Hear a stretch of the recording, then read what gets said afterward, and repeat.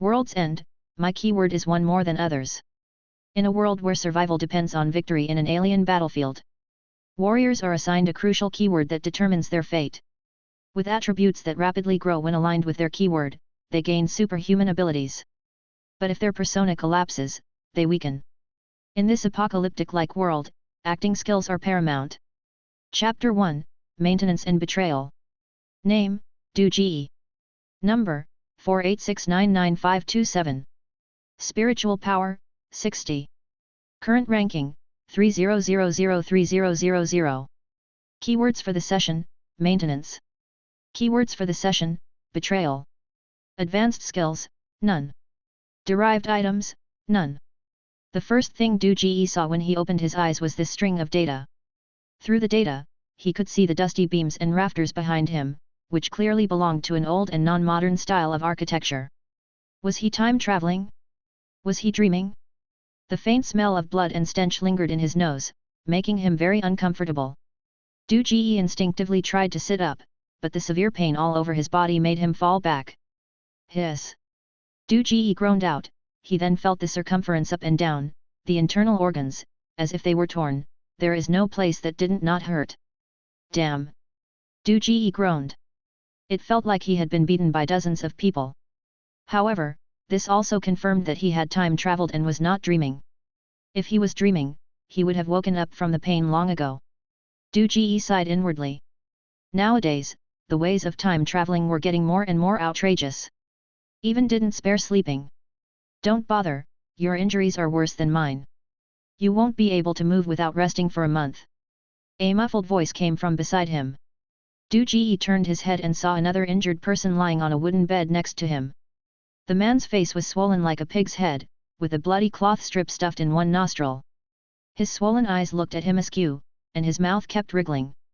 He had one arm that could move, tearing the grass mat under him and continuously stuffing dry and withered reed stalks into his mouth, as if it was the most delicious delicacy in the world.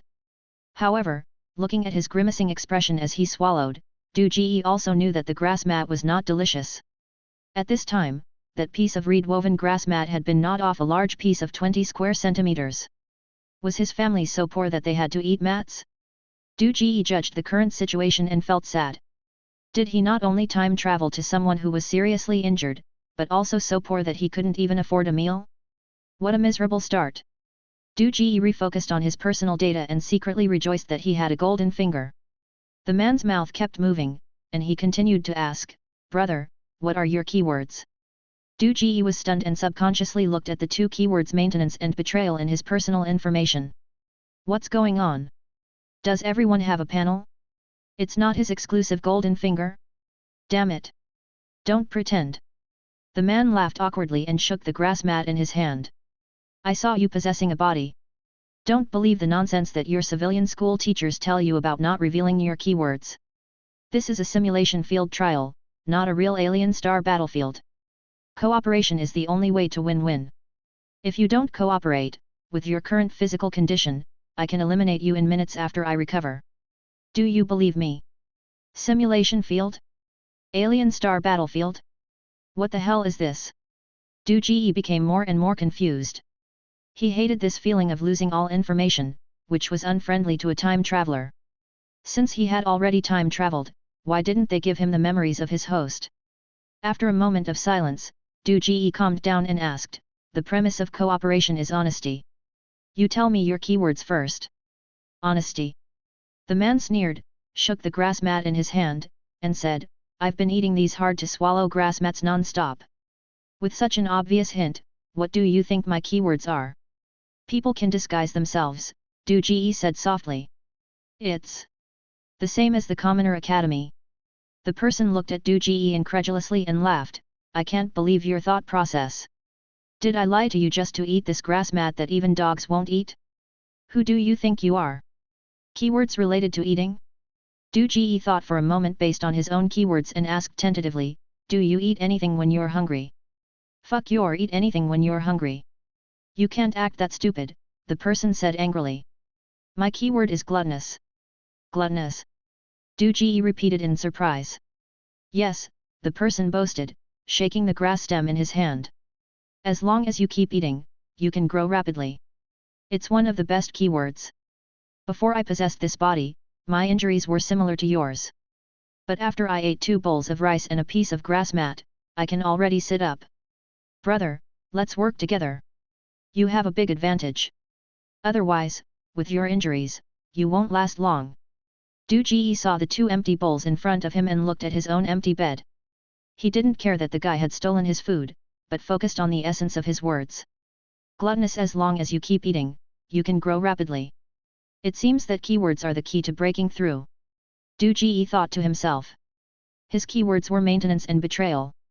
Since gluttonous is about eating, then maintenance and betrayal. He thought of the meanings of 2 words in his mind. Maintenance, to maintain and protect, to prevent destruction, synonyms, repair, maintenance, protection, and cover up. Betrayal, a backstab, a knife in the back, synonyms, betrayal, sneak attack. Before crossing over, Du Ji was a Chinese major, and he knew the meaning of these words very well. Since gluttonous means eating to grow rapidly.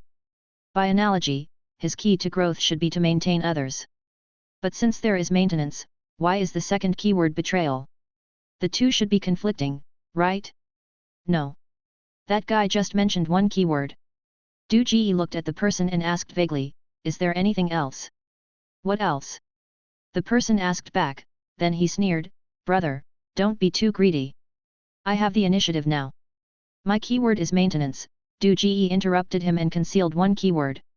He didn't understand too many things, and didn't care about the other party's intentions.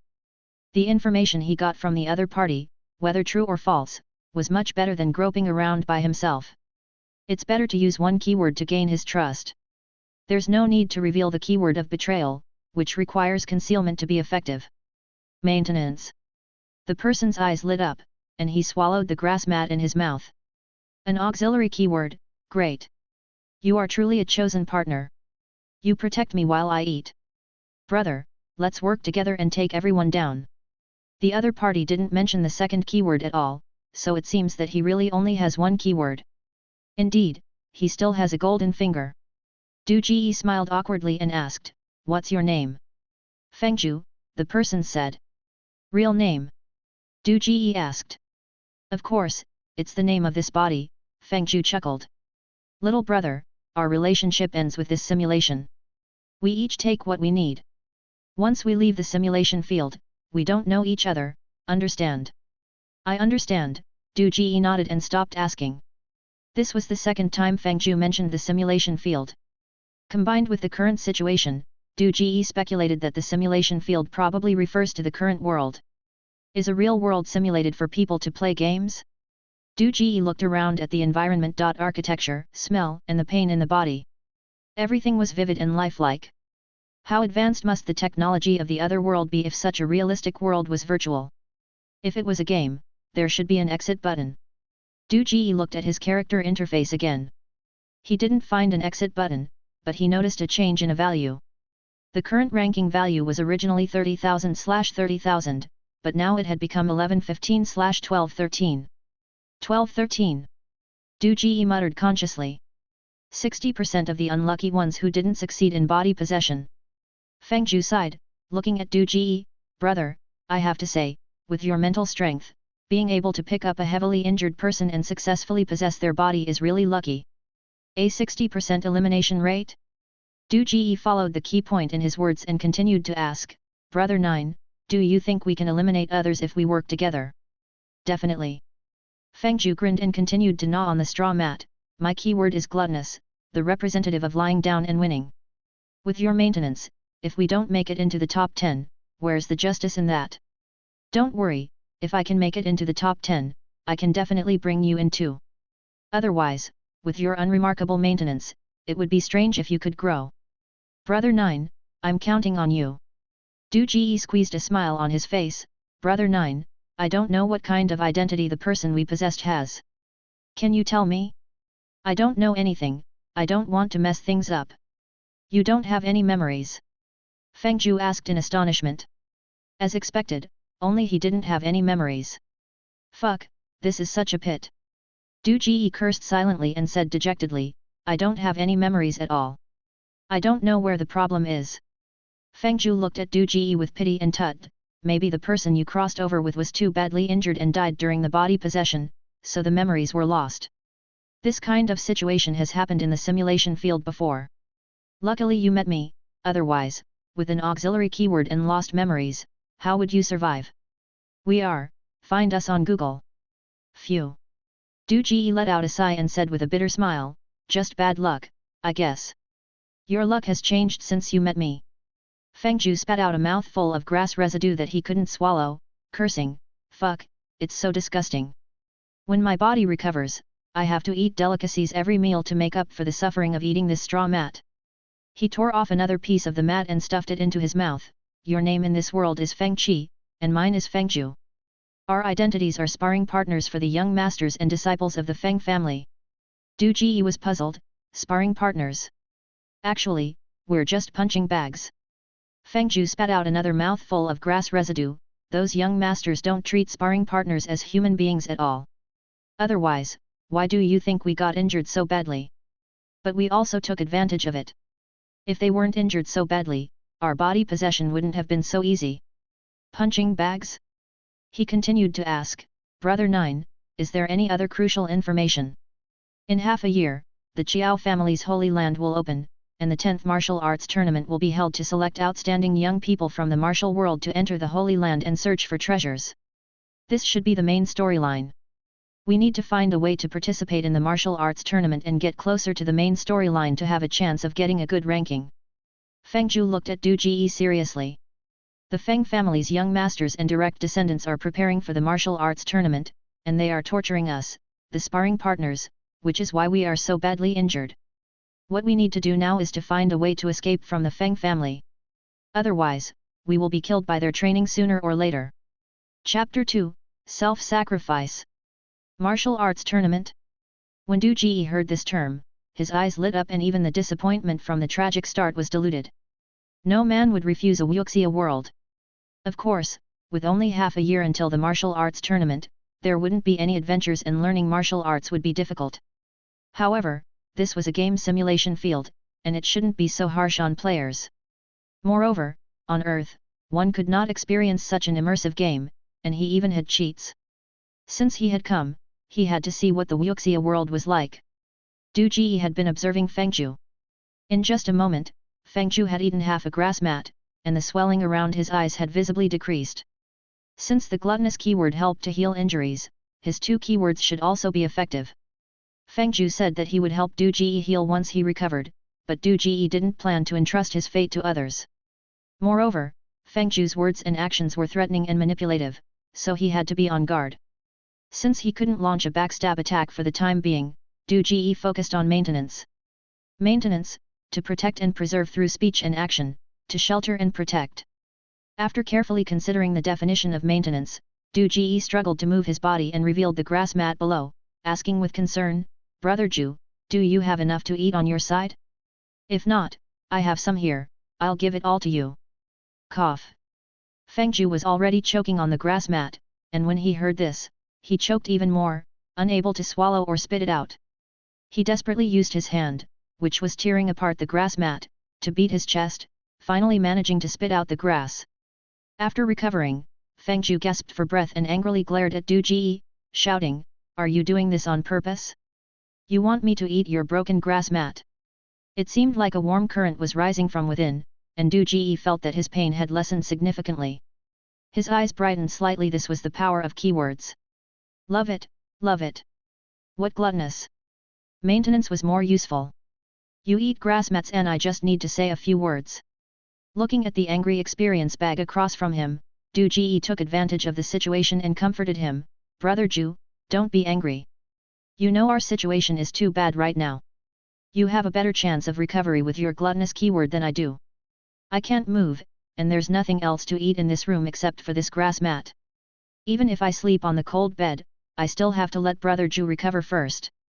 Feng Zhu looked at Du Ji thoughtfully. Another warm current rose, and Du Ji's injuries improved significantly again. He was secretly delighted. Giving up a grass mat was enough to maintain their common interests. This was the method of using keywords, and he was indeed a genius. This game is interesting. As his pain lessened, Du Ji struggled to sit up and looked at Feng Zhu, who was surprised. After thinking for a moment, he decided to give him a harsh wave. Brother Ju, just eating grass mats is too slow. Why don't you drink some of my blood? Blood is more nutritious than grass, and you'll recover even faster. What? Feng Ju's eyes widened. Before he could finish speaking, Du Ji's stamina recovered slightly again. He struggled to get off the bed, grabbed a porcelain bowl at the head of the bed, and smashed it on the table, shattering it into pieces. Looking at Du Ji, who was holding a piece of porcelain, Feng Ju's face changed drastically. He moved frantically towards the corner of the wall, anxiously asking, "What are you going to do?" "Brother, I call you brother, don't be impulsive, we can discuss anything. If you're not ruthless, you won't stand firm, moreover, it wasn't his own body." Du Ji looked at Feng Ju and gritted his teeth. He cut a wound in his palm, and blood dripped down. Enduring the pain, Du Ji slowly moved towards Feng Ju. In his stunned expression, Du Ji held his palm to Feng Ju's mouth and said, "Come on, brother Ju, open your mouth. I am the support, and you are the main force. As long as you can recover, my sacrifice is nothing." Feng Ju didn't expect Du Ji to really cut his own palm. He stared in shock. "You." But Du Ji's maintenance was sincere and domineering. In addition, his physical recovery was faster than eating grass. He easily held down Feng Ju's hand and put his bleeding hand to his mouth. Blood entered his stomach. Feng Ju's pale face visibly reddened. Du Ji was right. Blood was much more nutritious than grass. However, he only drank a sip of blood under Du Ji's coercion. Du Ji really cut his palm and didn't just say a few words of maintenance. He could be said to be protecting others with his life. In comparison, Du Ji's use of keywords was more extreme, and he recovered faster than Feng Ju. At the moment the blood fell into Feng Ju's mouth, Du Ji's internal injuries instantly improved by half, and even the just cut wound healed on its own. Not only that, the personal interface that had been hovering in front of Du Ji's eyes flickered, and a new advanced skill appeared. Self-sacrifice, the target you maintain will lower their guard against you by 30%. He guessed right. Looking at the new derivative skill on his personal list, Du Ji pursed his lips. It turned out that as long as his words and actions complied with the definition of the keyword, his injuries would recover. The more compatible he was with the keyword, the faster his injuries would recover. Keywords were character settings. The so-called simulation field was actually a training base for actors. According to this inference, the opponent's keywords could be deduced from their words and actions, and targeted plans could be made accordingly. Of course, he had to be careful of advanced skills. Du Ji summarized the rules of the simulation field and glanced at the other values. Nothing else had changed, but the ranking had dropped by more than 300 people in just a moment, and the number had become 187/936. Du Ji thought for a moment. The 187 in front should be his ranking, and the 936 behind should be the total number of people left in the simulation field. In 10 minutes, the simulation field with 3,000 people had only over 900 left. It had to be said that this so-called simulation field trial was really cruel. However, after understanding the growth rules, Du Ji was very confident in surviving in this simulation field. Perhaps it was the effect of self-sacrifice lowering the guard, but seeing Du Ji not making any further moves, Feng Ju secretly breathed a sigh of relief. He quietly stuck out his tongue and licked the blood on the corner of his mouth. He sincerely said, "I was wrong. Feng Qi, you are more outstanding than I imagined. You adapted to the keyword so quickly. If I were in your position, I definitely wouldn't be able to use my own blood to help others. Brother Ju, this has nothing to do with whether I am outstanding or not. It is all for the benefit of our team." Du Ji looked humble, as if he had only done a trivial thing. "You know, my keyword is maintenance, a support-type keyword. Without finding someone to cooperate with, I won't get far in the simulation field. For the sake of both reason and emotion, I should save you. I hope that when we fight together in the future, you can trust me with your back. After all, when I maintain you, I can also grow." Feng Ju was stunned for a moment, then laughed. "Well said, this is the correct way to cooperate. What I'm afraid of are those who hide and plot behind our backs. Brother Qi, I'll consider you a friend. My family has some influence, and if we have a chance to enter the top 10, I'll definitely try to get you into an elite school." Civilian school, elite school. Du Ji collected some more information about the other world and smiled, nodding his head, "Thanks, Brother Ju. Du Ji looked at his personal interface, reached out and pressed the close button. The interface was transparent, but it was always swaying in front of his eyes, somewhat affecting his vision. Is there any more blood? Give me some more. Feng Zhu looked up at Du Ji, hoping, it worked, drinking your blood is more useful than eating half a straw mat. How greedy. Du Ji looked down at Feng Zhu and laughed, there's no more blood, but how about that other thing? 1 drop of sperm for 10 drops of blood, I think that thing is more useful than blood. Feng Zhu's smile froze on his face, recalling Du Ji's craziness when he cut his palm just now. Seeing Du Ji eager to try, he was afraid that he would do something impulsive, and said dryly, Old Chi, I was just joking, ugh. Relax, I was just joking too. Seeing Feng Zhu retching, Du Ji's mouth curved into a smile, if you were a woman, I might consider it, but you're a rough man. If you don't find it disgusting, I do. Brother Zhu, what's so good about drinking blood? It was just a temporary solution. Now that I can move, I have to go outside and find you some fresh grass, no, real food. Relying on drinking blood, even if you suck me dry, I'm afraid I won't be able to recover. Feng Zhu's eyes twitched a few times, and he spat out a few mouthfuls of grass, urging, I was being stubborn. Brother Qi, please hurry up and come back. To be honest, I'm about to vomit from eating these straw mats. They're really not meant for humans. All right. Du Ji nodded, but before I go out, you have to tell me about the Feng family's layout and personnel composition. Otherwise, I'll be completely in the dark, and it'll be a problem whether I can find food or even come back alive. It was my oversight.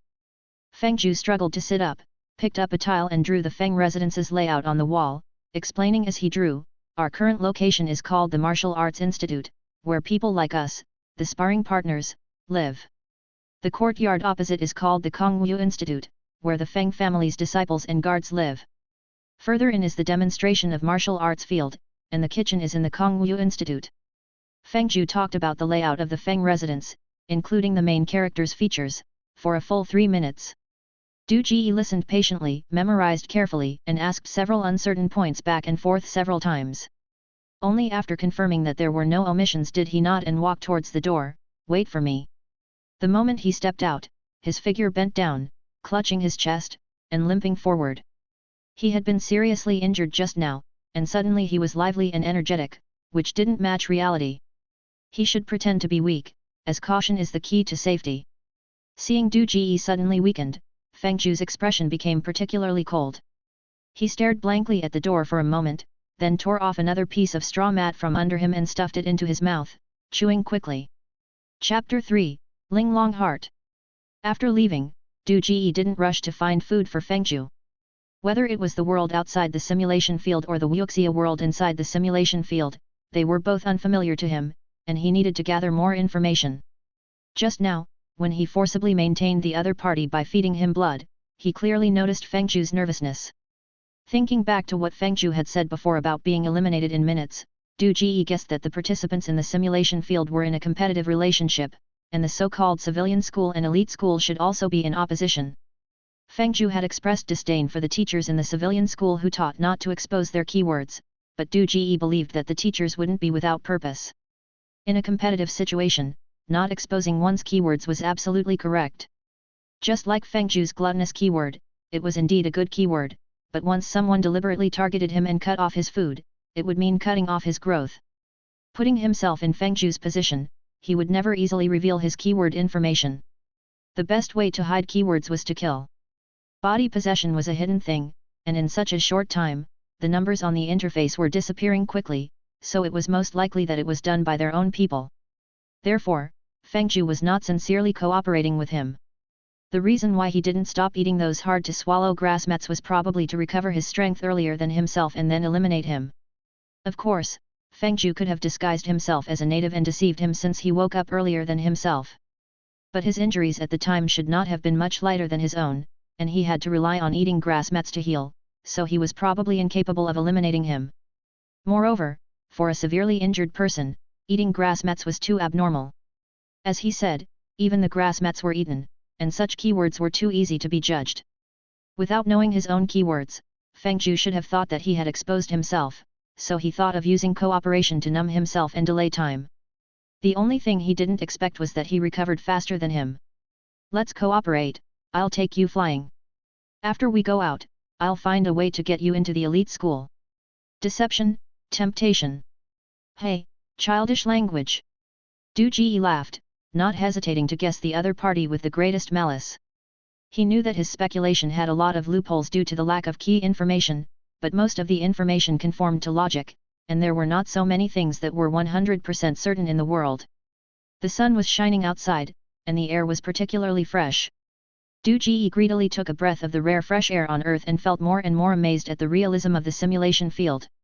If he had only crossed over and had not met Fengzhu, he would probably have taken this place as a real world and then taken many detours. This world was too real, just like the Matrix. Judging from Fengzhu's attitude, he didn't treat this as a game either, but as a real world, which should be related to what he said about the alien star battlefield.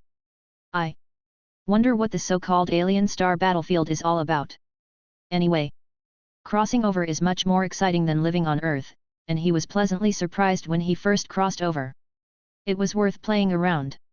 The Martial Arts Academy is a long courtyard, with rooms of the same construction style connected in 2 rows, resembling employee dormitories.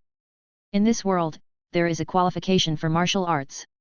The qualifications of the sparring partners are slightly inferior to those of the disciples. Feng Qi, who was possessed by Du Ji, and Fengzhu, who were both taken in by the Feng family from poor families when they were young, have their identity documents with the Feng family. If they have no future in martial arts, they are destined to have no future, and their treatment is only slightly better than that of servants. At this time, there were several people in the courtyard wearing the same clothes as him. Most of them were injured, some had bandages on their arms, and some were leaning on crutches. No one was smiling. When they saw Du Ji walking by, they lazily glanced at him and didn't say much. This also saved Du Ji the trouble. After all, although Fengzhu explained it, he couldn't match any of these people, and the more he spoke, the more mistakes he would make. Ignoring those injured people, Du Ji pondered the use of keywords and slowly moved towards the Martial Arts Academy. Old Chi, you can walk so fast. A strong man in his 30s came towards Du Ji, looking surprised. It looks serious, but my body is okay. I just need to rest, Du Ji said with difficulty, covering his chest. Old Ju is more seriously injured than me. I'm going out to find him something to eat. Don't go, I'll go. The strong man looked at Du Ji with pity. Yesterday, it was me and old Si who carried you back. Do you think I don't know how serious your injuries are? You need at least 2 months of rest to recover. This time, third young master was really ruthless. You can't blame third young master. He is also preparing for the martial arts tournament. If he has the opportunity to enter the Qiao family's holy land, it will only be good for the Feng family. Du Ji said casually. The hell with the martial arts tournament. It's been several years. When will the Feng family? The strong man's voice suddenly stopped, and he turned his head to look behind him. There was no one behind him. Turning back, the strong man looked at Du Ji in surprise, his eyes full of suspicion. At this point, unintentionally defending the interests of the Feng family, Du Ji's body became lighter and he naturally knew that the person in front of him was suspicious. This is a real world. The NPC's intelligence is too high. Without the memories of the original owner, no matter how much he disguises himself, he will be exposed in front of these people who live with him day and night. Since he will be exposed sooner or later, Du Ji sighed and decided to change his strategy. In the moment when his body became lighter and faster, he understood the ultimate strategy of defending a group instead of an individual. Fengzhu mentioned the top 10 in the simulation field several times, perhaps there is a special reward for the top 10. Du Ji actually wanted to enter the real world after crossing over, but it seems that once he exits the simulation field, he cannot enter again. It's a pity to quit such a fun world directly. Every world has its own experiences, making life more exciting. It's like a second chance at crossing over. Anyway, the simulation field only eliminates, it doesn't kill. As for the top 10, Du Ji feels that he can strive for it. He is a serious person and will always do his best no matter what he does. Du Ji looked at the muscular man and whispered, I'll go get some food for Laoju. Don't talk bad about San Gongzi behind his back anymore. It's not good if someone hears it. The muscular man's face changed slightly and he hurriedly defended himself. Old Chi, did I say anything? You must have misheard me. Du Ji looked at him with a smile that wasn't a smile. The muscular man became nervous and swallowed his saliva, smiling and saying, "Old Chi, Sige has always been the best to you. Sige, don't be nervous. We're brothers." Du Ji naturally knew his nickname and said with a serious tone, "But, words can bring disease and disaster. Sige, it's better to keep some things in your heart. Saying them out loud will only cause trouble for you." After understanding the true meaning of upholding the principles, Du Ji began to cultivate the habit of always considering others. Whether it was natural or forced, every time he upheld someone, his body would receive immediate feedback. The simulator couldn't tell if he was sincere or not. He liked the feeling of receiving immediate rewards, much better than working for a month on Earth and waiting for his paycheck. "I understand." Feng Xi's expression was a little unnatural. He looked around and said, "Old Chi, you can go to the kitchen yourself. I have something else to do." "Sige, you're busy." Du Ji smiled and nodded.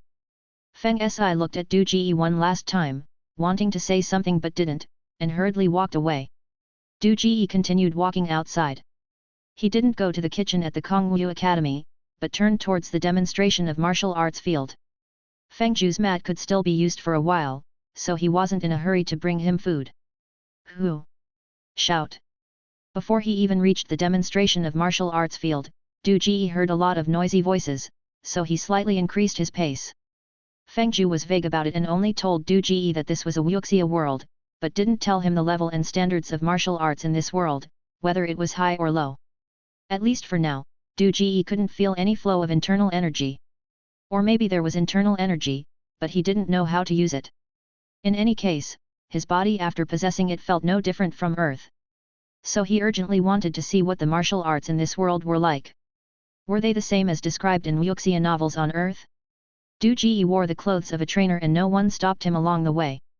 However, there were occasional curious glances cast his way, seemingly surprised that he was still going to the demonstration of martial arts field despite his serious injuries. Those disciples were almost crazy for the martial arts tournament. Even if they weren't seriously injured, they should find an excuse to hide for a few months instead of coming out to look for trouble. Entering the gate of the demonstration of martial arts field, Du Ji was immediately attracted to the two people practicing martial arts. One of them was wearing the same clothes as him, a sparring partner, and the other was a young man in a white training suit. The two were fighting back and forth. Rabbits running and crows flying, the two moved swiftly, circling around each other, their fists and feet flying up and down, accompanied by the whooshing sound of breaking wind, making people's eyes dazzle. It was much more enjoyable to watch than MMA on Earth. However, there were no special effects, indicating a low martial arts background.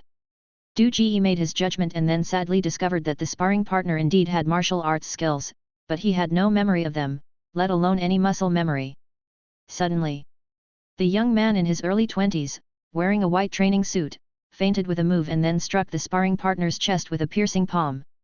Crack!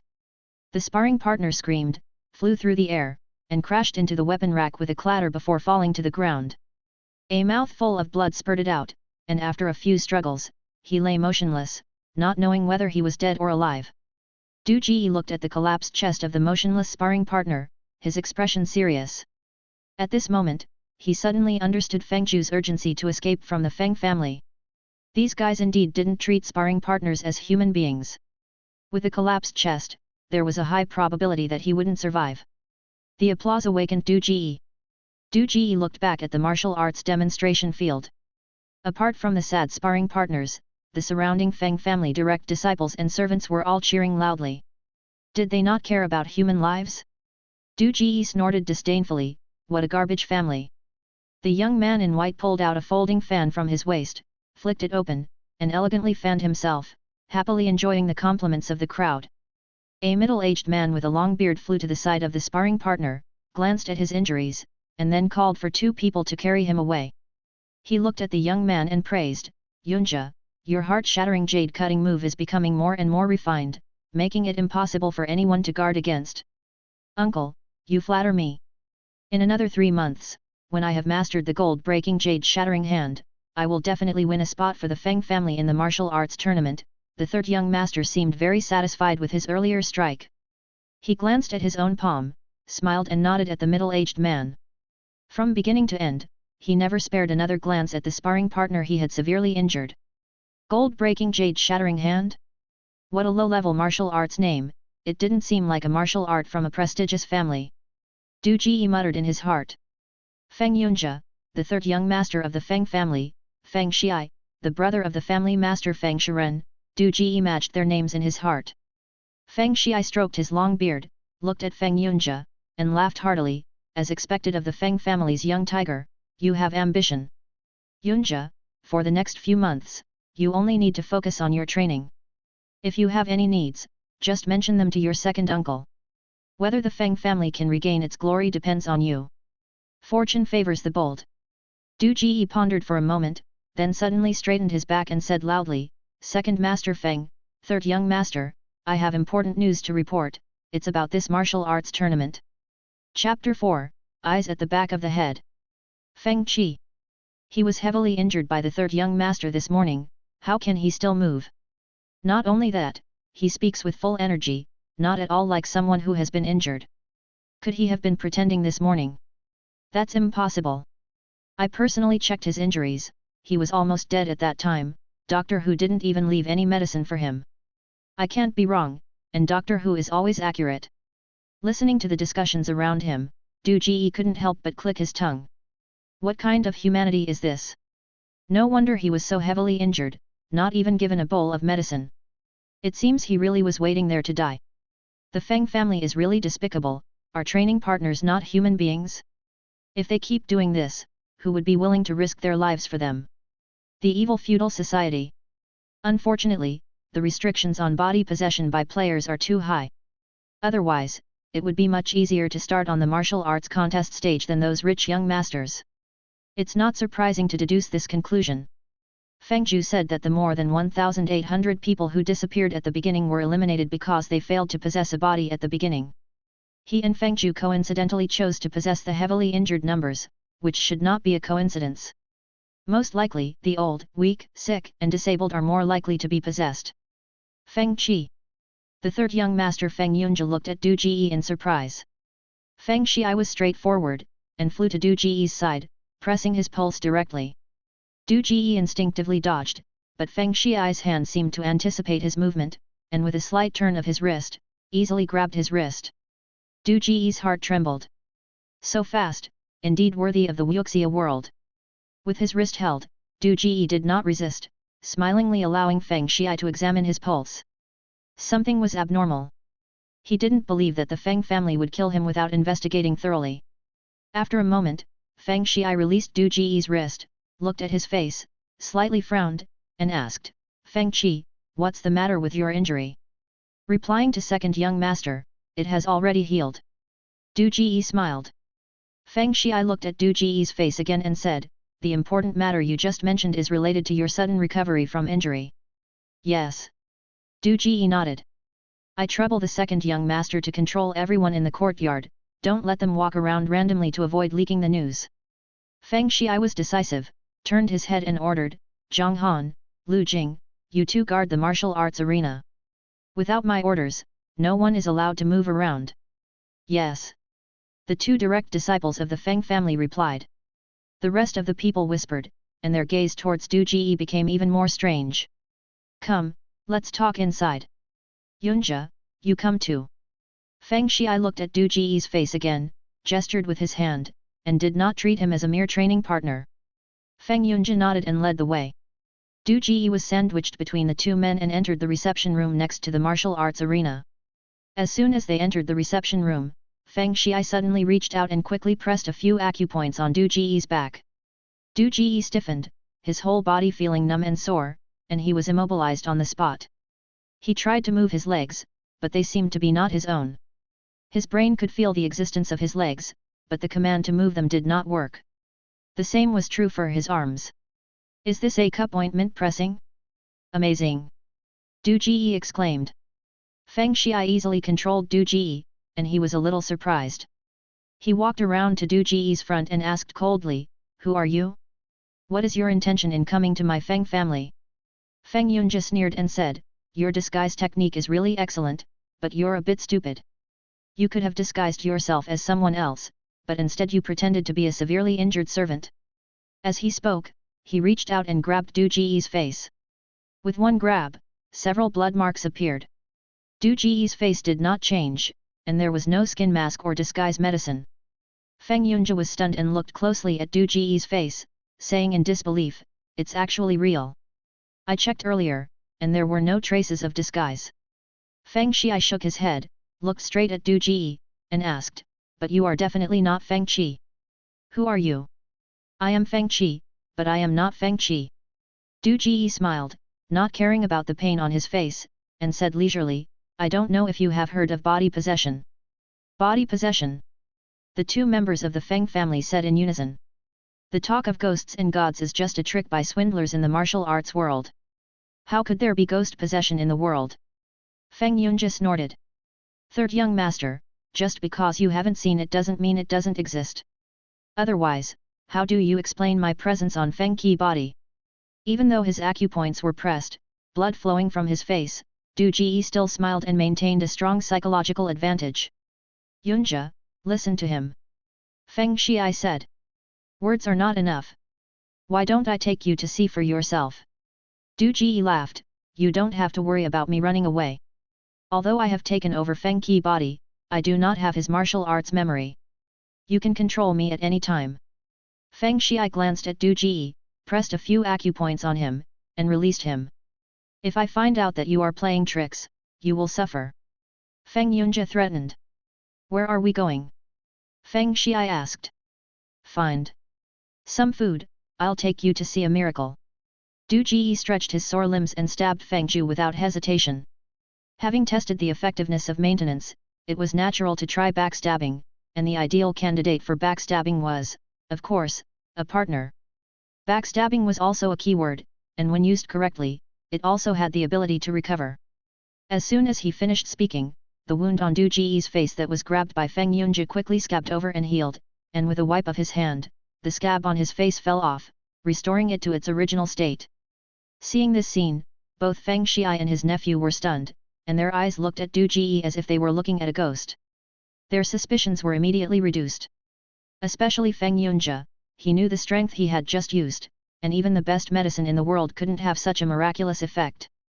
This kind of recovery ability had no explanation other than that of a ghost or a god. Feng Yunjie stared at Du Ji's face and asked in horror, "Are you really a ghost possessing a body? Otherwise?" Du Ji smiled slightly, "Don't worry, my mission is to protect, I won't harm you." "What is protection?" Feng Xi asked. "Bring some food, witness the miracle that is about to happen, and I will explain it to you later, which will make it easier for you to understand." Du Ji said, "In short, all that I do concerns the future fate of the Feng family." The uncle and nephew of the Feng clan looked at each other. Feng Yunjie picked up a plate of tea snacks from the table and asked, "Is it enough?" "It's enough." Du Ji nodded and turned and walked out. The uncle and nephew of the Feng clan followed closely, keeping their guard up and looking serious. The three of them came to the Shangguo Academy. Du Ji said, "What is about to happen may overturn your understanding of the world, so try to say less and watch more. I will explain it to you later." The uncle and nephew of the Feng clan nodded. "Wait a moment before you go in," Du Ji instructed, took the tea snacks from Feng Yunjie's hand, and quickly walked into his own room. "Brother Ju, I brought some food for you. Why did you take so long?" Feng Zhu pressed the broken grass mat under him and stared at the tea snacks in Du Ji's hand, swallowing saliva. "Quickly, give me a few bites. I can't hold on much longer. When I'm better, let's escape from this damn Feng family together." Du Ji smiled and handed over the tea snacks. Feng Zhu took them and wolfed them down, but just as he took a few bites, he suddenly stopped and stared straight at the door. Two figures blocked the light at the door. The Feng clan uncle and nephew stared at Feng Zhu, who was wolfing down food on the bed, watching him rapidly recover from his injuries. They understood what miracle Du Ji had shown them. "Feng Qi, did you betray me?" Feng Zhu trembled all over, looking at Du Ji with a fierce expression. "Your keyword is maintenance. Aren't you afraid of weakening your attributes by betraying the object you maintain? So, if your actions don't match your keyword, your attributes will weaken." Du Ji gained some key information, but he didn't care. The moment the Feng clan uncle and nephew appeared, he had already gained an advanced skill. Eyes at the back of the head, the person being backstabbed is not allowed to be backstabbed by others. You have a view behind you. The moment he gained the skill, even without turning around, Du Ji saw the solemn faces of the Feng clan uncle and nephew behind him clearly. This was a natural vision, as if he could see 360 degrees naturally, without any discomfort. With this skill, no one in the world could sneak up on him from behind. Feeling the pleasure of being backstabbed, Du Ji didn't care that Feng Zhu had exposed his keyword in anger. He smiled and said, "Brother Zhu, I didn't go against my words and actions. My current identity is as a training partner for the Feng family, and everything I do is to maintain the interests of the Feng family. Also, I haven't betrayed you. I just used facts to make you see the light. The world is so big, it's too dangerous for one person to go out and explore. We need to rely on the Feng family, this big tree, to provide us with shelter. Feng Qi, you will pay for your actions." Feng Zhu looked at the silent uncle and nephew at the door. "Didn't your teacher tell you the consequences of exposing yourself in the indigenous world?" "My teacher didn't actually tell me the consequences." Du Ji muttered to himself and sighed. "Brother Zhu, my teacher only told me to adapt to the situation." "Fool!" Feng Zhu snorted. "Brother Zhu, eat up. Eat more and recover quickly, so we can assist the Feng family together and make it prosper. Only then can we get the maximum benefit," Du Ji said seriously while facing away from the Feng clan uncle and nephew. "If I assist you alone and wander around without any money, what good food can you eat? But if we rely on a family, it's different. If we gain the trust of the Feng family, we can eat whatever we want, and we can grow faster, right?" Feng Zhu was stunned and looked at the Feng clan uncle and nephew. Feng Xi hadn't figured out what had happened yet, but he was a smart person and immediately stated, "Feng Zhu, I can guarantee that we won't harm you. We can cooperate." "All right, I hope you keep your word." Feng Zhu hesitated for a moment, seemingly resigned to his fate, and continued to stuff tea snacks into his mouth, mumbling. Seeing Feng Zhu's injuries heal faster and faster, the Feng clan uncle and nephew understood that what Du Ji said was true. The two exchanged glances, their eyes gradually filling with excitement. Feng Yunjia asked, "Feng Qi, can you explain it to us now?" "Of course, but before I explain, you need to restrain Feng Zhu first. I don't know how fast he can recover, but since he tried to escape from the Feng family earlier, we must be prepared for any eventuality." Du Ji nodded, stabbing Feng Zhu in the back right in front of him, as if he wasn't the one who had just persuaded Feng Zhu. Feng Zhu spat out the cake in his mouth, glaring at Du Ji, and roared, "Feng Qi, you son of a..." Compared to Feng Zhu, Feng Xi trusted Du Ji more. After all, he had the skill to sacrifice himself for others, which naturally reduced the guardedness of the protected party by 30%. So, without hesitation, he flashed over and pressed 2 acupoints on Feng Zhu's chest, immobilizing him. Chapter 5, Heavenly Demon Chaotic World. The Conference Hall. Feng Shiren, the family master, and many important members of the Feng family gathered together, watching Feng Zhu eat like monkeys. People occasionally came over to check Feng Zhu's pulse and examine his injuries. Du Ji pinched Feng Zhu's cheeks, responsible for stuffing food into his mouth, domineering and not allowing any refusal. Feng Zhu's cheeks were bulging like a squirrel with its mouth full of food. His eyes were red, staring at Du Ji who was feeding him, biting his teeth, as if chewing Du Ji's flesh. "Damn it, too bullying. When I grows up, I will bite you to death, one bite at a time." "Brother Zhu, yes, like that, chew with big mouthfuls, swallow hard, only when you're full, can you recover quickly, and only when you recover can you have the strength to fight me." Du Ji didn't care about Feng Zhu's cannibalistic eyes. He kept stuffing pastries into his mouth, stubbornly maintaining their friendship, and enjoying the pleasure of physical improvement. At this moment, Du Ji couldn't distinguish whether what he was doing was for maintenance or betrayal, but the rapidly improving physical fitness could not deceive people. Du Ji sighed. He was indeed a born actor. He should have gone to a film school on Earth with this talent. Seeing that ordinary food could really have a miraculous effect on Feng Zhu, everyone was amazed. They no longer doubted the body possession. Listening to the whispers around him, Du Ji stopped feeding and seriously suggested, "Family Master, if you're still not at ease, you can beat Feng Zhu severely and verify it again." With one sentence, Feng Zhu, who had been trying to maintain his expression, completely broke down. He struggled and screamed hysterically, "Feng Qi, you dog, why don't you experiment on yourself? Brother Ju, don't be angry. It's just because your keywords are more effective than mine. Du Ji flicked off the food residue that had fallen on him and was not angry. For the benefit of the team, what's wrong with making a small sacrifice? Just endure it for a while. You can recover by eating a little more anyway. You damn jerk, I'll kill you. Feng Zhu's forehead was bulging with blue veins, and his face was turning red. If he hadn't been acupunctured, he would have probably pounced on Du Ji and bitten his neck. Mr. Zhu, calm down. Mr. Qi is just joking with you. Family Master Feng Shiren coughed and naturally changed his address to the two of them. Since you two have chosen to possess our Feng family, you are our Feng family's people, and you should help each other. Saying that, he came to Feng Zhu and personally untied his A-cup ointment, and then asked the servant to bring him hot tea. Feng Zhu picked up the teacup, swallowed it in one gulp, and looked coldly at Du Ji. He had regained his freedom and no longer had the impulse he had before. Du Ji didn't look back, but his eyes behind him kept watching Feng Zhu. At this moment, he felt that Feng Zhu's behavior was a bit like a dog that was tied up with a rein and suddenly released. He couldn't help but feel like laughing. It must be said that this guy's performance was a bit exaggerated, relying entirely on staring and shouting. If there was a real acting school in the real world, he would probably be one of the worst students. Of course, it's also possible that he deliberately made such an appearance to deceive himself. Feng Zhu came from a professional background and must have a better understanding of the simulation field than him. His current impulse was completely different from when he first woke up. Under the current circumstances, Du Ji's impulsive and irritable personality clearly made it easier to win the favor of the Feng family. Everyone knows that it's easier to control someone with a simple and impulsive mind. No one should be underestimated. But no matter what the situation, Du Ji wasn't too worried. Although Feng Zhu had his memories and martial arts, he didn't eat much and his injuries hadn't fully healed.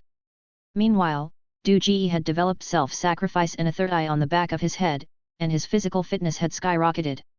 He didn't have to worry about Feng Zhu suddenly attacking him. Du Ji also discovered that when he defended the interests of the Feng family, it not only helped him recover from his injuries but also strengthened his various attributes, such as strength and senses. At this point, Du Ji's doubts were finally resolved. If the keyword's only function was to help people recover and provide some unreliable skills, then it would be impossible to master the game world. To give an example from the current world, there was only half a year left until the martial arts tournament. Even if someone was a genius, it would be impossible to compete with martial arts experts who had been practicing for years in just half a year, unless they possessed the body of a martial arts master. However, based on his and Feng Zhu's examples, Du Ji guessed that the probability of directly possessing a martial arts master was very low. But the keyword could enhance physical fitness and senses, and coupled with skills, it could level the playing field. Feng Shiren looked at Du Ji again and smiled, Mr. Qi, please explain the details of body possession. Yesterday, there was a spatial crack in this world and the demon realm. The demon realm is barren, and 3,000 heavenly demons invaded the human world to enjoy its prosperity. Du Ji smiled, looked around at everyone, and threw out the setting he had already prepared.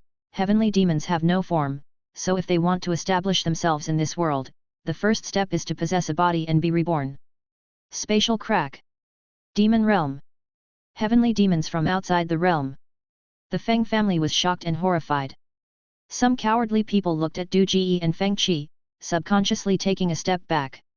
It had to be said that the changes in Feng Qi and Du Ji's bodies were indeed demonic. If it was just a wandering ghost possessing a body, that would be one thing. But heavenly demons. In the martial world, who hasn't had their hands stained with blood? Listening to Du Ji's fabricated reasons, Feng Zhu drank his tea silently without saying a word.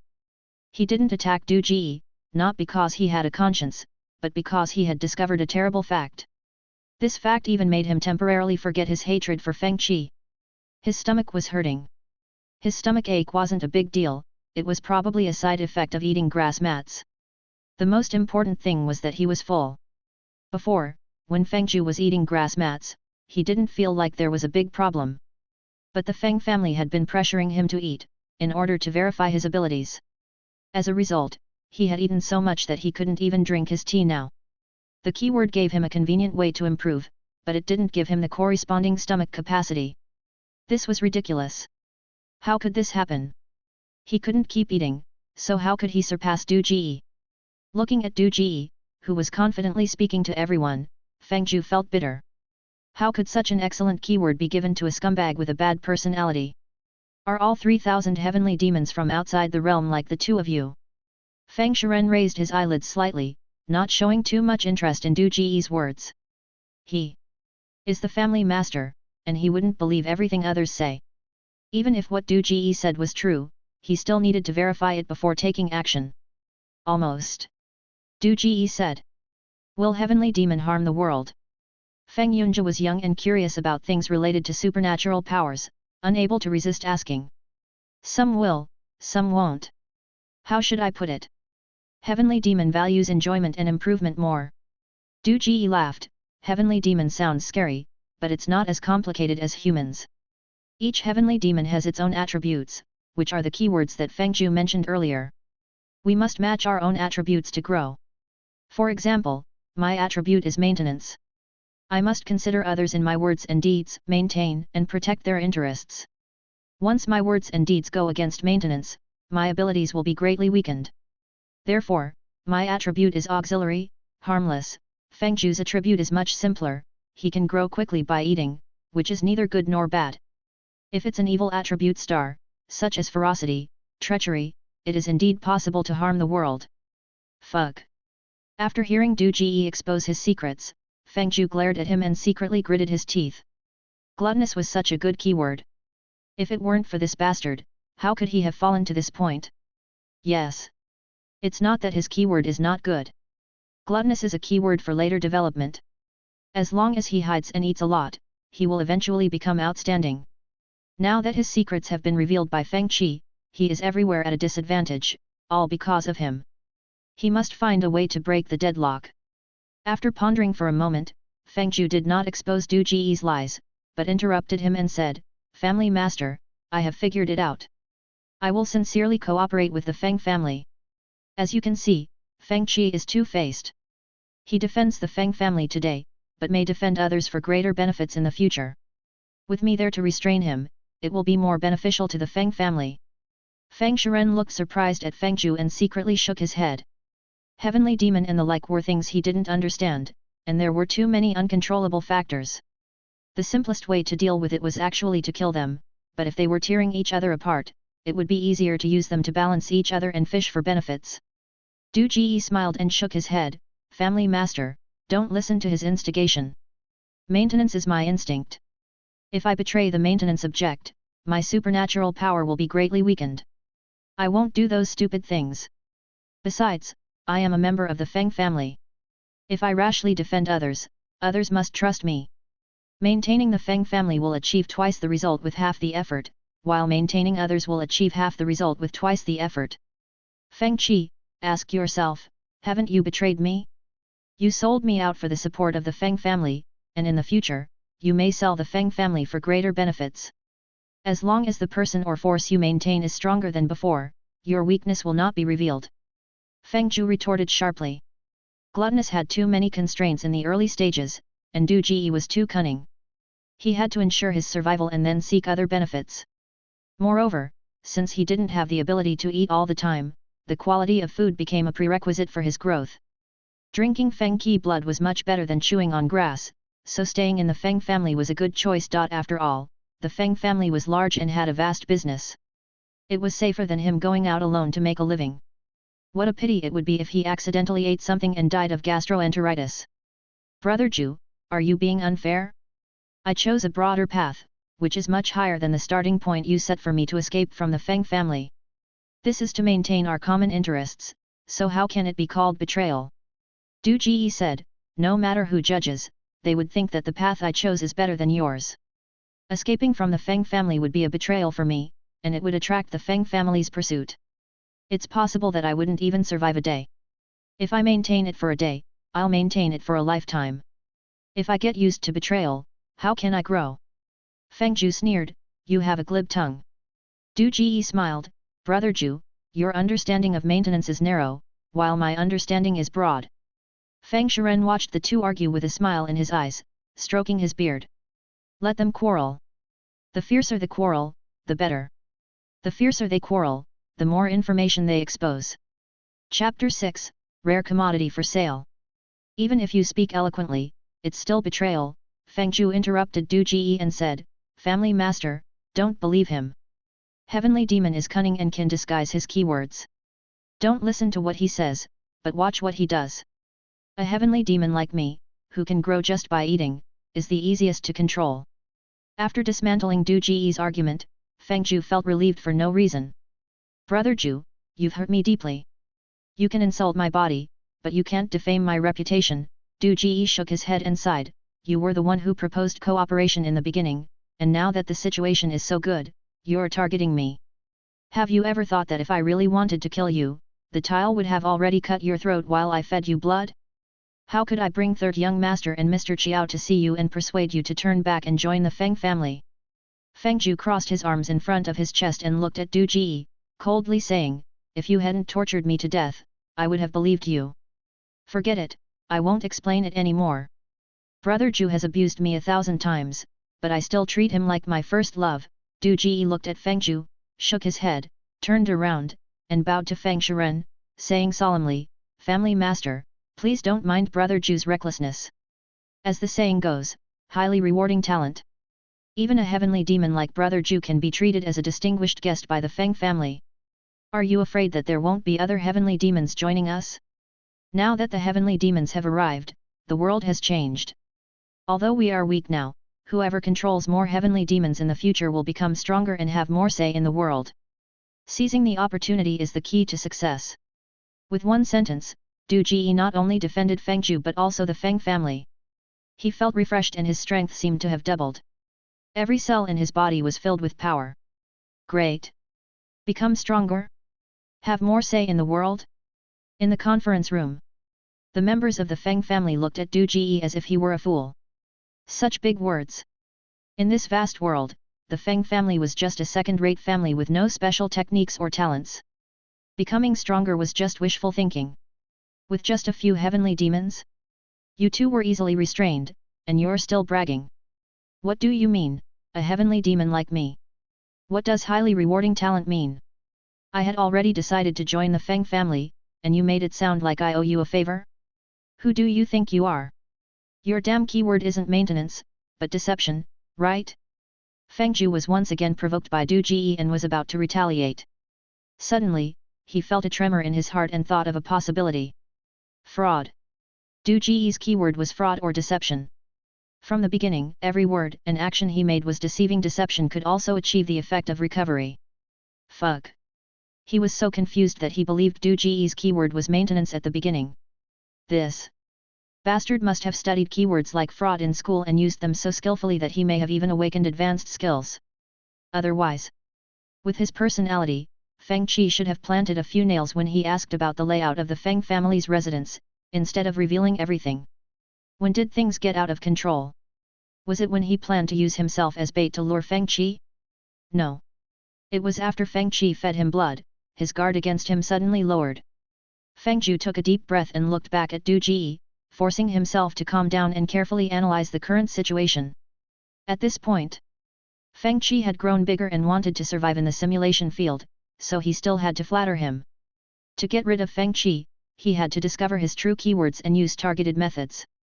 He secretly observed his surroundings and saw the disdainful expressions of the Feng family, sneering in his heart. This guy was too confident. The natives were not so easy to deceive. The school emphasized not revealing keywords to the natives, but he thought it was a joke. It was learned through losing in the alien star battlefield. This idiot, even if he wanted to fool the Feng family, he should wait until he became stronger. The weak have no say, they won't listen to you. A story about a heavenly demon with flaws invading, as long as a few participants were asked to verify it, it would be exposed.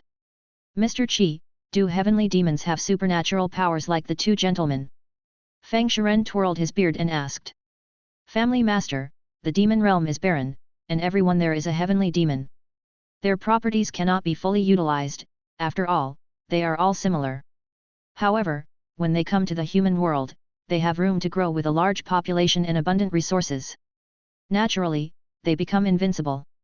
That's why heavenly demons still come to the human world, even though they know they will lose their eternal life. This land is too suitable for heavenly demons to live in. As for supernatural powers, Of course they have them. Du Ji had a brain behind his eyes.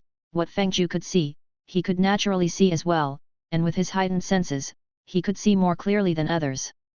Sacrificing oneself for justice can only reduce others' guard, but not their intelligence.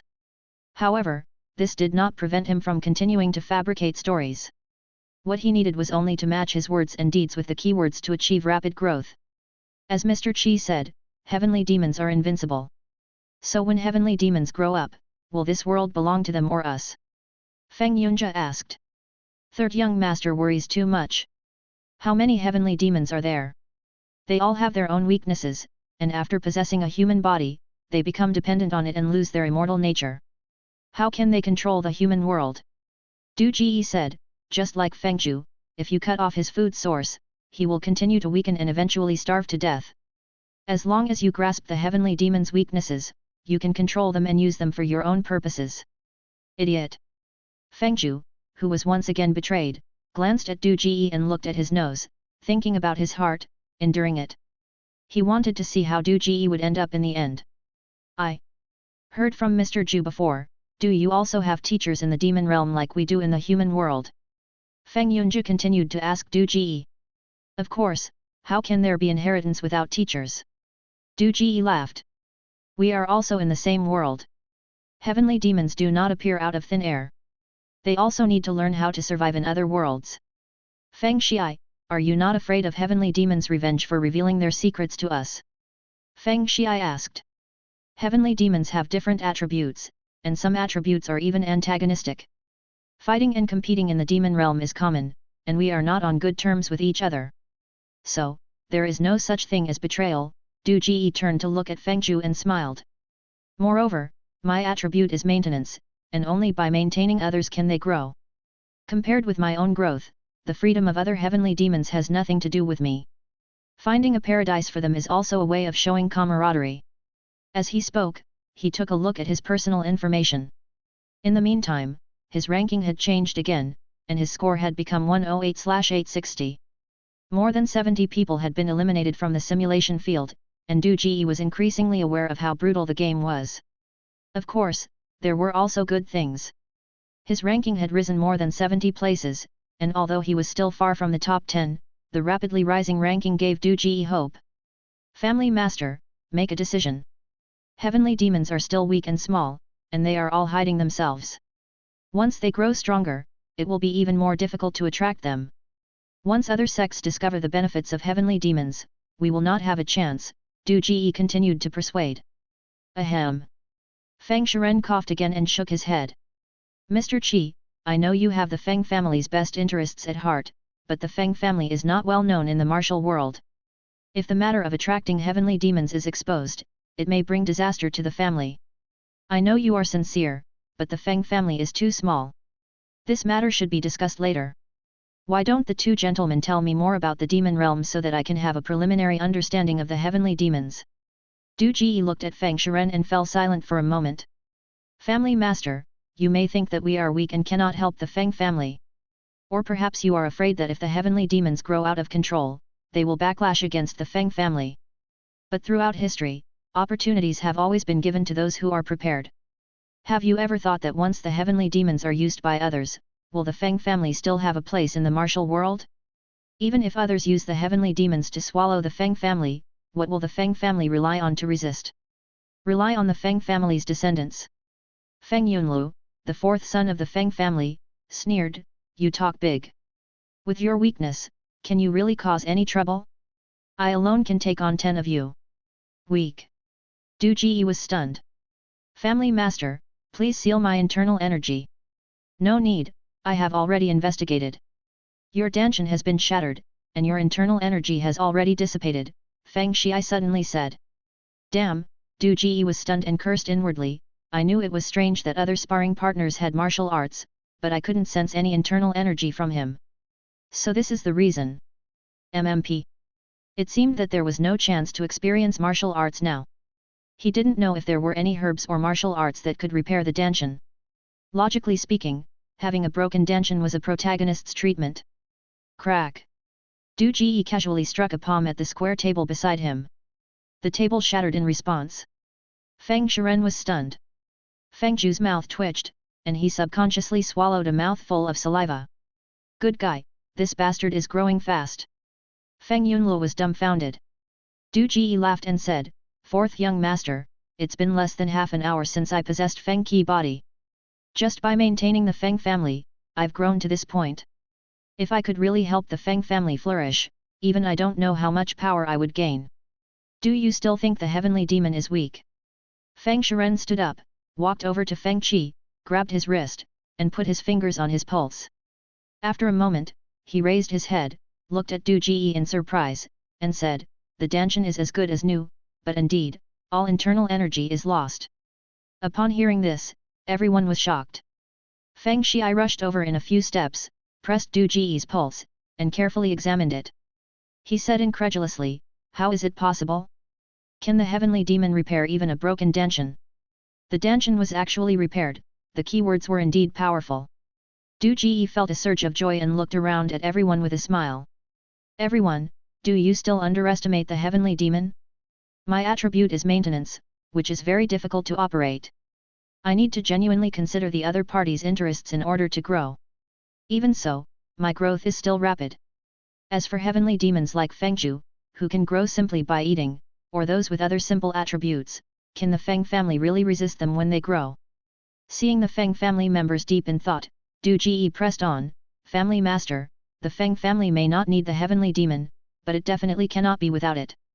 The reason why martial arts families grow strong is because of martial arts secrets.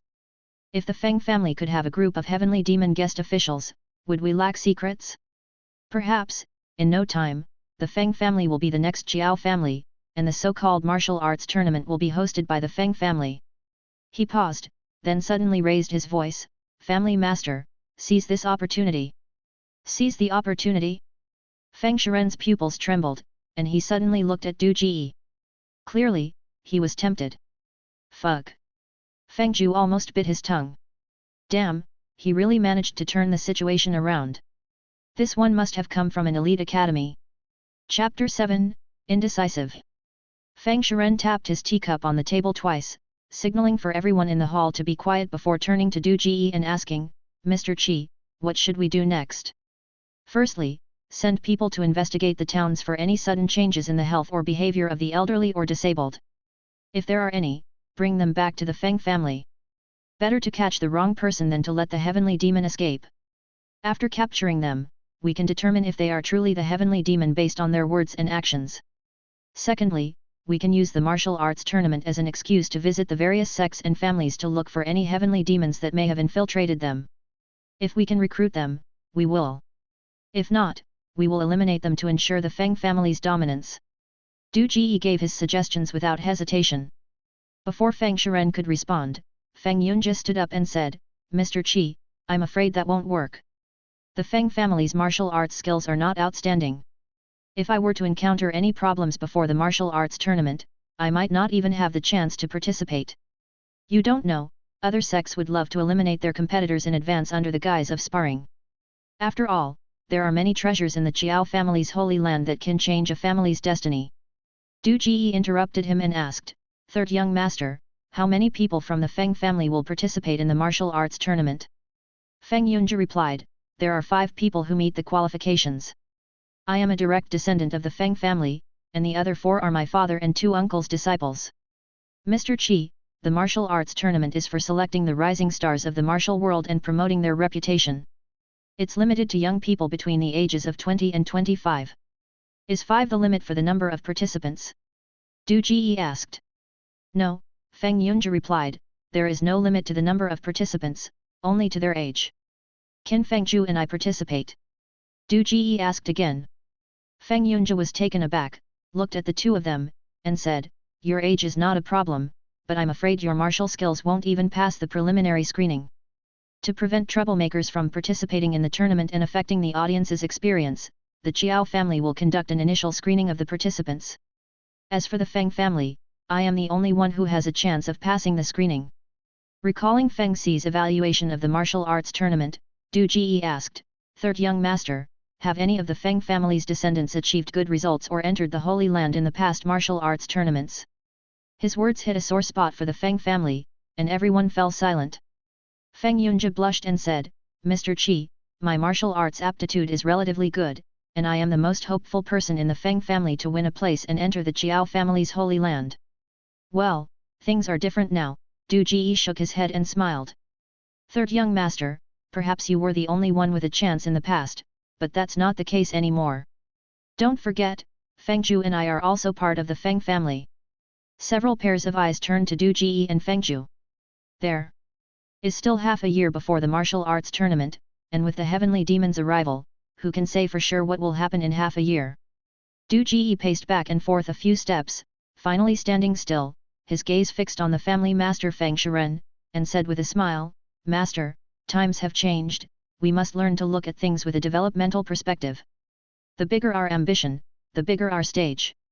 Maybe in half a year, Qiao family's martial world Holy Land will have changed its name to Feng. Feng Shiren had just picked up his teacup and took a sip when Du Ji's words came out, and the tea suddenly choked him, causing him to cough a few times before recovering and reluctantly saying, Mr. Qi, it's okay to talk about this in the Feng family, but don't spread it outside. Master, trust me, I know what I'm doing. From the moment I step forward, I am bound to the Feng family. We rise and fall together.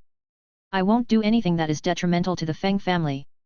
Du Ji nodded at Feng Shiren and turned to Feng Yunjia, third young master, let's put aside the matter of seizing the martial world Holy Land for now.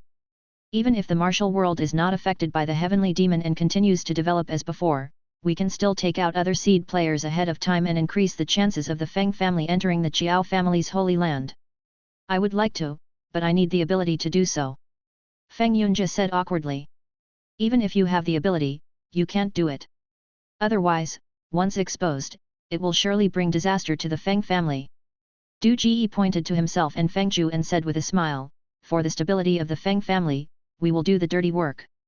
Looking at Du Ji, who was willing to sacrifice for the Feng family, the Feng family members looked at each other and didn't know what to say for a while. How should they say it? Everything in front of them gave them a surreal feeling.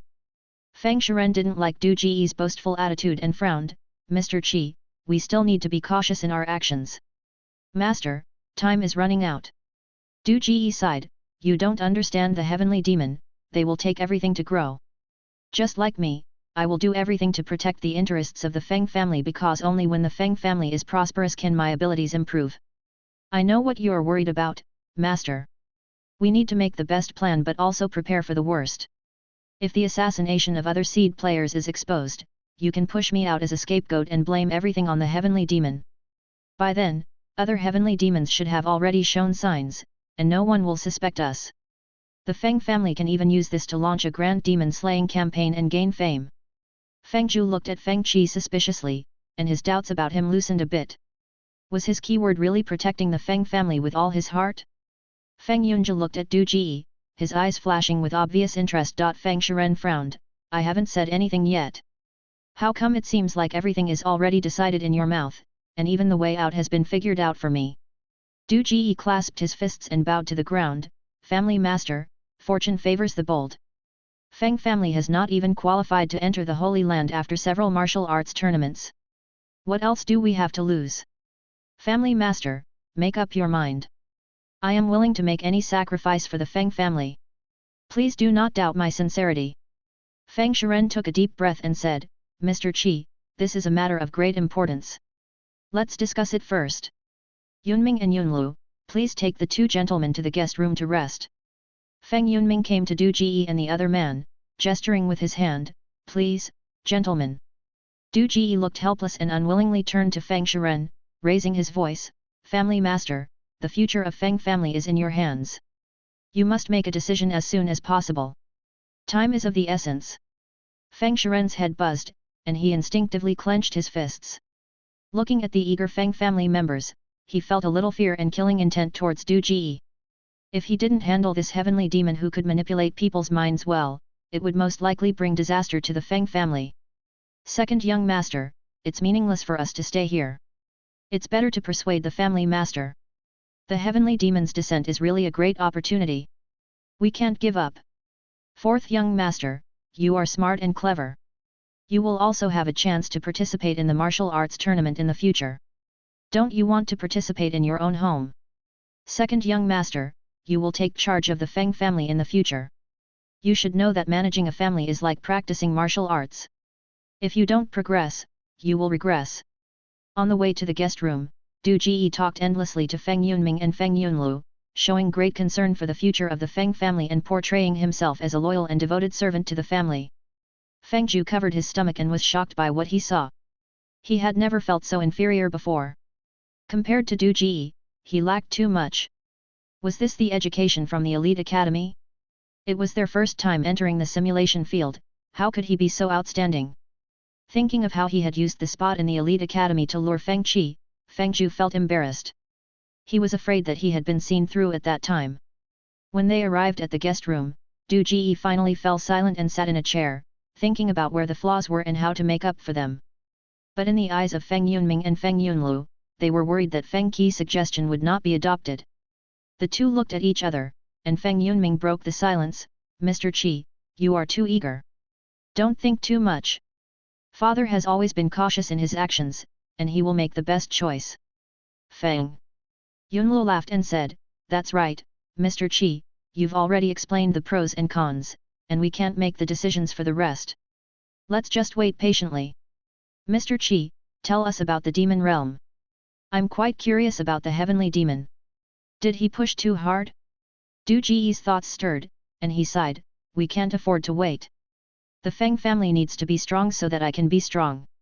Otherwise, when other heavenly demons come to kill, I won't have grown enough to protect the Feng family. Without even our lives, how can we talk about living freely? The competition among heavenly demons is very cruel. As he spoke, it seemed as if he remembered something. He looked at Feng Zhu and skillfully changed the subject. Eldest young master, I've only thought about my own growth. Quickly find someone to prepare some food for Brother Zhu. His keyword is gluttonous, and he must eat to grow. His growth will also be a help to the Feng family. The matters of the demon realm were all fabricated.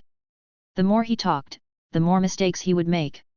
It was better to take this opportunity to maintain a few more people and enhance his own strength. Just now, he had wholeheartedly planned for the Feng family, and his attributes had improved a lot. Now, he felt energetic, with sharp senses and seemingly endless strength.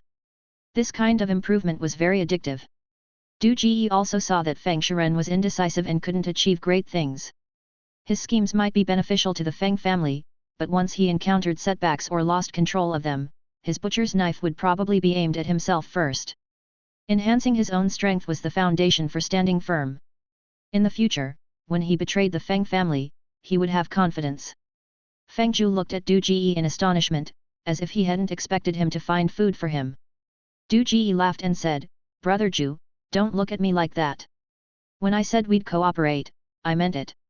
I won't harm you. Feng Zhu glanced at Du Ji and suddenly sighed, saying bitterly, no need, I can't eat any more. Eldest young master, ask the doctor to prescribe me some digestive medicine. My stomach is a bit full. Full. Du Ji stared at Feng Zhu intently, as if looking at an extremely interesting object. Feng Zhu's face turned red, and he avoided Du Ji's gaze, mumbling, I ate too much earlier, and I really can't eat any more. Du Ji stood up and walked around Feng Zhu a few times, amidst his panicked gaze. Suddenly, he stopped, looked at him, shook his head, and said decisively, Brother Zhu, you're on the wrong path. Feng Yunming was about to order a servant to call the doctor for Feng Zhu, but when he heard this, he stopped. Chapter 8, Extreme Theory. Wrong. Feng Zhu was stunned and instinctively asked. Yes, wrong. The restorative power of the keyword is so strong that it can repair even a ruptured danshan. You ate so much, yet you still feel stomach pain. Do you think that's normal? Du Ji asked.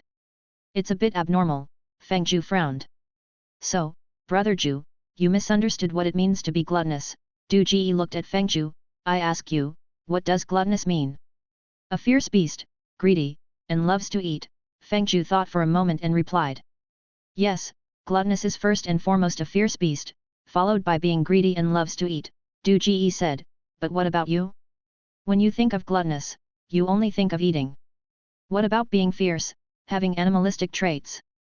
It's not reflected at all. And what about being greedy and loves to eat?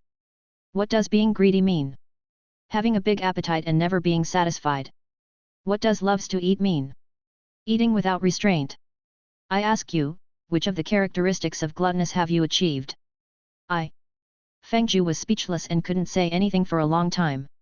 Sweat beads appeared on his forehead. He realized that he had misunderstood the keyword so much. Looking at Feng Qi's confident face, he felt even more bitter. Was this the gap between him and the other party? Brother Zhu, the ultimate. Only by doing everything to the extreme can you grow. If you don't go crazy, you won't survive. Du Ji looked at Feng Zhu with a serious expression. The ultimate.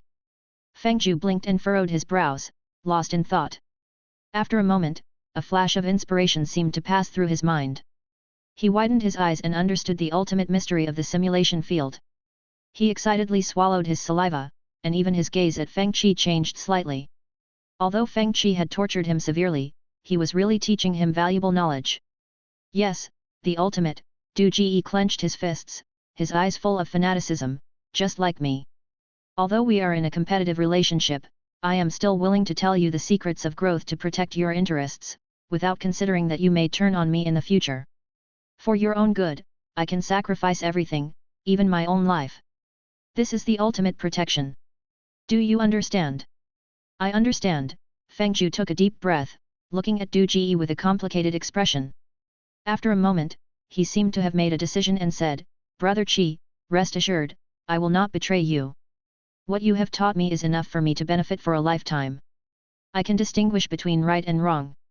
I am convinced. You can rest assured that I will do everything I can to help you move forward. Brother Zhu, we are in a cooperative relationship. There is no one who must assist the other. We must support each other and grow together to go further. As I said before, when we fight side by side in the future, I hope you can trust me with your back. Du Ji looked at Feng Zhu with a smile. Now, are you going to take the medicine? I won't take it, Feng Zhu smiled, and his eyes gradually became fanatical. I want to eat more, even if I can't eat any more, I will still eat. Even if my stomach bursts, it won't stop my desire to eat.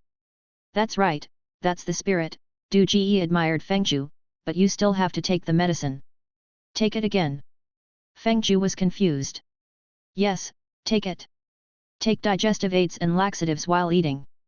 You must always maintain a state of emptying your intestines to maintain a strong appetite, Du Ji said. Laxatives. Feng Zhu swallowed his saliva and imagined himself squatting in a pit and eating. His face turned pale in an instant. He didn't think that's how gluttonous was supposed to be used. But at this moment, he was led by Du Ji's rhythm, his mind was full of extreme madness, and he couldn't pick out any mistakes from his words. Thinking about the gap between him and Du Ji, he gritted his teeth and said, Okay, I'll eat. Next to them. Feng Qi words made Feng Yunming and his brother's scalp numb and their hair stood on end. Feng Yunming swallowed hard, his dry throat moistened, and he secretly thought that this was probably what they called demonic charm. Too ruthless. No wonder Feng Qi came up with such a plan for the Feng family. It turned out that he had taken maintenance to the extreme. No wonder they always felt that Feng Qi was too eager and his words and actions were too awkward.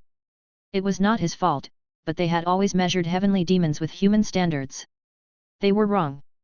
This must be notified to the family master as soon as possible to prevent him from making the wrong decision. After reminding Feng Zhu, Du Ji turned to Feng Yunming and his brother again, eldest young master, fourth young master, don't just listen to me about Feng Zhu. In fact, the mistake made by the Feng family is the same as his. What? Feng Yunming was stunned. People who practice martial arts want to achieve something, they must first cultivate 3 points of evil in their hearts. Du Ji said, the Feng family's many young talents lack this 3-point evil. Not only do they lack evil, but they also lack the courage to go out and fight, and the blood of fighting with others. The martial arts tournament is about to be held. The way the third young master practices is to compare with the attendants at home. The attendants' martial arts contracts are all in the Feng family. They eat Feng family's food and practice Feng family's martial arts. Not to mention that their skills are not as good as the third young masters. Even if they are stronger than the third young master, would they dare to hurt the third young master? What's the difference between this kind of demonstration of martial arts and hitting a wooden stake? Without the experience of life and death struggle, and without the knowledge of the various martial arts, it's strange if they can win on the stage. Feng Yunming fell into silence. He opened his mouth to argue, but couldn't find a place to refute. In the end, he could only sigh. Mr. Qi is right. You said it easily. The Feng family doesn't have top martial arts. Why do they have the right to fight outside? Feng Yunlu said dissatisfied.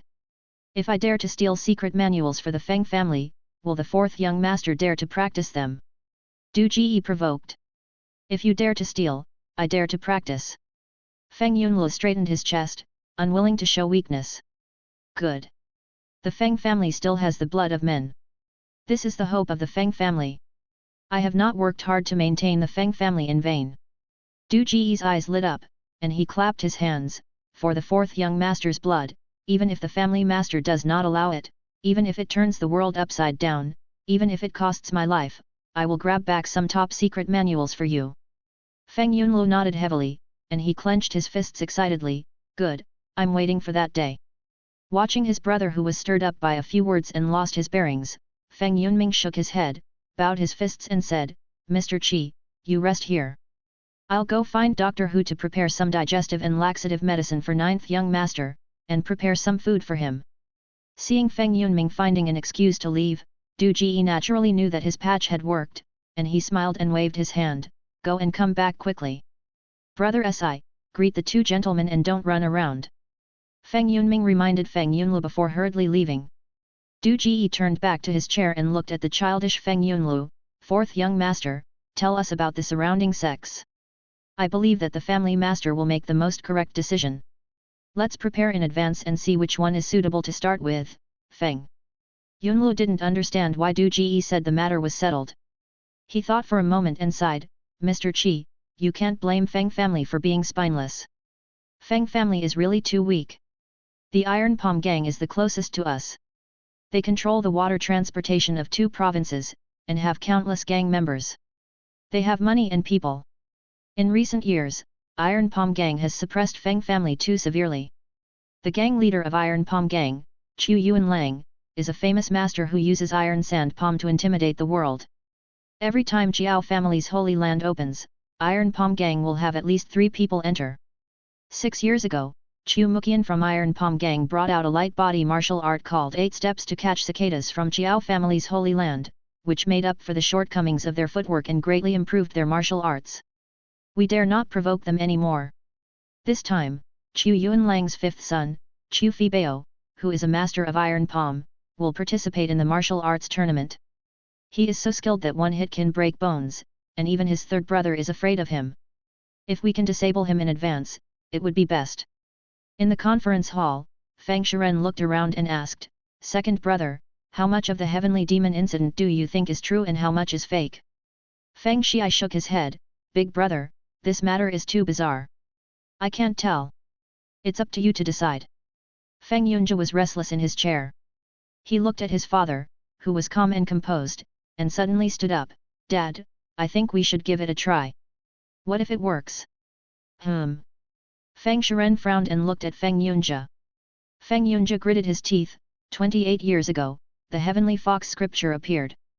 The major martial arts sects fought for it, and in the end, it fell into the hands of Yang Luo. He used the martial arts in the scripture to wipe out the 3 gates and 5 sects and establish the Heavenly Fox sect. At that time, he was just a small beggar in the beggars sect. We didn't fight for it then. 15 years ago, the Fist King's arsenal was dug open, and the major martial arts sects fought for the Millennium Stone Milk. We didn't fight for it again. As a result, the stone milk was swallowed by Tong Le of the 5 Tiger Gate, a 20-year-old kid who added a century of internal energy out of thin air. With this century of internal energy, he brought out a book called Mandarin Duck Knife Manual from Jiao family's Holy Land, and the previously insignificant 5 Tiger Gate became a first-class sect in a few years. This time, with 2 heavenly demons born in Feng family, we can't afford not to fight. When will Feng family ever have a chance to rise? Dad, I have a premonition that this heavenly demon incident will cause a bloody storm in the martial world. We didn't fight for the first 2 times, but if we don't fight this time, I'm afraid what Feng Qi said will come true, and Feng family will face a disaster for no reason. Feng Shiren frowned. 3rd son, do you believe what Feng Qi said? Feng Yunja said, Dad, whether it's true or not, we can send someone out to find out. Once we find the 3rd heavenly demon, we'll know if it's true or not. I'm not as indecisive as you think. I was going to do that anyway, Feng Shiren nodded, first verify the truth, and then take action. Feng Qi is too impulsive, which makes me a little uneasy. If what he said is true, we also need to find a way to control those heavenly demons in advance. Dad, there's no need to verify the truth. We have to make a decision now. If we drag our feet, we may not even have a chance to drink the soup, a voice came from outside the door. Feng Yunming stepped into the conference hall. Dad, second uncle, I learned the real secret about the heavenly demons from Feng Qi. We're heading in the wrong direction. What direction is wrong? Feng Shiren asked. Feng Yunming took a deep breath and briefly presented Du Ji's extreme theory. Looking at the stunned people in the room, he bitterly smiled and said, Father, they are heavenly demons, not ordinary people of this world. We shouldn't use the mindset of ordinary people to measure them. Heavenly demons are a group of madmen who will do anything for growth. Chapter 9, Is this all? It's not even worth fighting for. The operation mode of the Iron Palm Gang is similar to that of the Cao Bang in martial arts novels. They collude with the government and control water transportation. This kind of organization is usually a must-visit gang for young heroes in the novice village. The Iron Sand Palm and 8-Step Cicada Kung Fu also sound like common martial arts. Du Ji is not very interested in such gangs. Du Ji sighed and couldn't help but think about the low strength of the Feng family. They were even bullied by such a gang. No wonder they were so submissive. Du Ji reassured the fourth young master, Don't worry, Feng Qi will do his best to get rid of the Iron Palm Gang to protect the interests of the Feng family. Get rid of the Iron Palm Gang? Feng Yunlu was taken aback and suddenly realized the helplessness of the family master. But thinking about Du Ji's extreme views, he felt relieved and comforted himself that it was normal for heavenly demon to be like this. If he didn't say that, it would be strange. From another perspective, if the Feng family could cultivate such a group of dead soldiers who recovered quickly from their injuries and would do anything to achieve their goals, why couldn't they rise to power? Shaking his head, Feng Yunlu looked at Du Ji with more admiration. Mr. Feng, we can take our time with the Iron Palm Gang. We just need to get rid of Chu Fibao first. Any force that hinders the interests of the Feng family must be eliminated sooner or later. Du Ji smiled and continued to ask, what about the biggest force in the martial world? Feng Yunlu replied, 5 sects, 3 gates, 2 gangs, and 1 aristocratic family. Du Ji straightened up and finally became interested. What are they? The 5 sects are Kunlun, Huashan, Taishan, Yimei, and Sushan sect. The 3 gates are Blood Blade sect, Divine Fist sect, and Tian Shan sect. The 2 gangs are Beggars sect and Azure Dragon gang, and the aristocratic family is the Qiao family. Feng Yunlu replied. Is the Qiao family very powerful? Du Ji asked, why is the martial arts tournament held at the Qiao family? The current Qiao family is not as good as the 5 sects. Feng Yunlu shook his head and said, it is called the number 1 aristocratic family because of Qiao He. Qiao He was proficient in various martial arts, and even the simplest martial art could be used to its fullest in his hands. At the age of 25, Qiao He became a master and challenged all the top experts of the 5 sects and 3 gates. He was recognized as the number 1 master in the world at that time. Qiao He was not only powerful, but also chivalrous and made many friends. Although he defeated many top experts from famous families, he also helped many sects improve their martial arts. Therefore, he was unanimously recognized as the martial saint by all sects. After Qiao He's death, he sealed all his knowledge in a secret place, which is now known as the Qiao family Holy Land. When talking about the martial saint Qiao He, there was a strange light on Feng Yunlu's face, as if it was his own ancestor. He sighed and continued, unfortunately, after the appearance of the martial saint Qiao He, the Qiao family never produced anyone extraordinary again. The martial saint saw this before his death and made a wish for the Qiao family to open a secret realm every 3 years, selecting the most outstanding young people in the martial world to enter and find the secret books he left behind, in order to prevent his efforts from being lost and to cultivate the next generation of talents. This was a benevolent act that benefited the martial world, and many sects were grateful for the martial saint's kindness. Therefore, the Qiao family was widely recognized as the number 1 family in the martial world. It could be said that the Qiao family had become a symbol of the martial world. If the Qiao family was in trouble, other sects had to help. Therefore, for hundreds of years, no one dared to provoke the Qiao family. Feng Yunlu's words suddenly stopped, and he looked at Du Ji awkwardly. Wasn't this the person who wanted to seize the Qiao family's holy land? Du Ji sneered inwardly. This was a common plot in martial arts novels. No matter what kind of holy land it was, after the protagonist appeared, it would be seized and ultimately destroyed. Throughout history, no holy land had been preserved intact until the end. Moreover, this was just a simulation field, and hundreds of people were eyeing the holy land. Even if he didn't seize it, someone else would. Feng Zhu is indeed worthy of the title of martial saint. Feng Zhu, who had been silent for a long time, sneered. He had a good plan, using a martial arts feast that only happens once every 3 years to protect the Chiao family for 100 years. Knowing the origin of the number 1 family, Du Ji asked a relatively familiar sect among the 5 gates and 3 sects, what about the beggars sect? What martial arts do they have? Fighting dog staff technique, funeral staff technique, lotus palm and spirit snake body technique, Feng Yunlu said, these are all top-notch martial arts, much better than the Feng family's broken gold and broken jade hand. Lotus palm, funeral staff technique? Listening to these familiar yet unfamiliar martial arts, Du Ji secretly sighed that this was not the world he was familiar with. However, the beggars sect was down to earth, and these martial arts were closely related to their daily activities, unlike the high-end martial arts like capturing dragon and subduing dragon palm. Suddenly, he felt a tremor in his body and felt a great change. He could clearly feel his muscles swelling up everywhere, every cell seemed to store explosive power, as if he could easily punch a cow to death with just one punch. His vision was also enhanced. He could clearly see the wings of a mosquito flapping 3 meters away, and he could also observe Feng Zhu's subtle facial expressions behind him. There were also many noisy sounds in his ears, the heartbeat of Feng Yunlu and Feng Zhu, and he could even vaguely hear Feng Shiren arranging personnel to search for Heavenly Demon in the council chamber. Damn! What happened? Du Ji's heartbeat slightly increased. Did the Feng family put into action the plan he made up? If so, how far could they elevate the Feng family's position as the leader of the martial world? A humanoid Gundam? It was not in vain that he worked so hard. It was indeed a game from a higher world, and it was so much fun to play. After stabilizing his emotions, Du Ji clicked on the hidden personal attribute panel. Sure enough, his personal attributes had changed. Name, Du Ji. ID, 48699527. Mental power, 80. Current ranking, 1/813. Scene keywords, maintenance. Scene keywords, backstab. Advanced skills. Sacrifice for righteousness, people you have maintained will have a 30% decrease in vigilance towards you. Eyes in the back of the head, the person who backstabbed you cannot be backstabbed by others, and you have vision behind you. Derived items, none. The value of mental power increased by 20, and his personal ranking jumped to first place. Du Ji pursed his lips. Damn, just like that, he became first. These people were too weak. However, the ranking should be changing all the time.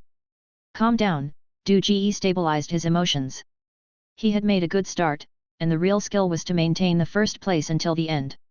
Feng Zhu saw Du Ji's small movements and naturally knew that he was checking his personal panel. Seeing his joyful expression, he should have made great progress in his ranking. Feng Zhu was full of envy and wanted to ask Du Ji about his ranking, but Feng Yunlu was still here, so it was not appropriate to ask. At this time, footsteps could be heard outside the door. After a while, Feng Yunja pushed open the door and looked at Du Ji in the room excitedly. Mr. Qi, my father has agreed to your plan and has sent people to search for other heavenly demons. Feng Zhu held his breath. It was over. If the Feng family found another contestant, the lie about heavenly demon would be exposed in minutes. They were too hasty. Family. Master is indeed a wise man. Du Ji was not flustered at all. He stood up and asked with a smile, since the people searching for the heavenly demon have set off, when will we leave? Mr. Qi, there's no need to rush. My father said that the current strength of Mr. Qi and Mr. Zhu is still very weak. It's not too late to rest at the Feng family for a few days and then leave after increasing your strength, Feng Yunja said with embarrassment. Third young master, do you remember what I said before? Du Ji shook his head and laughed. You've said so much, how could I remember everything? Feng Yunja muttered in his heart and asked respectfully, may I ask what the gentleman is referring to? I am tied together with the Feng family, sharing both losses and gains. Du Ji puffed out his chest and proudly said, when the family master decided to execute the plan I provided, the fate of the Feng family has already changed. Similarly, my strength has also been enhanced. As he spoke, he suddenly took a step forward. Feng Yunji's eyes blurred, and Du Ji had already come close to his face, less than 3 inches apart. His speed was so fast that Feng Yunji couldn't react at all. By the time he reacted, he reflexively raised his hand to push Du Ji away, but his wrists were already caught by Du Ji. Feng Zhu's eyes bulged out. Damn! How is this possible? Feng Yunji suddenly stood up, exclaiming in shock. Outside the door, Feng Yunming was dumbfounded and froze on the spot. In fact, Du Ji was also somewhat surprised. He originally intended to catch Feng Yunji off guard by grabbing his throat to show off his strength. Unexpectedly, the sudden increase in strength and agility was not adapted to his body, and he rushed to Feng Yunji's face in an instant. If he hadn't restrained his strength in time, he might have already knocked Feng Yunji away. This broken game is so realistic that it even requires adapting to the sudden increase in strength and agility. Fortunately, apart from almost kissing Feng Yunji, the effect of showing off was not bad. Du Ji released Feng Yunji's wrists, floated back 2 steps, and smiled slightly. Third young master, do you believe what I said now? If I had just held a sharp weapon in my hand, your heart might have already been pierced by me. Chapter 10, Heavenly Demon is very miserable. Feng Yunji's wrists were trembling uncontrollably. He looked at Du Ji in shock, with a look of disbelief that was stronger than when he saw Feng Qiscar's heal on their own. After a long while, he regained his senses and asked, Mr. Qi, your strength has increased, is it too fast? At this moment, he finally understood Feng Shiren's concern. Heavenly Demon's growth rate was too fast. Could they really control Feng Qi in the future? Thanks to the family master's wisdom. If the family master had not made the decision to change, my strength would not have increased so quickly. Du Ji waved his fists a few times, experiencing the joy of becoming a superhuman. Speaking of which, suddenly having so much strength is a bit uncomfortable. Are your hands okay? I didn't hold back my strength just now. Only then did Feng Yunji feel the intense pain in his wrist, as if it had been broken. He rubbed his wrist with a grimace, still staring at Du Ji. In less than an hour, he went from being a severely injured patient to having immense strength, almost as if he had gained 10 years of hard work. It was simply unfair. Mr. Qi, is it possible for humans to become heavenly demons? Feng Yunlu asked eagerly, drooling with envy. It's probably not possible. Du Ji glanced at him and sighed, Fourth young master, you only see my growth, but not the hardships I've endured. Heavenly demons are born in the barren demon realm, waiting for the appearance of space-time cracks throughout their lives. Finally, when they have the chance to escape the demon realm through a space-time crack, they have to take the risk of body possession. If they choose the wrong target, they will die. If they are lucky enough to succeed in body possession, they still have to work hard to maintain their keywords and not make any mistakes. If they encounter good opportunities, they may have the chance to grow. If not, they will perish. If I had not lived with Feng Zhu this time, without anyone to protect me, I would have died soon after being severely injured, and the world would never have known that a heavenly demon had once existed. As he spoke, Du Ji seemed to understand what the rapidly disappearing numbers meant. It was most likely that his body possession had failed. He was kicked out of the simulation field at the beginning because of body possession, and it seemed that the simulation field was not just a simple game. Feng Yunlu pursed his lips and said sourly, although that's the case, your growth is too fast. If I could grow this fast, I wouldn't mind taking on any risks even if it meant working hard. Du Ji knew that his lightning-fast growth had aroused suspicion from the Feng family members. Suspicion was not conducive to team cooperation or his own growth. He had to quickly dispel their guard. He looked at several people and asked, Fourth young master, have you ever thought about what would happen if I failed to protect the Feng family in this chaotic world? What would happen? Feng Yunji asked. If the Feng family declines because of me, it's my fault. I will also weaken and be at the mercy of others. Humans have a big advantage in this regard. The skills and internal energy you possess are always your own and will not change due to external factors. So don't envy me. Heavenly demons are very miserable. If possible, I would rather be a human who can succeed through their own efforts. Heavenly demons are too restricted. Upon hearing this, the 3 brothers of the Feng family breathed a sigh of relief. They had no choice but to believe him. After all, they watched as Feng Qi changed along with the decisions of the Feng family, and witnessed Feng Zhu's recovery through eating. It was impossible for the heavenly demon's attribute to only restrict Feng Zhu and not Feng Qi. Feng Qi and the Feng family were bound together, so they didn't have to worry about backlash. The stronger the Feng family became, the stronger Feng Qi became, and the less others dared to provoke the Feng family. It was like the Feng family had gained a protector. This was a great thing. Feng Yunjie sighed with emotion, grateful that Feng Qi keyword was maintenance. May the Feng family be blessed. Are you all at ease now? Du Ji looked at them with a bitter smile on his face. If you still have doubts about me, you can let the family master recall those who went to find the heavenly demon, block the news of the heavenly demon's appearance, even kill Feng Zhu, and wait for other heavenly demons to grow in strength. Let's see if I weaken with them. Feng Zhu looked at Du Ji with resentment, feeling helpless.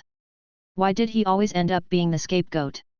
Although he knew Du Ji was using a provocative method, he couldn't always be the one to bear the brunt of it. What if they really believed it?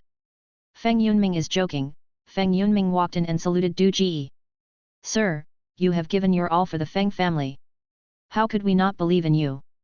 Yunjie and the others are young and ignorant, please don't mind them. He turned and glared at Feng Yunjie and the others, scolding, third and fourth young masters, apologize to Sir. Sir, we're sorry. Feng Yunjie and the others quickly bowed to Du Ji, apologizing. We shouldn't have doubted you. It's okay, we're all doing this for the Feng family. Even if I were in your shoes, I wouldn't have blindly believed a heavenly demon from the demon realm. Du Ji smiled and helped them up. It's good that we've cleared things up. From now on, we're all one family. You don't have to worry about me holding a grudge. The keyword limits my actions. Even if I suffer great grievances in the Feng family, when it comes to danger, I will still protect the Feng family. Sir's involvement affects the future of the Feng family. We should be the ones protecting Sir, Feng Yunming said with a smile. If anything happens to Sir, we can't afford it. Master, you're the one who's harming me by protecting me. Du Ji looked at Feng Yunming seriously. Don't forget my keyword. Blocking attacks is also protection, and protection leads to growth. No one is more suitable than me to be a bodyguard. Even arguing over such small matters, everything was fine now. The three brothers of the Feng family looked at each other and finally put their hearts at ease. Sir, do you mind if I tell my father about your strength? Du Ji's strength had greatly increased, and he was loyal to the Feng family. Feng Yunming's attitude towards him had become much more respectful. Of course not, Du Ji said. Letting the family master see my strength increase will boost his confidence and morale among the Feng family. However, young master, there is one thing I need to ask of you. Please speak, Sir, Feng Yunming said. Ask the family master if I can practice the Feng family's martial arts, Du Ji said. The rise of the Feng family takes time, and my strength cannot continue to increase as rapidly as it did today. Additionally, the keyword only brings me speed and strength, which is far from enough. If I can learn a few of the Feng family's techniques, our chances of success will increase. That's not a problem. You don't need my father's permission, I can make the decision, Feng Yunming smiled. Wait a moment, I'll have Yunjie teach you. He has learned all of the Feng family's martial arts. Feng Yunjie nodded. Is there anything else, Sir? Feng Yunming asked. Temporarily, there's nothing else. Du Ji said, if Yunjie teaches me martial arts, there's no need to stay in the Feng family. We can travel and learn along the way. Compared to the Feng family, I understand heavenly demons better and can identify them more easily. It's better to act sooner rather than later. Coming to the Wuxia world, of course, he wanted to go out and explore. Who would be willing to stay in one place to practice? There are more opportunities outside, and the Feng family is too weak, obviously with no prospects for development. They can't even deal with the Iron Palm gang. They lack manpower and influence. How can they really expect to go out and find a bunch of heavenly demons? By the time they find people, it will be too late. I will ask the family master. Feng Yunming looked at Du Ji, nodded, and turned to leave. Feng Zhu hurriedly took 2 steps and called out to him, eldest young master, wait a moment, I have something else. Feng Yunming turned around. Before he could speak, Feng Zhu eagerly said, please urge Dr. Hu to prepare the medicine for digestion and laxatives quickly. Eldest young master, although my keyword is not guardian, I am also a heavenly demon. My growth will be beneficial to the Feng family. In contrast to Du Ji, he was almost becoming invisible. Speaking of which, he was the most jealous of Feng Qi. He also wanted to be able to defeat 10 opponents at once. Feng Yunming looked at Du Jie. Du Jie nodded confidently, go ahead and prepare. Within the Feng family's territory, I can suppress all heavenly demons weaker than me. Chapter 11, The Feng family will prosper. After sending disciples to search for other heavenly demons, in the meeting hall, Feng Shiren and several family elders discussed how to restrain Feng Qi and better utilize him for the Feng family's service without causing any backlash. They didn't believe that the situation was as urgent as Du Jie described. Even though Feng Yunming said they were heavenly demons and couldn't be measured by ordinary people's thinking, even though Feng Qi and Feng Zhu had acquired various supernatural powers after being possessed. But their strength was there, at a level that couldn't even cause a ripple in the martial world, let alone seize the Qiao family's holy land within half a year. That would be a huge joke, and if it spread, people would laugh their teeth out. The martial world was deep, and it was not something that two newly arrived heavenly demons could grasp. Feng Shiren was more inclined to take it step by step, gather as many heavenly demons with different attributes as possible, and then understand their characteristics and make the most of them. To discover the uses of heavenly demons within a year and help the Feng family take a step forward, in his opinion, was already remarkable. Before they could come up with a reasonable plan, Feng Yunming rushed in with news of Feng Qi's sudden increase in strength. After learning the reason for Feng Qi's sudden increase in strength, Feng Shiren and the others were dumbfounded. After a while, Feng Shiren finally came back to his senses and asked with a puzzled expression, Yunming, are you telling the truth? Father, why would I lie to you? Feng Yunming was still immersed in excitement, his voice raised by 8 degrees. I saw it with my own eyes. In an instant, Feng Qi jumped in front of the third brother. His speed was so fast that the third brother couldn't even react before he was subdued. His speed is not much inferior to yours, father. It's completely different from before. How is that possible? Feng Shiren suddenly stood up, wanting to go find Du Jie for confirmation, but soon he sat back down. Yunming, tell me in detail, what happened? Don't leave out a single word. Feng Yunming recounted what had happened just now in great detail. After listening, Feng Shiren frowned, unconsciously tapping the table with his fingers, and said, how is this possible? I sent people out without his knowledge, how did his strength become linked to theirs? This increase in strength is too unreasonable. Yunji can't even last one round against him? Could it be that he really has become bound to the Feng family?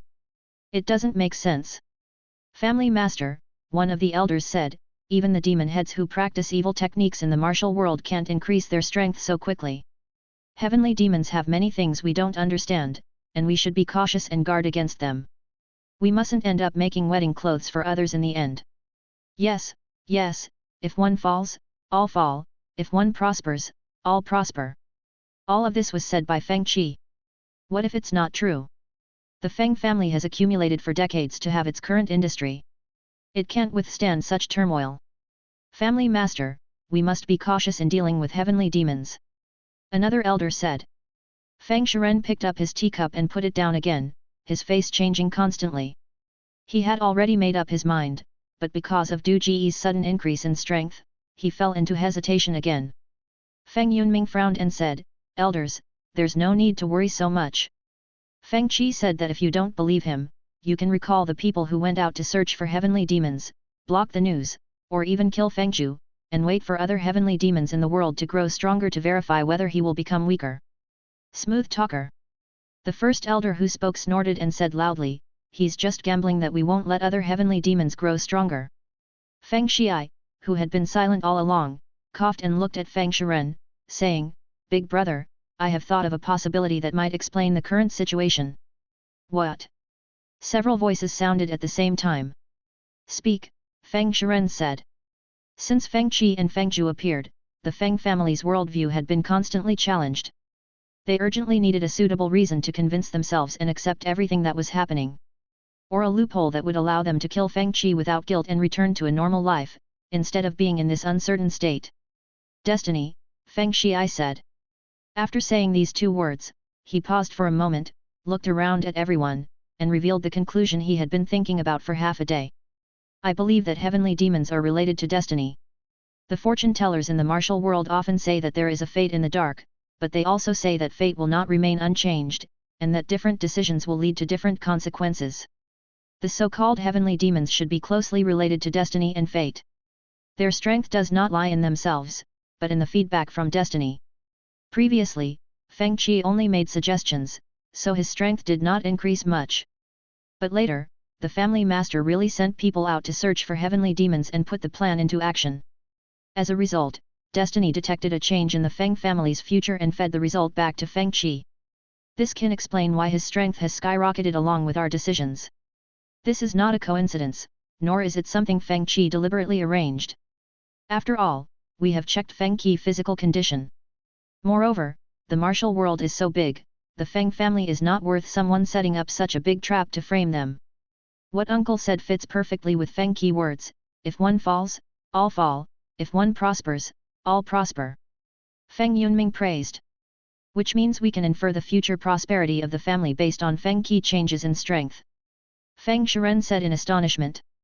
If my speculation about heavenly demons is correct, we can indeed deduce the future based on this. Feng Shi nodded. The more he pondered, the more he felt that he was right, because he couldn't find any loopholes in his theory, and the logic was all correct. In that case, Feng Qi's sudden increase in strength indicates that the Feng family will prosper. Feng Shiren hesitated in his tone. The Feng family will prosper. Feng Shi and Feng Yunming looked at each other and said in unison. Throughout history, who didn't want their own family to flourish?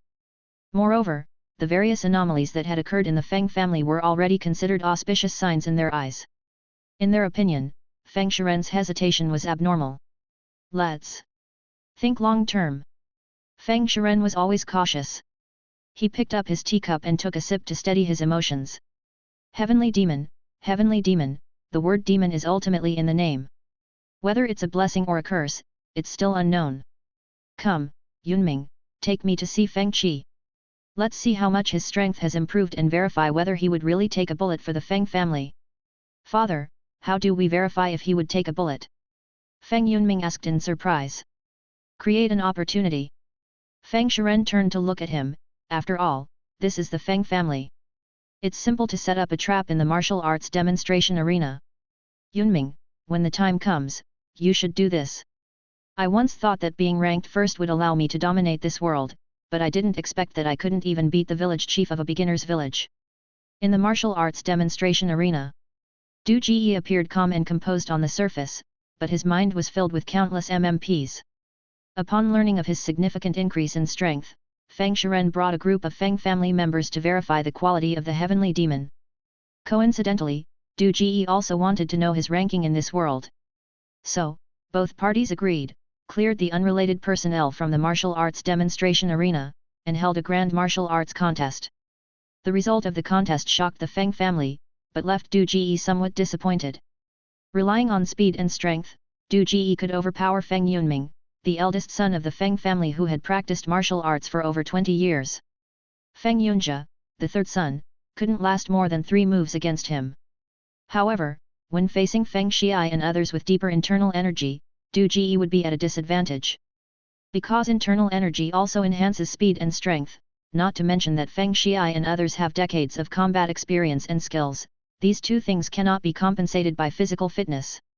Of course, all of this is based on the premise that the opponent does not use the lightness skill. Once they start flying around, Du Ji can't do anything about them. No matter how strong his physical fitness is, it can't change the laws of physics, but internal energy can. Damn internal energy! However, when Feng Yunming used the lightness skill to fight against Du Ji, he mostly used it to dodge. Du Ji's senses were sharp and his speed was fast. Even if they flew up, it wouldn't be easy to hit him. Perhaps there are martial arts in this world that can release true energy, but a small family like the Feng family obviously doesn't possess them. In a situation where neither can hit the other, it's a test of endurance, and Du Ji still has the advantage. In a low-level martial world, no one can fly in the sky indefinitely, not to mention, the lightness skill consumes a lot of internal energy. Theoretically, when facing an opponent like a monkey, as long as Du Ji is willing to spend time, he will still win. But this is obviously not the result Du Ji wants.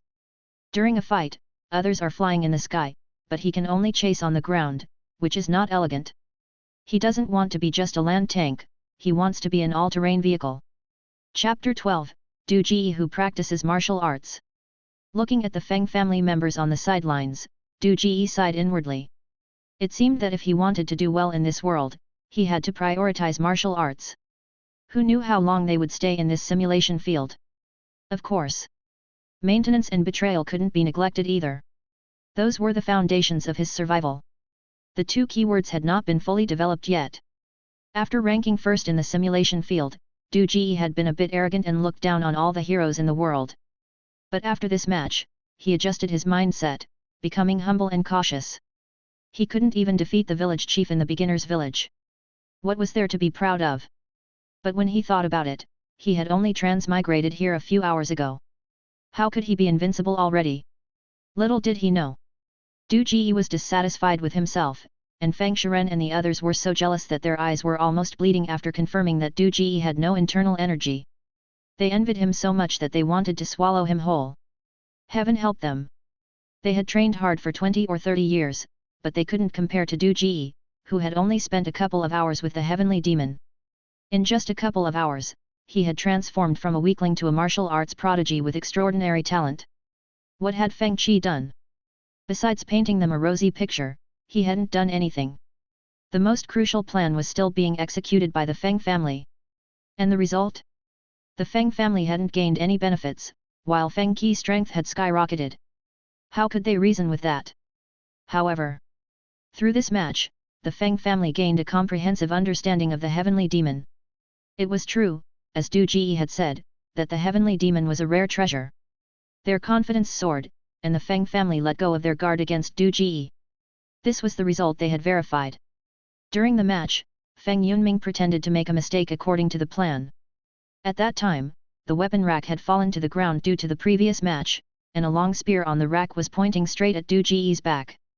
Feng Yunming raised his palm and attacked Du Ji. Du Ji dodged, and if Feng Yunming, who had exhausted his strength, continued, he would have collided with the spear and died. If Du Ji didn't dodge, he would have been hit by Feng Yunming's palm and likely pushed onto the spear. The fact was, Du Ji had truly taken maintenance to the extreme. At that moment, he had already dodged, but when he noticed the situation behind him, he didn't hesitate to turn back and stand between Feng Yunming and the spear. He took Feng Yunming's palm and used his actions to dispel the Feng family's suspicion of him. In such an urgent situation, there was no other reason to explain his actions except instinct. After all, Feng Qi had once said that after possessing the heavenly demon, they became mortal bodies and could die just like anyone else. To risk his life to protect a stranger, even Feng Shiren couldn't do that. A heavenly demon like that couldn't be trusted, and who else could be trusted? The most crucial thing was that Feng Xi's prophecy had deeply rooted in people's hearts. Even Feng Shiren believed in his heart that the Feng family would prosper and regarded Du Ji as a sign of good fortune, naturally accepting him. Family Master, is my level enough to go out and explore? Du Ji broke the silence and asked with a smile. In less than 2 hours, my strength has grown to this level. As long as the Family Master insists on executing the previous plan, my strength will only increase and become stronger. Mr. Qi, rest assured, the previous plan will not be changed. It is an honor for the Feng family to have Mr. Qi, Feng Shiren said, more satisfied the more he looked at Du Ji. His old face bloomed like a chrysanthemum as he took a step forward. From now on, you are the supreme elder of the Feng family. You can allocate all the resources of the Feng family without my consent. The Feng family fully supports all your decisions. Thank you, Family Master. Du Ji breathed a sigh of relief, finally completing his role. With his attributes improved, not only did his strength and speed increase, but his 5 senses also improved. Feng Shiren and the others were discussing countermeasures in the meeting hall, and although it was blurry through 2 walls, Du Ji could still hear bits and pieces of it. Feng Xi's prophecy almost made him burst into laughter. Du Ji hadn't expected that the story he had made up on the spot, full of loopholes, would actually fool these people and not only convince himself but also fall into it. As for Feng Yunming's probing, knowing their arrangements, it was easy for him to respond. With his hindsight, everything from the long spear to the fake mistake was transparent to him. That night, Du Ji and Feng Zhu, who had gained the trust of the Feng family, moved into the guest rooms of the Feng family. Du Ji held the Feng family's secret manuals, broken gold and shattered jade hand, and capturing the wind and seizing the shadow, and sought guidance from Feng Yunjia on martial arts. With the master guiding him, Du Ji quickly grasped the basics of martial arts. After all, his agility and speed had improved, and with a spiritual power of 80, he could easily remember the not-so-complicated martial arts techniques with a little effort. The Feng family's broken gold and shattered jade hand was an external skill. By memorizing the techniques and combining them with breathing techniques, one could cultivate internal energy from the outside in. It wasn't as good as internal cultivation methods, but it was simple to operate. Capturing the wind and seizing the shadow was purely a body technique, a complementary technique to broken gold and shattered jade hand that didn't generate internal energy. After practicing for a while, Du Ji found that capturing the wind and seizing the shadow couldn't even compare to his own agility, so he decisively gave up studying it and focused on practicing broken gold and shattered jade hand. Not for the techniques themselves, but for the internal energy. That night, Du Ji, who had tasted the sweetness of martial arts for the first time, practiced enthusiastically throughout the night. Finally, in the early morning, he felt a faint warm current flowing along his meridians in his danshan, astonishing Feng Yunjia. Feng Yunjia sourly said that it took him 2 months to sense the energy when he first started practicing. But Du Ji was far from satisfied. After practicing for just one night and only sensing a weak energy flow, it was too slow and far behind the rapid improvement of the keywords. However, this didn't hinder Du Ji's growing interest in martial arts. After all, internal energy only existed in novels and movies on Earth. How could he truly experience it? As for the weak sense of energy, Du Ji attributed it to the rubbish martial arts of the Feng family. For his dream of becoming a great hero, he decided to put the plan of snatching higher-level martial arts secrets on his agenda. Feng Zhu did not practice martial arts. He had the memory of the host, and his danshan was not shattered. The martial arts and internal energy he had trained before were still there, but he didn't think they played a significant role in the simulation field. No matter how powerful the martial arts are they as useful as the keywords? With a simple utterance, the upper lip touching the lower lip, in just 2 or 3 hours, the effect could match that of a master who had trained hard for more than 20 years. Comparatively, only a fool would practice martial arts. In his view, Feng Qi's effort to learn martial arts was simply putting the cart before the horse. Feng Qi's strength made Feng Zhu jealous. And Feng Qi, who blocked the knife for Feng Yunming in the martial arts contest, showed Feng Zhu what extreme protection meant. Feng Zhu saw it very clearly. At that time, the tip of the spear had pierced Feng Qi's clothes. If Feng Yunming couldn't control his strength, what awaited Du Ji was a fatal blow through the heart. If it were him, he would never give up the precious simulation field spot for a native. He would protect himself, even if it meant temporary weakness, there would still be a chance to rise again. But Feng Qi did just that, as if it were instinct. At that moment, Feng Zhu truly realized that if he didn't push himself, he might accomplish nothing in his life. He couldn't turn the keywords into instinct, but he could achieve extreme madness. So, Feng Zhu asked Dr. Hu to prepare a bunch of digestion aids and laxatives for him, brought 2 chamber pots into his room, and asked the kitchen steward to prepare food for 20 people. He closed the door and began his journey of madness. In the simulation field, he might not be able to catch up with Feng Qi ranking, but after truly understanding the essence of keyword training, Feng Zhu felt that he still had a chance to compete for the top 10. Chapter 13, Filthy Glutton. The next day, when Feng Zhu came out of the room, he smelled terrible. Various smells, such as fragrance, stench, sourness, and spiciness, mixed together, just like a beggar who had slept in a garbage dump for 10 days without taking a bath. He was completely soaked in the smell. The 2 maids who served him looked at him with a strange fear in their eyes, wanting to cover their noses but not daring to do so. They tried to keep themselves away from Feng Zhu as much as possible.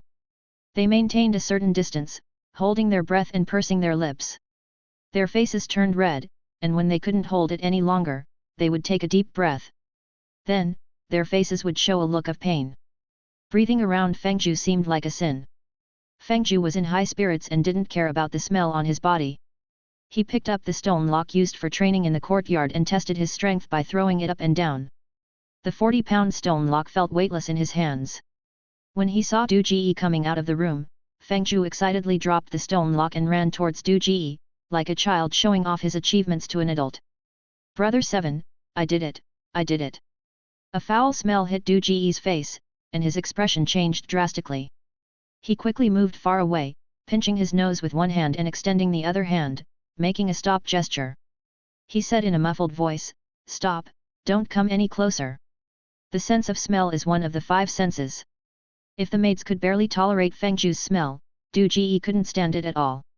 The smell on Fengju's body was like a biochemical weapon to him.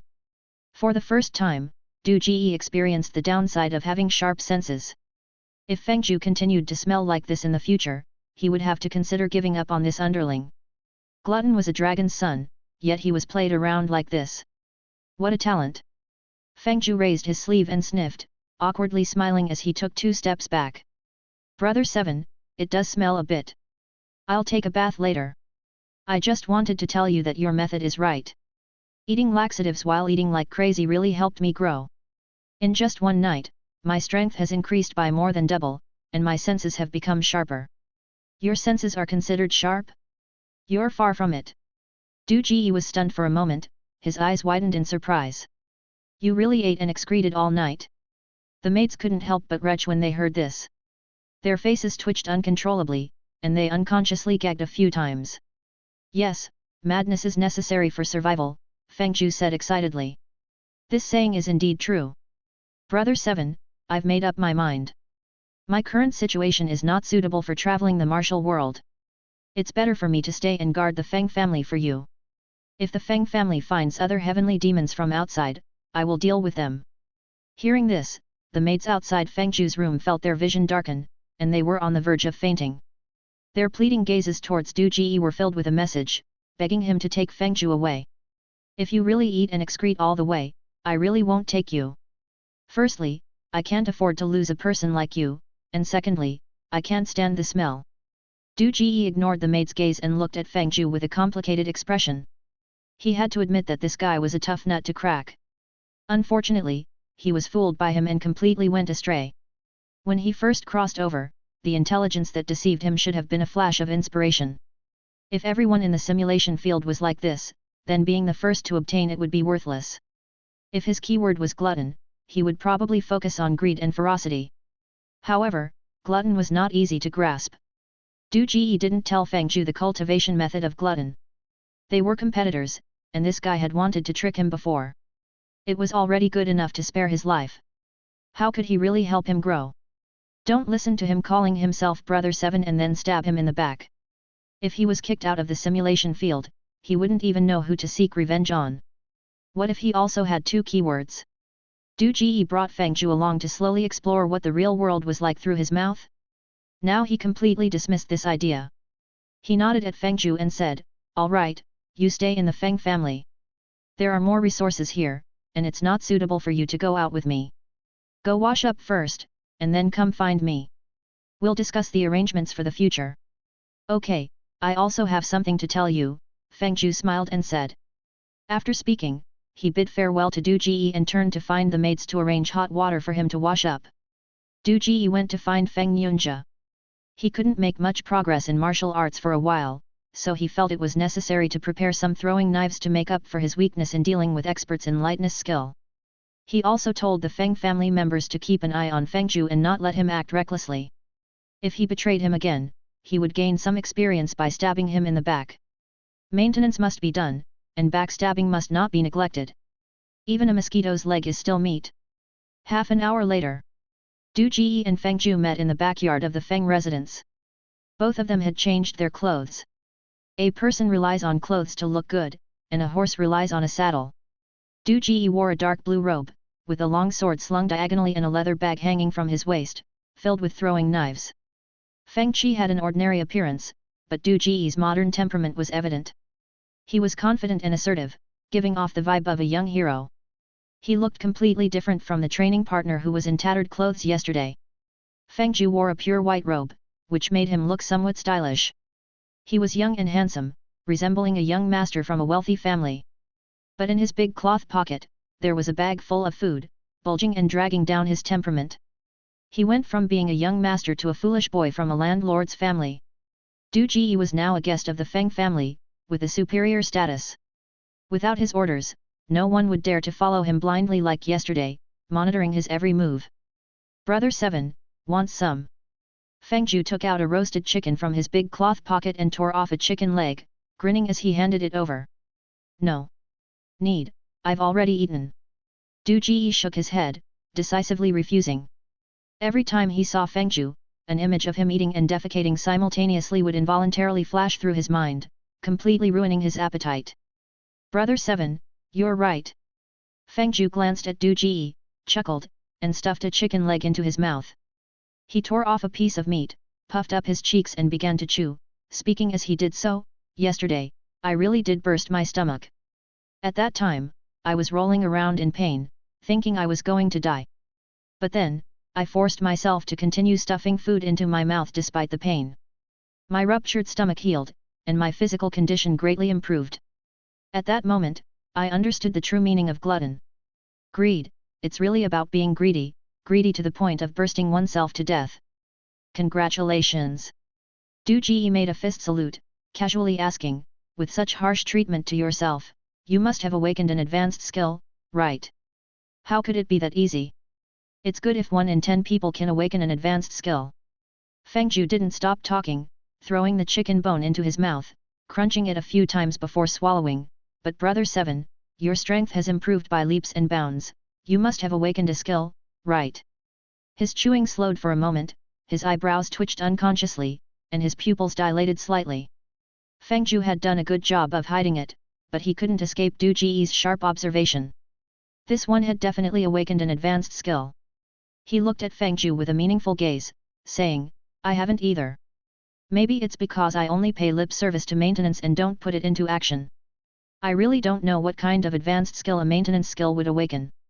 It's not fun if it's just a support skill. Feng Zhu laughed, Brother 7, even without an advanced skill, with your physical condition and intelligence, breaking into the top 10 shouldn't be a problem. Brother 7, I haven't had a chance to ask, what's your current ranking? Du Ji opened his personal profile, looking at the shining number 1, he casually said, 49. Feng Zhu paused, looking at Du Ji with envy, he bitterly smiled, as expected, you've made it into the top 50. Sigh, it's really depressing to compare oneself to others. I ate like crazy all night, torturing myself to the point of death, and my ranking is only over 200. You casually fooled around a bit and broke into the top 50. We students from ordinary academies can't compare to you guys from elite academies. Our starting point is too far behind, it's not something we can catch up with just by working hard. Chapter 14, PlayerUnknown's Battlegrounds. MMP. This one is actually not from the elite academy. It seems that none of his words can be trusted. Fortunately, I didn't trust him. Du Ji cursed inwardly and asked, Brother 9, aren't you from the elite school? You even said you wanted to find a way to transfer me from the common school to the elite school. Brother 7, Feng Zhu looked at Du Ji helplessly and said, I admit that I lied to you before, but this time I'm being honest with you. You're a good person, and I was even planning to rely on you to enter the top 10 in the simulation field. But I really am from a common school, Du Ji said. Brother 7, it's already this time, stop pretending. Feng Zhu shook his head and laughed. He raised the roast chicken in his hand and asked, what is this? It's roast chicken. Du Ji said. Do you want to eat it? Feng Zhu asked. Du Ji shook his head. You're giving yourself away. Feng Zhu took a big bite of the roast chicken and said while eating, students from common schools eat synthetic meals that lack oil and salt every day. How can you not show any reaction when you see such delicious roast chicken? Only elite students like you, who eat extravagant meals every day, would not be interested in the food in the simulation field. Your eyes can't deceive me. Even if students from common schools pretend to be like us, they would still indulge in food when they first enter the simulation field. Yesterday, when you fed me pastries, I noticed that you don't treat food as just food. Damn it! Even roast chicken has become a delicacy, and everyone eats synthetic meals. What kind of world is it outside? Du Ji used to have some longing for the real world. After all, he had always fantasized about creating a world with advanced technology like the simulation field. But in this instant, he suddenly didn't long for the outside world as much. The real world didn't seem as beautiful as he had imagined, it seemed rather harsh. He didn't know if the person he transmigrated into was a commoner or an elite. You elite kids already have a good life, yet you still compete with us. It's not like it's some important exam. What's wrong with giving the top 10 spots to us? In the end, it's still you who will enjoy the benefits. Perhaps touching on a sore subject, Feng Zhu suddenly changed his tone and complained softly. But after seeing Du Ji remain silent for a while, he suddenly realized that he had complained to the wrong person. He awkwardly explained, "Brother 7, I wasn't talking about you. You're a good person who sincerely teaches me things. I was referring to those elite kids who don't treat us common students as human beings. You're different from them. Is the opposition between commoners and elites really this serious?" Du Ji furrowed his brow slightly and thought to himself. It seemed that being in the top 10 of the simulation field not only meant glory but also determined one's fate. "Brother 7, don't be angry. This is what I wanted to tell you. When you go out there, you have to disguise your identity well and not be as high profile as the Feng family." Feng Zhu said, "In the simulation field, many common students resent the elite students. Even if they have to sacrifice themselves, they want to bring you down. Your behavior clearly shows that you're an elite, and once you step out, you'll be a shining target, easily targeted for assassination." "Okay, I understand. Thanks." Du Ji nodded. If he had a gaming mentality before, now that he understood the truth about the simulation field, he decided to take it seriously. He wasn't sure if his identity outside was that of an elite or a commoner. If he was an elite, it wouldn't matter, but if he was a commoner, his ranking in the top 10 of the simulation field could change his destiny. He didn't want to go out and eat synthetic meals. "Why are you thanking me? Without your guidance, I wouldn't have understood the meaning of glutton. Consider it my gratitude to you." Feng Zhu shrugged and smiled. "I'm not an ungrateful person. If possible, I still want to compete for a spot in the top 10. I hope Brother 7 won't be too harsh on me then." "I won't. Isn't my keyword maintenance?" Du Ji smiled. "Ultimate maintenance means sticking together till the end. What if the Feng family really brings in simulation field players? How do you plan to deal with them? Will you also protect them?" Feng Zhu looked at Du Ji and asked, "Will you protect them together with us?" "If we can protect them together, then of course we should." Du Ji smiled. "Strength in numbers. Since students from common schools can't enjoy good food outside, it's better to stay in the simulation field for a longer time and enjoy it more. Why resort to fighting and killing? We can unite a group of people, eliminate some of them first, and then solve the top 10 spots from within." Feng Zhu swallowed the food in his mouth and looked at Du Ji, asking, "Brother 7, is this your true thought?" "Yes." Du Ji said. "You just said it yourself. Elite school students have everything, so why compete with you for the top 10 spots? I'm different from them. I'm very generous. It would be best if we can play together." Feng Zhu shook his head, laughed, and said, "All right, I'll stay in the Feng family to handle things for you. I'll convey your goodwill to others. If they accept it, we can all play together. If they don't accept it or if they harm me, don't blame me then. I don't blame you." Du Ji said nonchalantly, but his mind was already in turmoil. The conversation with Feng Zhu had revealed too much information, completely changing his understanding of the simulation field. So, this so-called simulation field was actually a brutal selection machine. It wasn't a competition between elite students and ordinary students, but a competition among everyone, all for the top 10 spots in the simulation field. 3,000 people, fighting for 10 spots, no wonder once eliminated, they couldn't return. Damn! This was insane. It was like crossing a single log bridge among thousands of troops. This was exactly like the Earth's examination system. No wonder the teacher said, "Don't reveal your keywords." No wonder Feng Zhu initially planned to harm him. No wonder Feng Zhu was so desperate. Everything made sense now. Du Ji felt a sense of relief. Fortunately, he had shown goodwill to Feng Zhu, which had resulted in truly useful information. Otherwise, with his attitude of treating the simulation field as a game, he would have suffered a great loss. "Brother 7, do you have any other instructions?" Feng Zhu asked. "No, you can handle the matters of the Feng residence yourself." Before coming here, Du Ji did have plans for the future of the heavenly demon, but after understanding the truth about the simulation field, he knew that all plans would fail. The top 10 spots were a glaring bait, enticing everyone to fight each other. Instead of wasting effort on those illusory arrangements, it would be better to focus on managing his own keywords, to come out on top in this brutal survival game. Well, he was already on top. Now he just needed to protect his lead. Feng Zhu turned and left. Watching his retreating figure, Du Ji stood still for a long time, digesting the new information he had received. The real purpose of the simulation field had shocked him. And Feng Zhu was still the same Feng Zhu, not any less intelligent. Observing carefully, enduring, using a chicken leg to test his identity at the end, hiding his advanced skills. It was even possible that making himself stink in the morning was deliberate, just to make him disgusted, so he could reasonably stay at the Feng residence instead of going out with him. He couldn't possibly not know that attributes would grow and senses would improve. Even the later goodwill might be further camouflage, to make him lower his guard. After all, he didn't know his identity as a transmigrator. The information and goodwill he provided should be known to everyone, but he used it to show goodwill. Every move, every step, was calculated. If one Feng Zhu was already so cunning, there were hundreds of people like Feng Zhu outside. That was a pack of wolves, and he could be devoured by them if he wasn't careful. Du Ji sighed silently, reminding himself of his new identity in his heart. He had transmigrated and was no longer the carefree earthling he used to be. Chapter 15, Preventive Measures. Du Ji showed the Feng family what efficient growth speed and loyalty meant, so things couldn't be delayed any longer. Speed is the essence of war. Shortly after breakfast, the Feng family prepared the luggage for Du Ji and the others. Du Ji, Feng Yunjia, Feng Xiai, and a direct disciple named Zhang Han, the four of them dressed in new clothes and rode off into the martial world, intending to visit major sects under the guise of traveling, searching for other hidden heavenly demons, either subduing or killing them to prevent them from being used by others.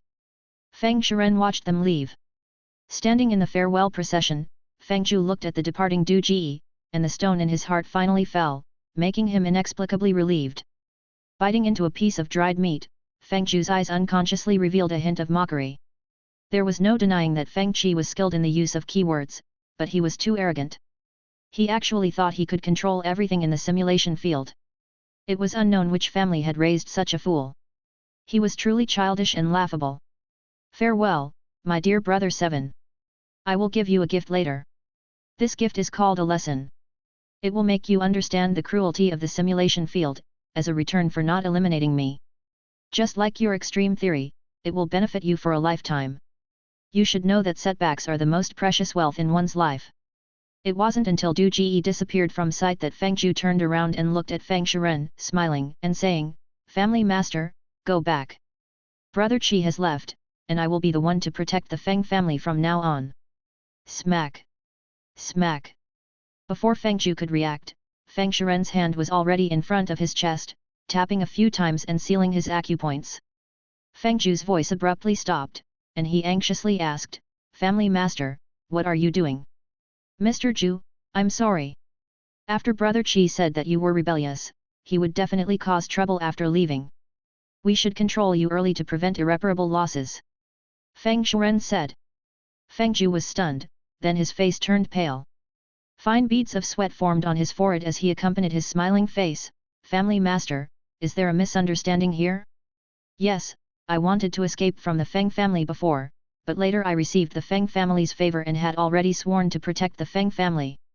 You can't just listen to Feng Qi's slander. Brother Qi said that you are too extreme in your actions. For the sake of growth, you can even eat until your stomach bursts, and you can eat while sitting on the toilet. You endure what ordinary people cannot. A person who is so cruel to themselves, will they be good for the Feng family when they grow up? Right now, you are just greedy. When your greed grows to the point of swallowing the Feng family, it will be too late to deal with you." Feng Shiren shook his head, his gaze carrying a hint of pity. "Mr. Zhu, blame it on your attribute as a glutton." Feng Zhu's pupils suddenly contracted, and he trembled uncontrollably. He knew. He knew everything. He knew his own disguise, he knew the true meaning of being a glutton. What childishness! What kindness! It was all fake. It turned out that he was the naive one. He still felt somewhat unwilling. "Family master, Feng Qi is also crazy and extreme in his actions. He proposed the extreme theory. Aren't you afraid that he will harm the Feng family?" Feng Shiren said, "His extreme is protection. Who wouldn't want an extra guardian in the family?" Feng Zhu was about to explode. He stabilized his emotions and said, "Family master, have you ever considered that he is deceiving you? This world of yours is completely illusory. Moreover, his keyword may not be protection, but deception. He can deceive you all just like he deceived me, and he can also grow from it. Indeed, Brother Chi hit the nail on the head.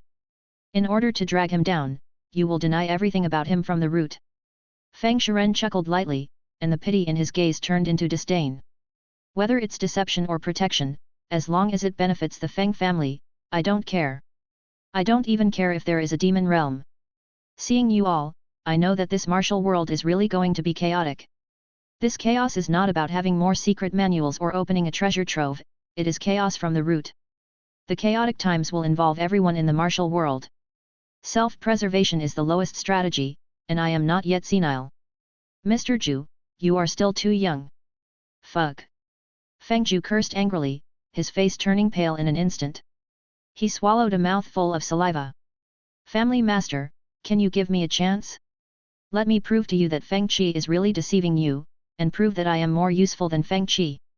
They haven't gone far yet, and it's not too late to salvage the situation. No need. Feng Shiren said, Brother Qi said that glutton is a good keyword. We can keep you captive and experiment with your growth progress by controlling your diet. We can find ways to restrain the heavenly demons from you. When dealing with other heavenly demons in the future, we won't be in a panic. Mr. Zhu, I have to say, your perspective is far inferior to Brother Qi. Despair instantly filled Feng Zhu's heart, and he exploded in anger. Brother Qi said, Brother Qi said. Feng Shiren, you believe everything he says. I think you're just a fool. One day, you will regret it. Feng Shiren smiled and looked at the enraged Feng Zhu, saying softly, Mr. Zhu, don't panic. Actually, we can also cooperate. I am very interested in the other version of the world you mentioned.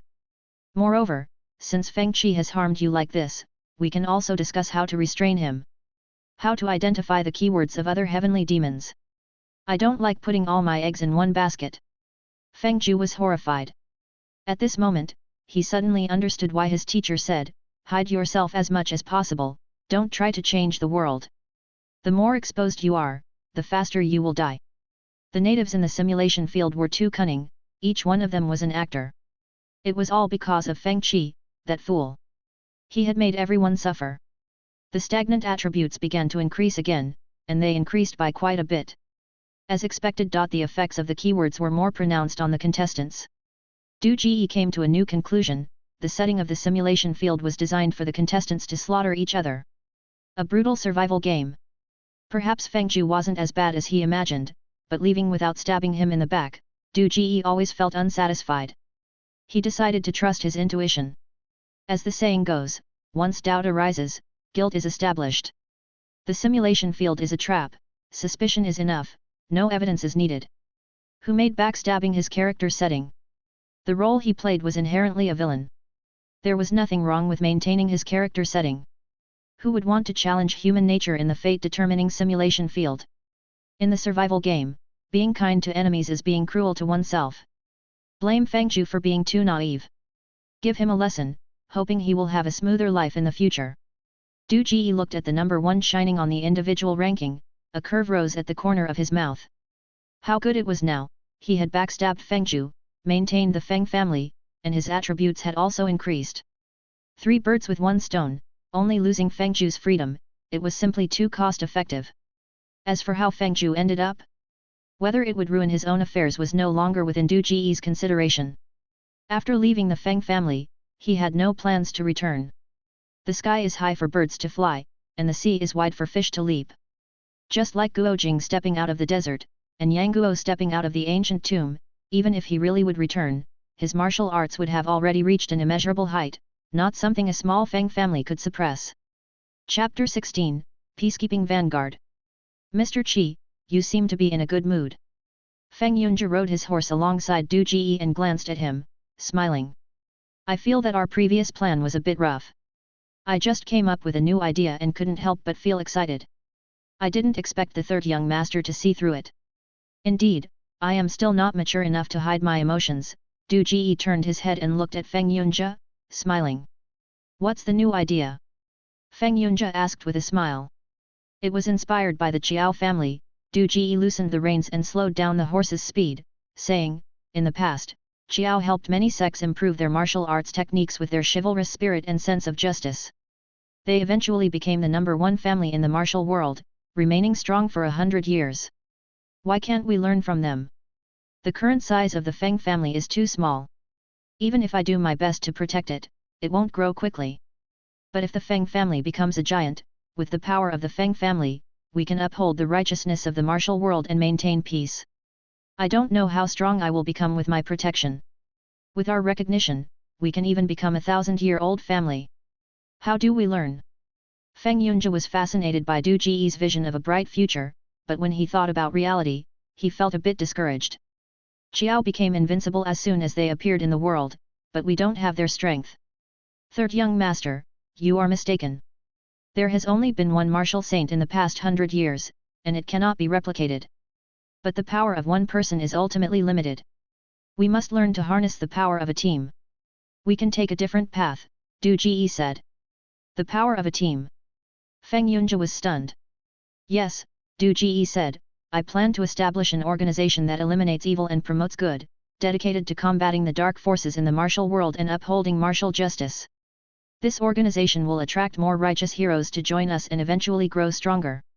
When the whole martial world recognizes us, our influence will be established. I have even thought of a name for this organization. It will be called the Peacekeeping Vanguard. The Peacekeeping Vanguard. Feng Yunjie was stunned. Yes, Du Ji said, to uphold martial peace and advocate for martial justice, abbreviated as the Peacekeeping Vanguard. But how do we attract righteous heroes? Feng Yunjie asked. Mr. Qi, this so-called Peacekeeping Vanguard has already separated from the Feng family, hasn't it? Feng Shii said. The voices of the two men almost sounded at the same time. One was puzzled, the other indifferent. Feng Yunjie suddenly realized the situation and frowned as he looked at Du Ji. Zhang Han glanced at Du Ji and quietly blocked his way on horseback. The three members of the Feng family formed a triangle, sealing off all of Du Ji's escape routes. Feng Shii looked at Du Ji and continued, Mr. Qi, are you planning to use the power of the Feng family for your own benefit? Second in command, you underestimate me. Du Ji seemed unaware of his predicament and smiled. For a martial family or sect to establish themselves in this world, what do they rely on? Martial arts. Isn't that the case? Feng Yunjie asked. Of course, martial arts are the foundation, that cannot be denied, Du Ji smiled and said, but besides martial arts, there must also be uniqueness. Let me ask you, why is the beggars sect the largest sect? Because there are many beggars in the world. Feng Yunjie asked in confusion. Yes, that is one aspect, Du Ji praised them and said, the threshold is low, as long as one is a beggar, they can join the beggars sect. This is professional unity. From no bag to 9 bags, there is a clear promotion ladder, providing suitable channels for advancement. After joining the beggars sect, even if one is a vagrant, they have basic living and security guarantees. This is comprehensive logistical support. He paused for a moment. This is the uniqueness of the beggars sect. When someone wants to provoke the beggars sect, they have to consider whether they can afford to provoke such a giant. Other sects are the same, like the Taishan sect, their members are all Taoists, occupying the religious aspect. The Cao gang controls water transportation. What does the Feng family have? Feng Yunjie fell into deep thought. Third young master, don't you even have a nickname in the martial world? Du Ji asked with a smile. Feng Yunjie awkwardly shook his head. Then have you found a common point among these famous sects? Du Ji asked again. Feng Yunjie shook his head again. Uniqueness, ideology, belief, Du Ji said, the beggars sect maintains professional integrity, Taishan guarantees religious integrity, Yimei sect is all female, ensuring gender integrity, the Blood Blade sect has assassins, meeting the needs of individuals with special psychological traits. These unique characteristics naturally attract similar people to join. Therefore, the Feng family must establish its own uniqueness. Only then can we take the first step towards becoming a 100-year-old, or even a 1,000-year-old family. Otherwise, even if I bring back secret techniques for the Feng family and recruit many heavenly demons, we will just be nouveau riche in a county town. A storm may come and we may lose everything. But what does this have to do with the peacekeeping vanguard? We can start from the Feng family. Feng Shii said. Second in command, a small family like ours cannot attract people with such a call. But a new organization is different, Du Ji said excitedly. This is called going public by borrowing a shell and developing separately. We start small, without any connection to any force in the martial world. When we gain reputation and the martial world recognizes the peacekeeping vanguard, at that time, if the Feng family joins, won't it still be the Feng family? Sometimes, large forces don't necessarily have to be in the open. What is the philosophy of the peacekeeping vanguard? Feng Yunjia asked. Didn't we just discuss it? Du Ji replied, justice. There's never a shortage of passionate young heroes in the martial world. That does make some sense. Feng Xiai pondered. Second in command, I won't harm the Feng family. Du Ji looked at Feng Xiai, shaking his head with a smile. After witnessing Feng Zhu's narrow path with glutton in the morning, Du Ji began to reflect on himself. Had he also been too narrow in his approach to peacekeeping? Then he thought of maintaining peace and justice, these broad and grand concepts, which obviously yielded greater rewards than protecting the interests of a small family. He even considered maintaining national sovereignty, but in this simulation world dominated by the martial world, the concept of a nation was greatly diluted. Unlike in the legend of the Condor heroes or demigods and semi-devils where there were grand causes of family and country, and no foreign invasions, he could only regretfully abandon the great ambition of maintaining national stability. Otherwise, he would have insisted on becoming a great hero like Guo Jing. Despite this, Du Ji felt that if he could maintain the peace and justice of the entire martial world, his achievement as the top player in the simulation field would be secure. The reason he didn't reveal this plan to the Feng family was because Du Ji preferred Feng Xiai, the imaginative one. After all, it was he who proposed the idea of destiny and filled in the gaps in his story. Feng Shiren was too conservative and shrewd, making communication with him too exhausting. Mr. Qi, where do we find people to join this so-called peacekeeping vanguard? Feng Yunjia asked the previous question again. Aren't we looking right now? If we can find other heavenly demons to join, that would be best. If not, we'll start working. Once we start and our reputation spreads, naturally, heroes will join. Du Ji said, didn't we just discuss the beggars sect? Their disciples are everywhere, controlling the power of public opinion. We can use the beggars sect to promote our reputation. Third young master, you don't need to worry about this. I will arrange how to execute it when the time comes. But who are we going to fight? Feng Yunjia asked awkwardly. None of the evil forces in the martial world are ones the Feng family can afford to provoke. Do not refrain from doing good because it is small, nor do evil because it is small. Du Ji smiled. Third young master, streams gather to form the sea, specks of dust accumulate to form mountains. The local tyrants who bully and dominate the market, the bandits who block roads and occupy mountains, aren't they evil forces too? Start with small things, it's the same to start with them. Chapter 17, Capture. Liuyang City is located on the Yangtze River and is the center of canal transportation. It is a super-large city with a developed economy and a population of hundreds of thousands. It is the territory of the Iron Palm Gang, but the 5 gates and 3 sects also have their own industries or residences here. The streets are bustling with people, and you can see martial artists carrying knives and swords everywhere. Du Ji and his group are not conspicuous among the crowd. Along the way, listening to Feng Yunjia's introduction to Liuyang City, Du Ji observed the different customs and was even more amazed by the simulation field. It's so realistic. What kind of technology can create such a world? And such a world is only used for assessment. It's really extravagant. If game developers on Earth had this ability, they would become the richest in the world in minutes. Mr. Qi, the Xingyu Tower ahead is our Feng family's property. Let's stay there, have something to eat, and discuss our plans. Feng Yunjia said, the people sent by my father to find the heavenly demon should also come here as their first stop. It's been a night, I don't know if they have gathered any information. Liuyang City is such a big city, there are not many in the entire Daqian, let alone Feng family's small county town, where there are you and Fengzhu, there should be more in Liuyang City. Possible. Du Ji nodded, he had been paying attention to the total number of participants in the simulation field. From last night until now, there are still over 650 players left in the simulation field. 160 people were eliminated overnight. It has to be said that the simulation field is a ruthless meat grinder that doesn't follow any rules. He was relatively merciful and spared Fengzhu's life. Otherwise, last night, Feng Zhu would have become one of the more than 100 disappeared people.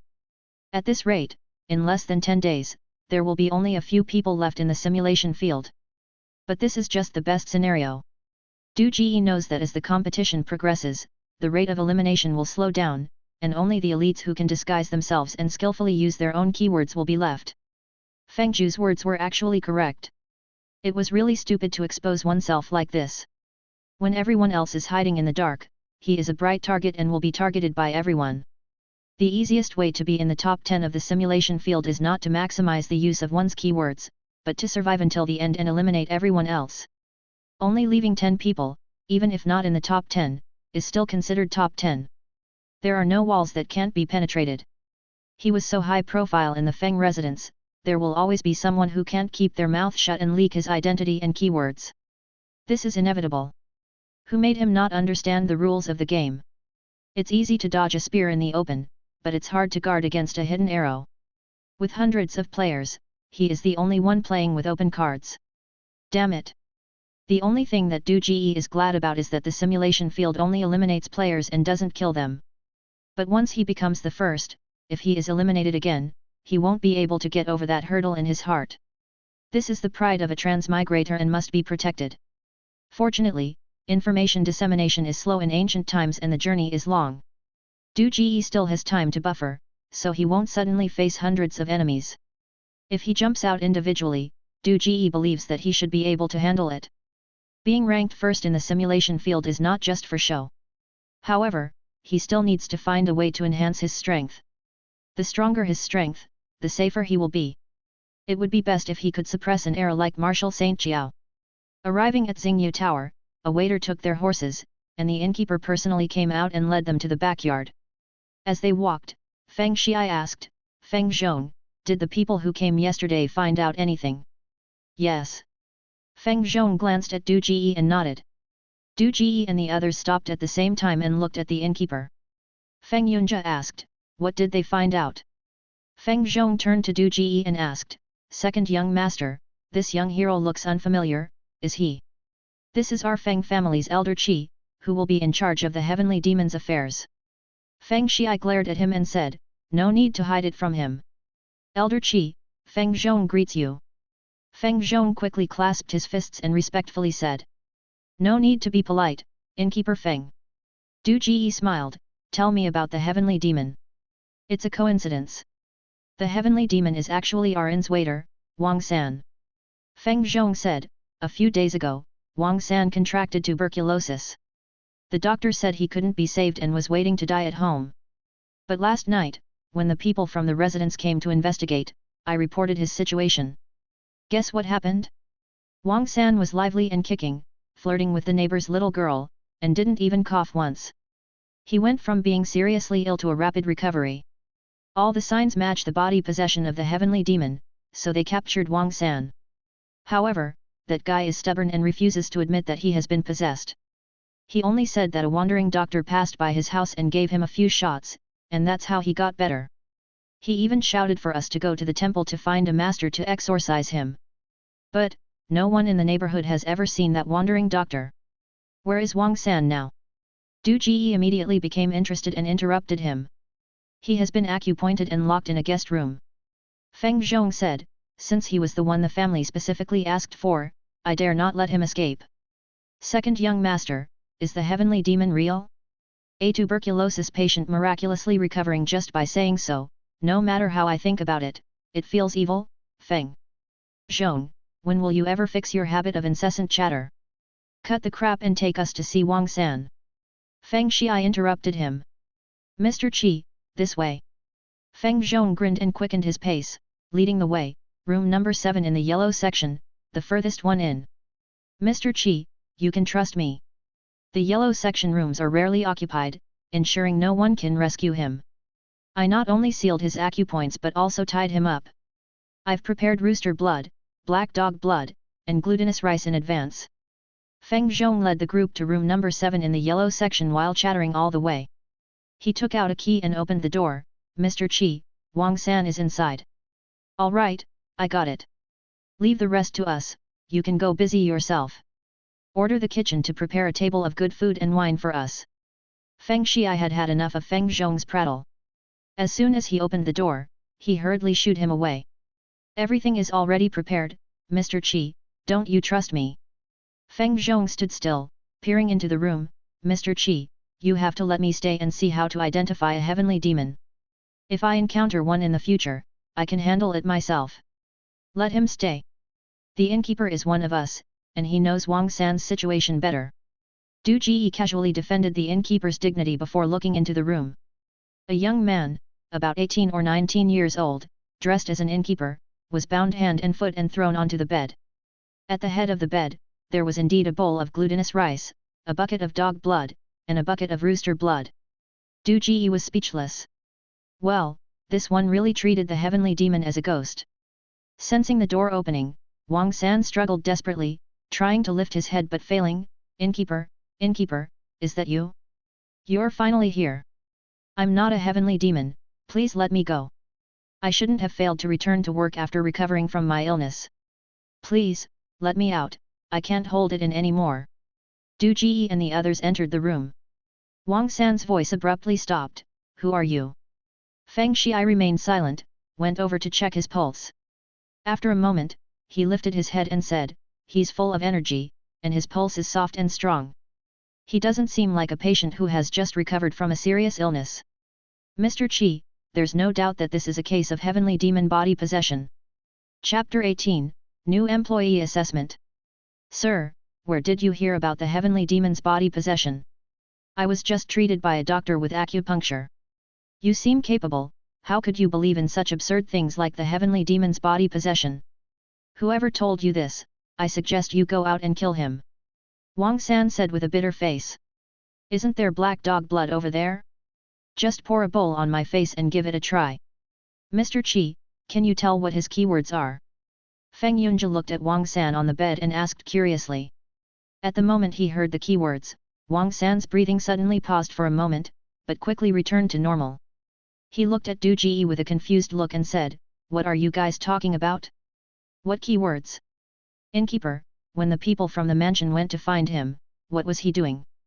Du Ji, with his keen senses, had already determined his background from his micro-expressions and smiled as he turned to ask. He was flirting with the neighbor's little girl, Feng Zhong said. Flirting? Du Ji looked at Wang San on the bed and smiled. Then it must be related to love. Let me guess what your keyword is. Romance? Love? Sweet talk? Infatuation? Affection? Casual? Mr. Qi, I don't know what you're talking about. I'm just an innkeeper. Wang San said. Why don't you believe me? Isn't there black dog blood over there?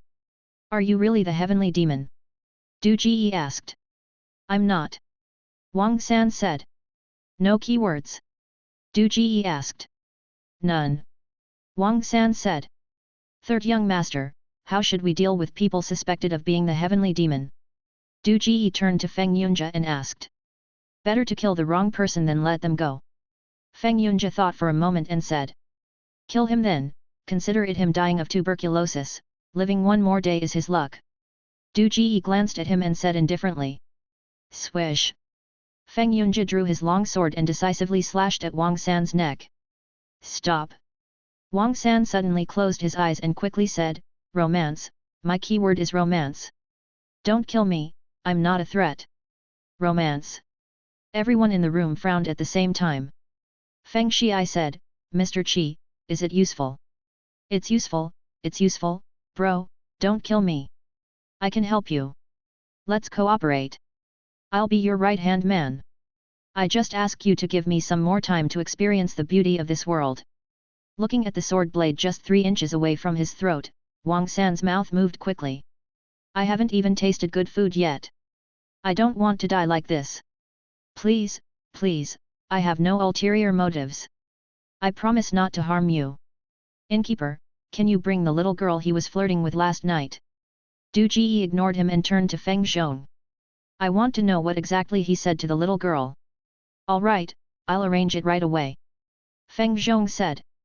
No. Wang San's demeanor suddenly wilted. He looked at Du Ji and suddenly asked, Brother, is it raining today? Du Ji was stunned for a moment, then immediately understood what this random question meant. So this was their secret code. He couldn't help but cry and laugh. Cheaters like this could be found in any kind of exam. Du Ji asked, how should I answer that? It's not raining today, it will rain the day after tomorrow. Wang San sighed and said dejectedly. Now you can tell me your real keyword. If it's useful, we can cooperate. Du Ji said, Wang San, this is your last chance. Think carefully before you answer. Sickly adorable, my keyword is sickly adorable. Wang San said with a gloomy face, revealing another keyword. Sickly adorable. Du Ji was stunned, looking at the ordinary-looking Wang San on the bed, almost asking why you chose someone with this appearance for such a keyword? But soon, he understood the reason. Closed book exam. Body possession first, then the given keywords. Damn it! This not only tested acting skills but also luck. Fortunately, his keyword was maintenance. If he had been assigned a keyword similar to sickly adorable, he would have eliminated himself. He wouldn't be able to act out that kind of madness and perversion at all. What does sickly adorable mean? Feng Xiai asked. It means someone who is sick and weak. Feng Yunjie said, otherwise, why would he possess someone with tuberculosis? Du Ji glanced back at the two of them without saying a word. Brother, I really didn't lie to you this time. Wang San looked at Du Ji and pleaded, although my keyword is a bit weak, I can still grow and help you. Two people are always stronger than one, right? You didn't attack me as soon as we met because you wanted to cooperate with me, right? Alright, you can stay. Du Ji remained silent for a moment and said. Thank you, brother. Wang San was overjoyed and looked at Feng Zhong again. Innkeeper, didn't you hear? Brother agreed to spare me. Why don't you untie me? Feng Yunjie swung his sword, cutting the rope on Wang San's body, and Feng Xiai released the acupoints for him. Wang San sat up, rubbing his arm to stimulate blood circulation. He looked around at everyone in the room, then his gaze fell on Du Ji again. Bro, what's the plan next? I'll follow your lead. I want to build a team, and no one in the team can be weak, Du Ji said. If you want to join, you must show potential and value. I don't keep useless people in my team. Value? Is this a test for me? Wang San asked. Yep. Du Ji nodded. Wang San looked around the room, slightly frowning. Bro, don't we have any women in our team? Not for now, Du Ji replied. Oh.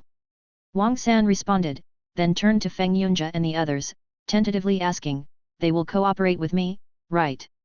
Yep. Du Ji glanced at the people in the room without expression and nodded. He had to keep Wang San. Firstly, to give an explanation to the Feng residents, and secondly, to see how he would portray a sickly adorable character, learning from his acting experience in case he encountered similar keywords in the future. Wang San gave a slight smile, looked at Feng Yunjie, coughed twice to clear his throat, and tried to change his voice. Little brother, I like you.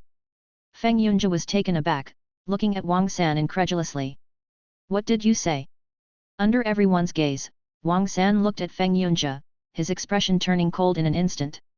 He reached out to touch Feng Yunjie's face, but seeing the long sword in his hand, he withdrew his hand. He just looked at him with adoring eyes, his voice changing in an instant. Yes, you heard right, I like you. The moment you entered the room, I took a liking to you. But, I have a strong possessiveness, I don't like others touching my things. I also believe that what's mine, others can't take away. Ha ha ha, you look so cute right now. Du Ji was stunned. Damn, was it that blunt? Feng Xiai and Feng Zhong were petrified on the spot, looking at Wang San, their facial muscles twitching unconsciously. Feng Yunjie's face turned extremely ugly in an instant, goosebumps visibly rising on his skin. His hand gripping the sword tightened as if he was about to slash at Wang San's neck the next second, but fortunately, he still had his sanity and restrained his impulse. He turned his head to look at Du Ji, his eyes full of confusion. Wang San, have you gone mad? Feng Zhong scolded. Do you know who he is? He is the third young master of the Feng family. Feng Zhong, from now on, please call me Mu Haoran. Wang San turned to Feng Zhong, maintaining his previous tone and voice. Cough. Du Ji finally couldn't help but cough. Wang San, hold on a second. Before you play the sickly adorable character, I suggest you mess up the innkeeper's clothes first. Your acting skills are great, and your voice is great, but this outfit, coupled with your looks, honestly, it's quite distracting, it hurts the eyes. Feng Yunjie let out a sigh of relief. Wang San looked down at his clothes, gave a wicked smile. Little brother, wait for me. I'll come to you after I change my clothes. Chapter 19, Feng Xi's Concerns. Wang San was taken by Feng Zhong to change clothes, and Zhang Han accompanied them to monitor. Du Ji and the Feng clan's uncle and nephew went to a private room to have a meal. During the meal, Feng Yunjie, whose ideology had suffered a great impact, hesitated for a moment before finally couldn't help but say, Mr. Qi, do you really want to keep Wang San? What's wrong? Du Ji was still reminiscing about Wang San's sickly adorable behavior. Although his words and actions were a bit overwhelming when performed in the identity of an innkeeper, it had to be said that he quickly entered the realm of being abnormal. If all the participants in the simulation field were like this, he began to doubt whether the peacekeeping vanguard could be formed. However, after a moment of thought, people are complex beings. If a person's character is only defined by one keyword, and that keyword is also linked to their growth, then it's hard for that person not to be abnormal.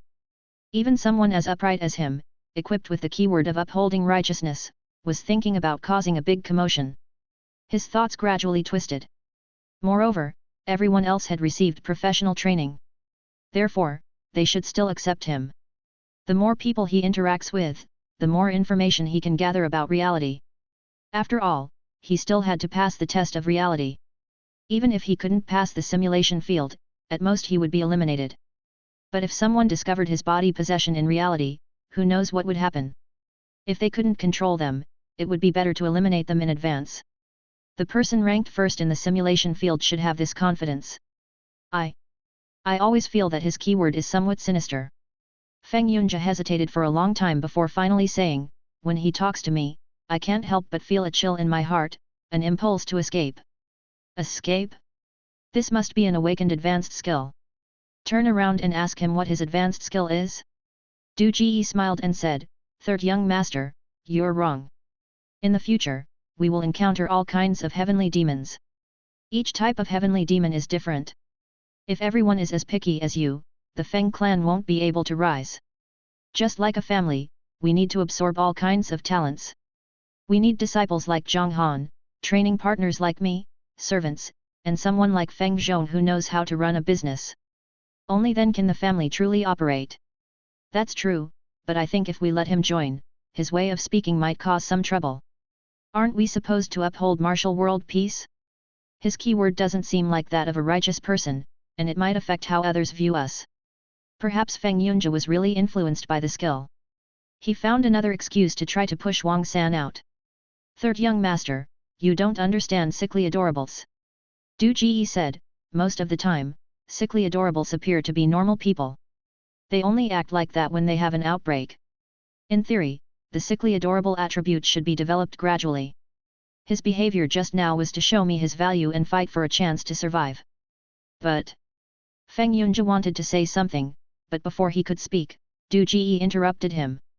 Third young master, sickly adorables are not as terrifying as you imagine.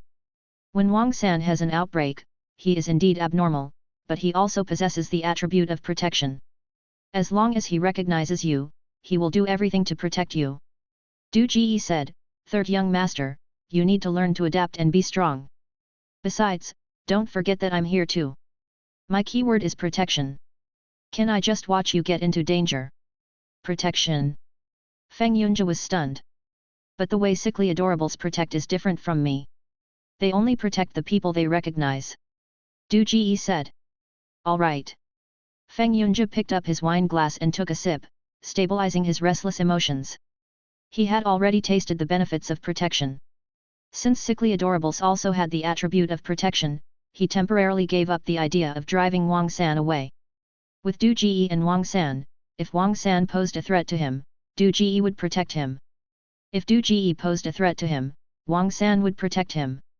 Double protection, safer. Feng Yunjie was introduced to a sickly adorable. Wang San was protected, and Feng Yunjie was betrayed. Du Ji enjoyed the pleasure of double attribute enhancement and regained his confidence. In this moment, he believed that the combination of protection and betrayal was invincible. After all, no matter what he did, he couldn't go wrong. Mr. Qi, with so many heavenly demons in the team, can you suppress them all by yourself? Wang San was targeting Feng Yunjie, while Feng Xiai, apart from being overwhelming, had no other special feelings. He had other concerns. In less than 2 days, the Feng clan had encountered 3 heavenly demons. The increase in their numbers seemed too fast, and these heavenly demons seemed a bit too unconventional. He couldn't imagine what the Feng clan would become after recruiting such a group of heavenly demons. Second in command, you've seen it too. How difficult it is for other heavenly demons to match their attributes. I'm the fastest to grow, so suppressing them is definitely not a problem. Du Ji said. The peacekeeping vanguard won't be composed entirely of heavenly demons, right? Feng Xiai asked again. How is that possible? There are only a few heavenly demons. We also need to recruit normal heroes from the martial world to balance the heavenly demons. Du Ji saw through Feng Xiai's thoughts and smiled. Second in command is worried that the Feng clan won't be able to control us in the future and lose the initiative, right? That's right, I do have this thought. Since he was seen through, Feng Xiai no longer beat around the bush. Mr. Qi, I'm not only worried about the heavenly demons, but also the other heroes you recruit. Your martial skills are even better than mine. Can you really maintain control over the peacekeeping vanguard? Because of Wang San's matter, Feng Yunjie had been absent-minded, eating his food in silence. Only when he heard Feng Xiai's words did he raise his head and look at Du Ji. Second in command, you're overthinking it. The quality of our team can only handle small matters. Heroes who look down on us won't join us, just like how you wouldn't join street thugs to collect protection fees. Experts won't lower themselves. Du Ji shook his head with a smile. When we make a big move, that's when we'll attract experts. By then, my strength will naturally rise, and I won't be afraid of them. Mr. Qi doesn't need to be afraid, but what about the Feng clan? The Feng clan doesn't have any experts. Feng Xiai said. Du Ji was stunned for a moment, then smiled and said, so second in command never considered me as one of your own from the beginning. Feng Xiai said, Mr. Qi, that's not what I meant. Second in command, there's no need to explain. I haven't made any substantial contributions, so it's normal not to trust me. However, as the saying goes, the road tests a horse's strength, time reveals a person's heart. I will prove myself with actions and make the Feng family truly recognize me, Du Ji said seriously. As for the issue that second in command is worried about, I have mentioned the solution before. Perhaps second in command has forgotten. Did you? Feng Xiai asked. Stealing secret manuals, stealing miraculous pills, Du Ji laughed. Second in command, you're not going to tell me that there are no miraculous pills in the martial world that can enhance one's power, right? As I've said before, maintain for a day, maintain for a lifetime. Only when the Feng family is strong can I be strong. I will not give up on the interests of the Feng family. He still hasn't given up on the idea of stealing other people's secret manuals. Feng Yunjie couldn't help but say, Mr. Qi, doesn't stealing secret manuals conflict with maintaining peace and justice? If others find out that the peacekeeping vanguard is doing these things behind the scenes. Third young master, maintaining martial world peace does not conflict with protecting the interests of the Feng family. Du Ji glanced at him and laughed. Who said that there are no treasures in the evil forces? Don't worry, Rome wasn't built in a day. We'll take it step by step, and in the end, we'll have everything. Are we still going to the Iron Palm Gang? Feng Xiai asked. Of course, but let's wait and see if there are any other gains in Liuyang City, Du Ji said. We also need time to coordinate with Wang San. At the mention of Wang San, Feng Yunjie reflexively shivered, his wine glass shook, and wine spilled all over the table. Feng Xiai looked at his own son and frowned, dissatisfied. Yunjie, it's just Wang San who said a few strange things. He can't even beat Feng Zhong, what are you afraid of? If you're like this, how will you lead the peacekeeping vanguard in the future? Feng Yunjie knew that his reaction was inappropriate. He looked at Feng Xiai, wanting to explain but not knowing where to start. In the end, he could only pretend to be strong. Uncle, I won't do it again. Chapter 20, The Fear of Charm. After an hour, Wang San returned with Feng Zhong. Wang San changed into a black outfit and even put on some makeup. He looked completely different, with slightly messy hair and a strand of hair falling in front of his eyes. He used some unknown cosmetic to deepen the hollows under his eyes, making his face pale. He appeared gloomy and unhealthy. "Young brother, I'm back. I really wish it was you who helped me choose clothes just now. Let's never be apart again. It makes me uncomfortable to think of you having meals with others. You belong to me, and I only want to have meals with you." Wang San's eyes lit up when he saw Feng Yunjie. He stared at him affectionately, as if he was the only person left in the world. Feng Yunjie's hair stood on end, and he instinctively took a step back, wanting to escape.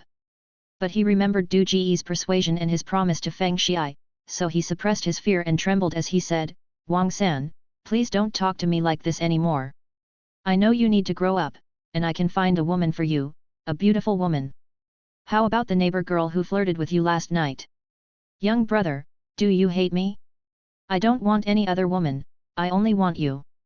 Don't give up on me, I know you're not that kind of person." Tears streamed down Wang San's face as he looked at Feng Yunjie. In an instant, he seemed to lose his vitality. He took a step forward, wanting to grab Feng Yunjie's arm, and anxiously said, "Young brother, this can't be your intention. They forced you, right? Who is it? Is it him? Or him?" He looked at Feng Xiai first, then at Zhang Han. Feng Xiai frowned.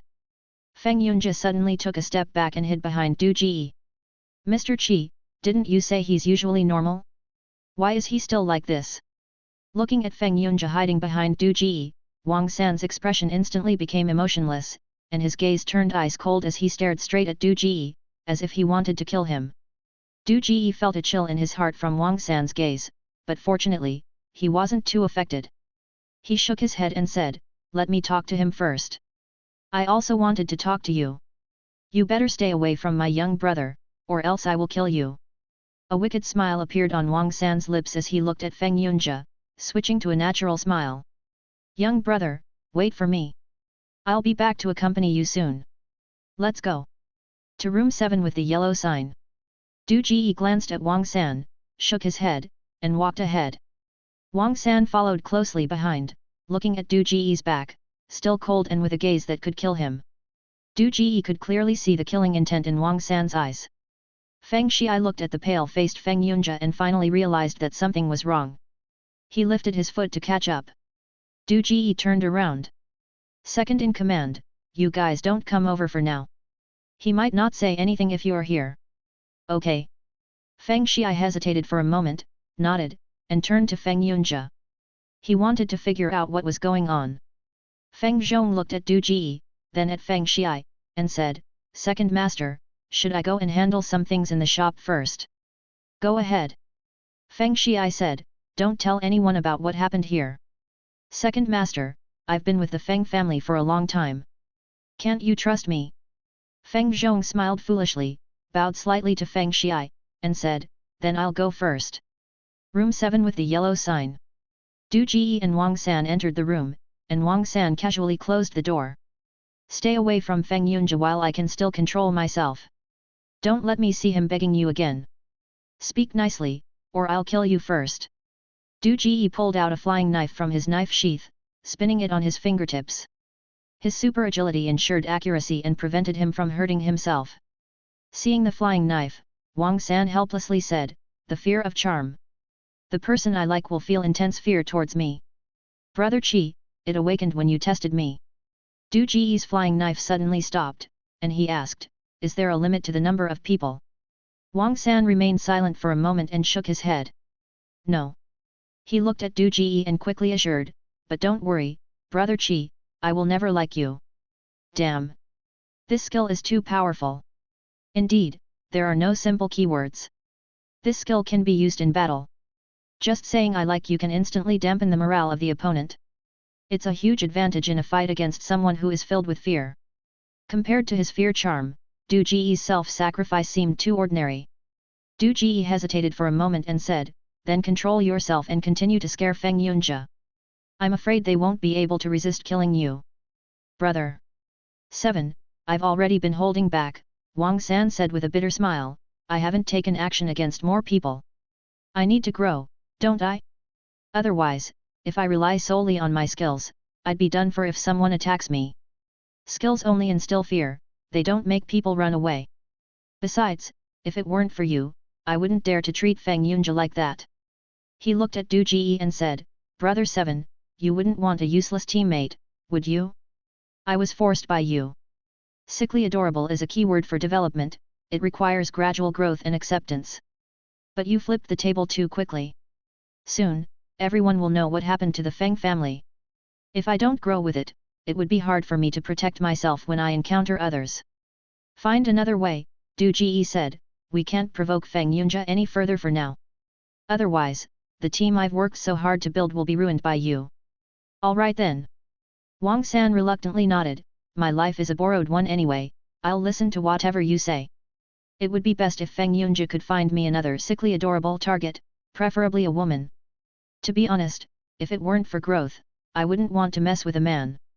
But, Brother 7, what's your keyword, daring to cause such a big commotion? Preservation, Du Ji said. Wang San's eyes bulged out in disbelief, preservation? Not chaos, destruction. Preservation, Du Ji repeated. I give up, you're amazing, Wang San gave a thumbs up, clicking his tongue in admiration, wow, a support keyword daring to do this, I'm impressed. I give up, boss, you're not aiming to win, you're just here for the thrill, aren't you? If there's no chaos, what am I preserving? Du Ji glanced at him, in any case, you need to hold back for now. When I'm capable of controlling the entire team, you can let loose. Don't worry about your safety, I'll protect you. Okay, I understand, Wang San nodded, his mood dropping significantly. Clearly, Du Ji's preservation had made him lose faith in the future. Chapter 21, Sickly Adorable's Daily Life. I don't know what kind of psychological construction Feng Shi did for Feng Yunjie. When he saw Wang San again, he was able to maintain his composure and not tremble. But when he walked with Wang San, the hand holding the sword still proved that he still lived in fear. Poor child. After being warned by Du Ji, Wang San restrained himself a lot and no longer openly expressed his love for Feng Yunjie. He switched to another way. He secretly collected Feng Yunjie's personal belongings, such as dropped hair, and occasionally hid in a corner, obsessively looking at Feng Yunjie's belongings, making strange giggles. He would warn all the comrades, servants and others who had contact with Feng Yunjie to stay away from his little brother. He would also spread out rice paper and draw a portrait of him and Feng Yunjie together. However, Wang San's painting skills were poor, and only the outlines could be vaguely seen. He had to label the names of the two people on the portrait and write some strange words on it, such as I can give everything for Yungage, anyone who harms Yungage must die, look at me, you are not allowed to look at others, and so on. Feng Yunjie accidentally saw the content of Wang San's portrait and almost collapsed. He immediately came to find Du Ji with bloodshot eyes, Mr. Qi, I can't take it anymore. Can't you send him back to the Feng family? If this continues, I'm afraid I won't be able to resist killing him. Third young master, endure for now. Wang San still has great use. Hasn't your second uncle found a suitable woman for him? Du Ji said, once we find a suitable woman, you will be relieved. Feng Shi sent Zhang Han back to the Feng family to help Wang San find a woman. Wang San's destructive power was too great. Even Feng Yunjie was scared by him. Finding a random woman would probably make her collapse in 1 or 2 days. It would be a burden to keep her in the team. They needed to find someone who could control Wang San, be loyal to the Feng family, and be helpful to the team. In this case, the female disciple of the Feng family's direct lineage became the best choice. Third young master, are you really not considering protecting Wang San? Du Ji asked. Feng Yunjie shook his head desperately, Mr. Qi, I only need you. Ah. Du Ji sighed with regret and said, Third young master, you have no idea what you have lost. Just consider me unfortunate. Feng Yunjie said, Mr. Qi, can you tell Wang San not to do those things anymore? Even if he wants to grow, it doesn't have to be in just 1 or 2 days. For Heavenly Demon, growth must be seized day and night. We must be prepared for any crisis that may occur at any time. For the overall interests of our team, I cannot agree to your request. Du Ji shook his head, Third young master, he hasn't really harmed you. You can pretend you didn't see it. He's like a ghost, appearing out of nowhere. How can I pretend I didn't see it? Feng Yunjie roared hysterically, then his voice softened, Mr. Qi, I beg you, let him calm down for a while. In one day, tomorrow, my father will send my junior sister to him.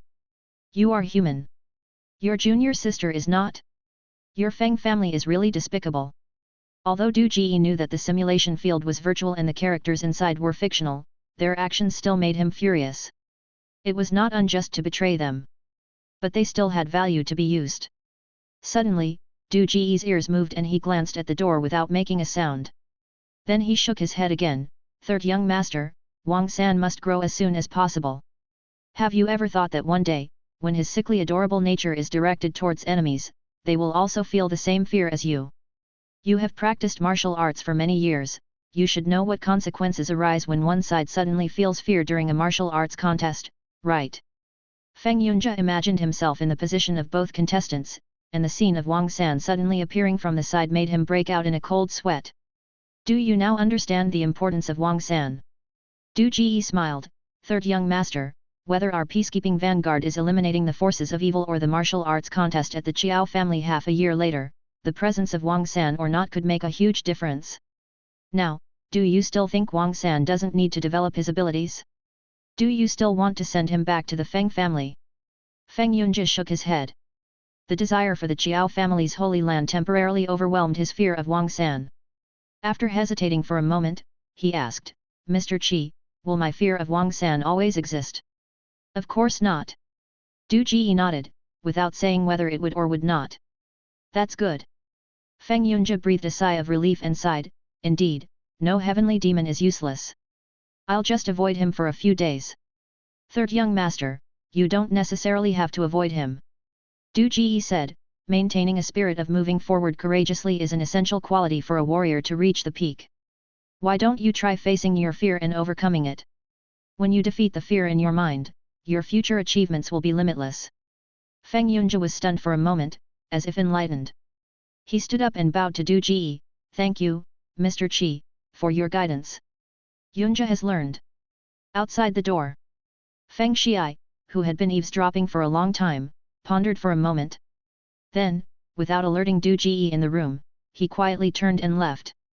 He came to find Du Ji for Wang San's sake. Feng Xiai felt that the neurotic Wang San had too much influence on Feng Yunjie. If it continued, it could leave a shadow in Feng Yunjie's heart, which would be extremely detrimental to a warrior's growth. But now, after eavesdropping on Du Ji and Feng Yunjie's conversation, he changed his mind. Feng Yunjie was too smooth. Perhaps keeping Wang San would be a tempering for him. And Feng Xiai was also certain of one thing, Du Ji was really always protecting the interests of the Feng family and had not changed because of Wang San's addition. That was enough. Feng Yunjie left. Du Ji continued to practice, waiting to see if the people sent by the Feng family could find other participants who entered the simulation field in Liuyang City. Wang San's appearance had shown him a new way of fighting. If he could find new contenders and convince them to join his team, his upcoming plans would go much smoother. As for visiting the Iron Palm Gang and such, Du Ji was in no rush. Those were all just to deceive the Feng family and lower their guard. Of course, if he only had one keyword to maintain, then all his plans would be real. He would fully protect the Feng family and grow step by step. Because for peacekeeping, changing masters is equivalent to betrayal, which would cause his personal attributes to drastically decrease, just like Wang San who, despite being threatened, was unwilling to change his words and actions. Du Ji couldn't afford such consequences either, but he still had a backstab. Therefore, maintaining the interests of a third-rate family was not the optimal solution. After all, betraying them would not only result in no loss, but also bring great benefits. Peacekeeping, job hopping, peacekeeping again, job hopping again. Continuing this cycle was his optimal solution for growth. Even if he really wanted to establish the peacekeeping vanguard, it shouldn't be the powerless Feng family. It should be one of the 3 gates or 5 sects, where he could find bigger investors. Only a fool would take one step at a time and follow the rules. The Iron Palm Gang, which was a notch above the Feng family, was actually Du Ji's second chosen master. However, the gang leader of the Iron Palm Gang, Chu Yuanlang, was a top-notch expert. With numerous gang members under him, Du Ji wouldn't take the risk without being sure he could retreat unscathed. At least he needed to build up his own team, let Chu Yuanlang see the strength of the heavenly demon, and then when he switched sides, he would have persuasive power. At present, Du Ji's biggest enemy was the other contenders in the simulation field. When he left the Feng family, he felt that the road was long and the mountain high, and there was buffer time for him to grow. But Wang San's fear of the delicate situation made him feel a sense of crisis again. Chapter 22, Whip Dipped in Iodine.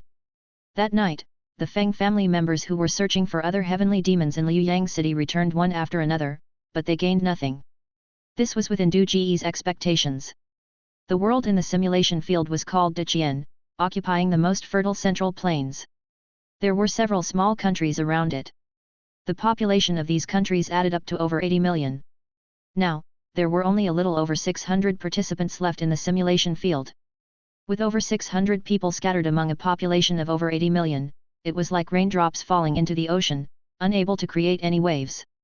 Even if the participants focused on selecting sects or big cities, there were only 5 or 6 people from the Feng family searching in the vast Liuyang city. Finding 5 or 6 people hidden in Liuyang city, who had possessed the bodies of the locals and possessed their memories, was like finding a needle in a haystack. Running into Wang San was already a stroke of luck for them. Not finding any other heavenly demons, Feng Xi comforted them for a few words and sent them to rest. Du Ji and the others also rested. Their rooms were next to each other, with Feng Yunjie beside them. Next to Feng Yunjie was Du Ji, and next to Du Ji was Wang San. Next to Wang San was Feng Xi. Wang San was a new addition, and Feng Xi didn't trust him.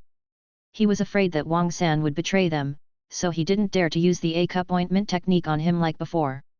He could only prevent him from escaping by keeping an eye on him. The several disciples searching for heavenly demons slept in the opposite rooms, with 2 guards left. With such tight surveillance, the possibility of Wang San, who had no martial arts skills, escaping was almost non-existent. Du Ji made his calculations, and the Feng family made their calculations as well. However, things in the world were unpredictable, and hardly anything went smoothly according to plan. An unexpected event occurred that night. In the middle of the night, while rushing on the road and practicing martial arts, Du Ji, who was half asleep, was suddenly awakened by 2 short groans.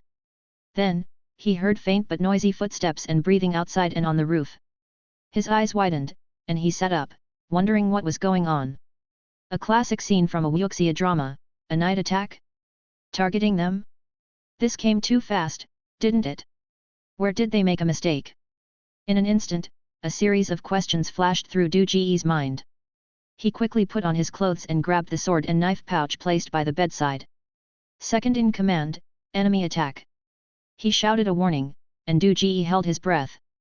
The night was dark, but with his heightened senses, his ability to see in the dark far surpassed that of an ordinary person.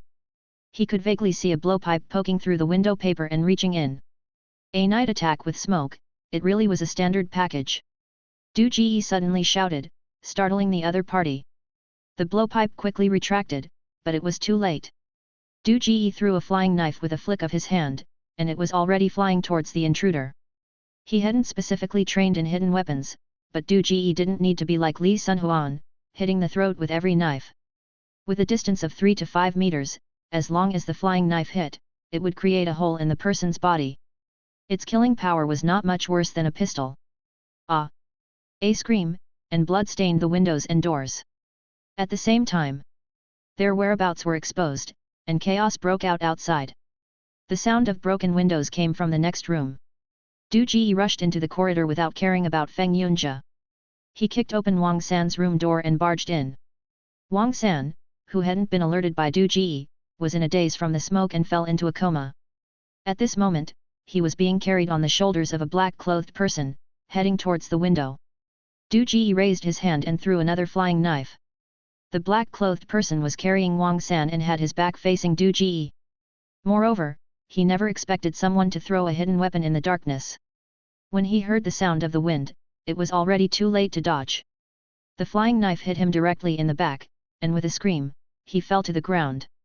Just as Du Ji was about to go over and check on Wang San's condition, the personal information suddenly flickered. He raised his hand and opened the personal information. There were no changes in the other sections, but there was an additional entry in the advanced skills. Backstab: when attacking someone from behind, you have a speed bonus. The higher your attributes, the greater the bonus. Fuck? Advanced skills aren't supposed to be one that can be continuously developed? New skills will be born when the conditions are met? Du Ji was stunned for a moment, then ecstatic. If he had known this earlier, he would have stabbed someone in the back with a flying knife. Backstab, although it restricted the direction of attack, it was not like the previous two purely supportive skills. It at least added attack power. This skill was great. Outside the window, someone heard the commotion inside the room and peeked in. Du Ji raised his hand and threw a knife, but the person's head shrank back and avoided it. Obviously, their kung fu was better than the person in the room. At this moment, chaos broke out outside. Feng Shiai's voice of panic came, "Iron Sand Palm? Are you people from the Iron Palm gang? The Feng family has no grudges with you. Why attack Xingyu Tower at night? Finish the fight quickly. Besides the heavenly demon, leave no one alive." Another unfamiliar voice came, followed by torches being lit outside, illuminating the night. Iron Palm gang? Heavenly demon? It turned out they were here for them. The Feng family was small and usually went unnoticed. It shouldn't have been exposed so quickly. There was a traitor. Du Ji instantly understood the reason.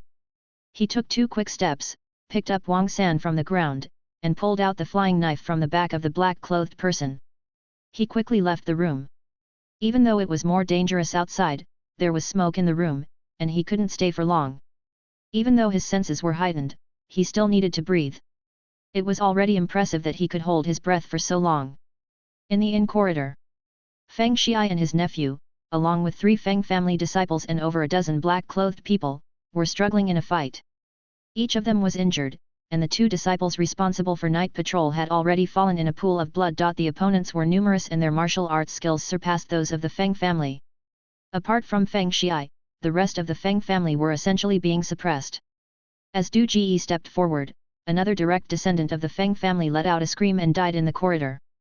The corridor was narrow, and a group of people were squeezed together. Throwing a flying knife could easily hurt one's own people. Du Ji decisively threw Wang San to the ground, drew his long sword, and aimed at the back of a black-clothed man who was attacking Feng Yunjia, stabbing him with his sword. The black-clothed men were well trained and coordinated with each other. Seeing Du Ji draw his sword, a nearby black-clothed man withdrew from the fight to intercept Du Ji. But the speed of the sudden stab from behind was too fast.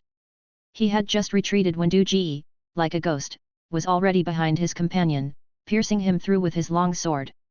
His eyes bulged out in shock. "Hall Master, there's an expert." Hearing this, several of the black-clothed men who were attacking others immediately split off and surrounded Du Ji, intending to take him out first. Cursing his bad luck, Du Ji quickly pulled out his long sword and said to the approaching black-clothed men, "You can't kill me, I'm the heavenly demon. You need to keep me alive."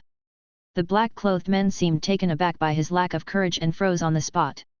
One of them looked at Du Ji and said, "If you are the heavenly demon, drop your sword and we'll spare your life." Du Ji suddenly looked behind him with a look of surprise on his face. The black-clothed man quickly turned around, but there was no one behind him. Realizing he had been tricked, it was too late to turn back. He lunged forward, but it was already too late. A sharp pain in his chest, the gleaming tip of a sword pierced through his chest. He managed to utter the word despicable before he collapsed to the ground, dead with his eyes wide open. After the successful backstab, a warm current spread throughout Du Ji's body, his attributes gradually increasing. Seeing their companion killed by a sneak attack right under their noses, the remaining men were filled with grief and anger, raising their swords and slashing at Du Ji. As Du Ji parried with his sword, he said, "I'm the heavenly demon, you can't kill me." "I'll kill the heavenly demon," one of them said, his eyes red with rage. "Don't be impulsive. If you kill me, your people will have died in vain," Du Ji said. "When you go back, do you think the gang leader will spare you?" Their attacks faltered, and the weapons that were originally aimed at Du Ji's vital points were redirected to his arms and legs, places where he wouldn't die. The force was noticeably lighter. They couldn't kill him, but injuring him was just as good. These men weren't so gullible as to stop attacking because of Du Ji's words. But fighting like this was inevitably restrictive, and they were all extremely frustrated. Du Ji seemed to have eyes in the back of his head. He was already at ease when he was surrounded, and now his pressure was greatly reduced. He easily blocked the swords aimed at him and said to the crowd, "This is the right way. Killing and capturing are two different things. Don't ruin the Iron Palm Gang's plan because of a moment of impulsiveness. If the mission fails and you get yourself involved, it's not worth it. The dead are gone, the living need to continue living. You have to look on the bright side of things. The one on the left, swing your sword a little less wide. It's okay if you hurt me, just don't hurt your companion. Chapter 23, Battle Style Changed by Heavenly Demon. Is this guy crazy? It's obvious, no need for you to say. It was a normal situation, but after Du Ji said it, it sounded weird. We are clearly enemies, why do you care? If you're really a good person, put down your sword and let us capture you, okay? The black-clothed men who were attacking Du Ji were getting more and more annoyed. Unfortunately, they couldn't kill him because there were so many of their comrades watching.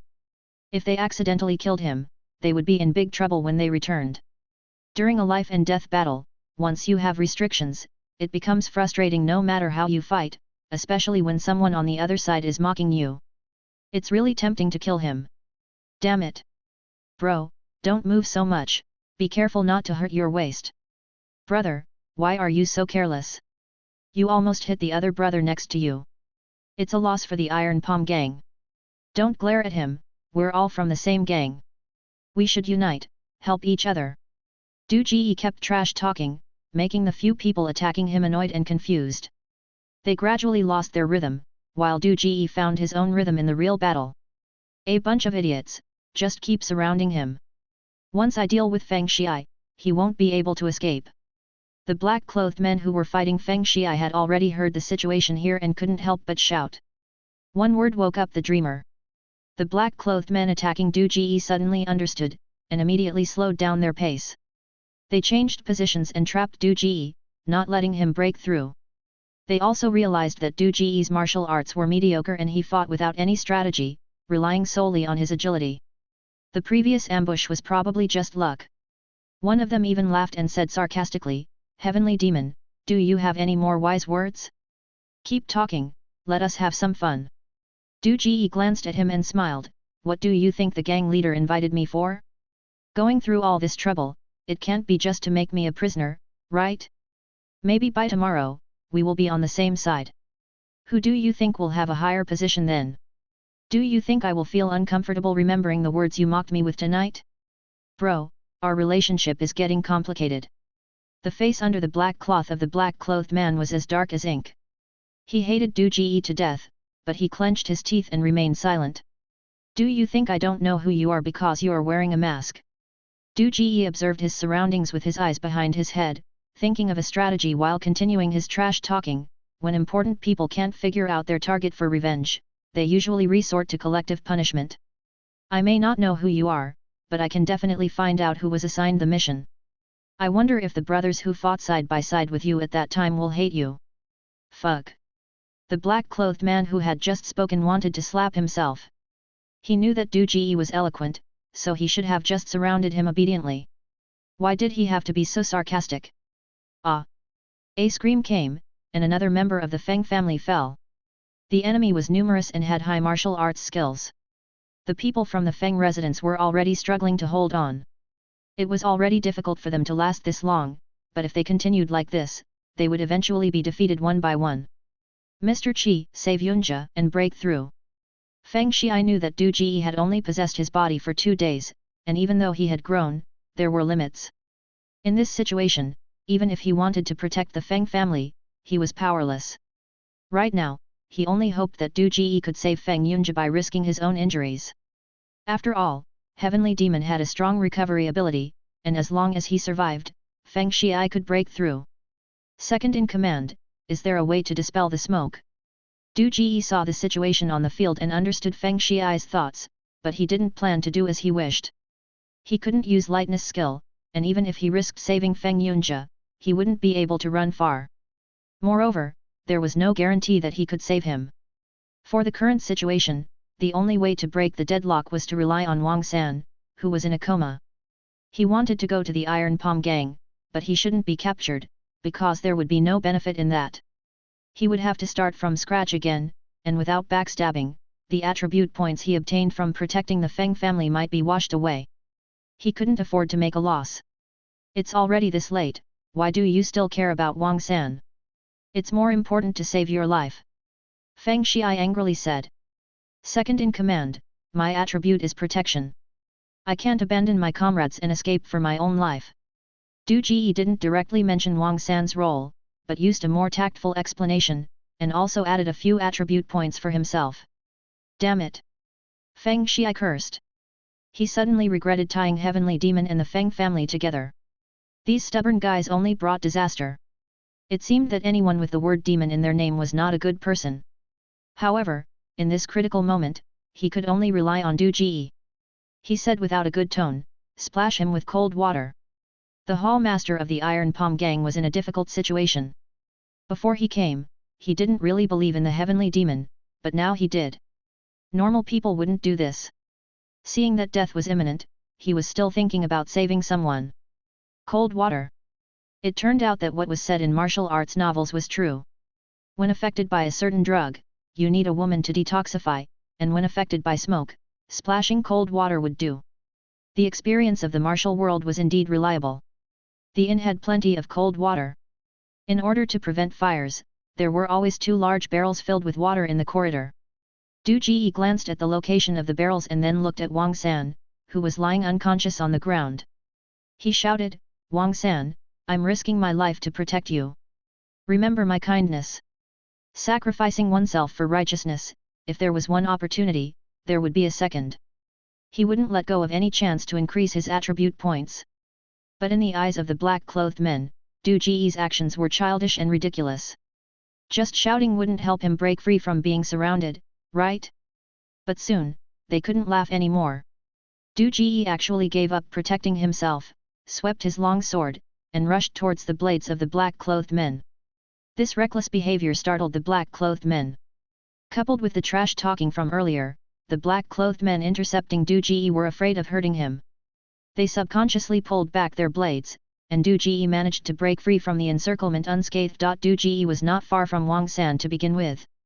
After breaking out of the encirclement, he rushed to Wang San's side in a few strides, picked him up, and shouted, he is also a heavenly demon, we can't harm him. Then, with a backward swing of his long sword, he forced back the black-clad men who were chasing after them. After rushing forward a few more steps, he threw Wang San into a water tank. Splash! Water splashed everywhere. Wang San jolted awake, looking around in confusion, unsure of what had just happened. Du Ji stood guard in front of the water tank. Wang San, there's a traitor in Xingyu Tower. Whether you live or die depends on your performance. Take them down one by one, leave no survivors. Understanding dawned on Wang San. He aimed at one of the black-clad men attacking Du Ji, retracted his chin, rolled his eyes upward, and chuckled eerily, Big brother, I like you so much. You can't be infatuated with anyone but me.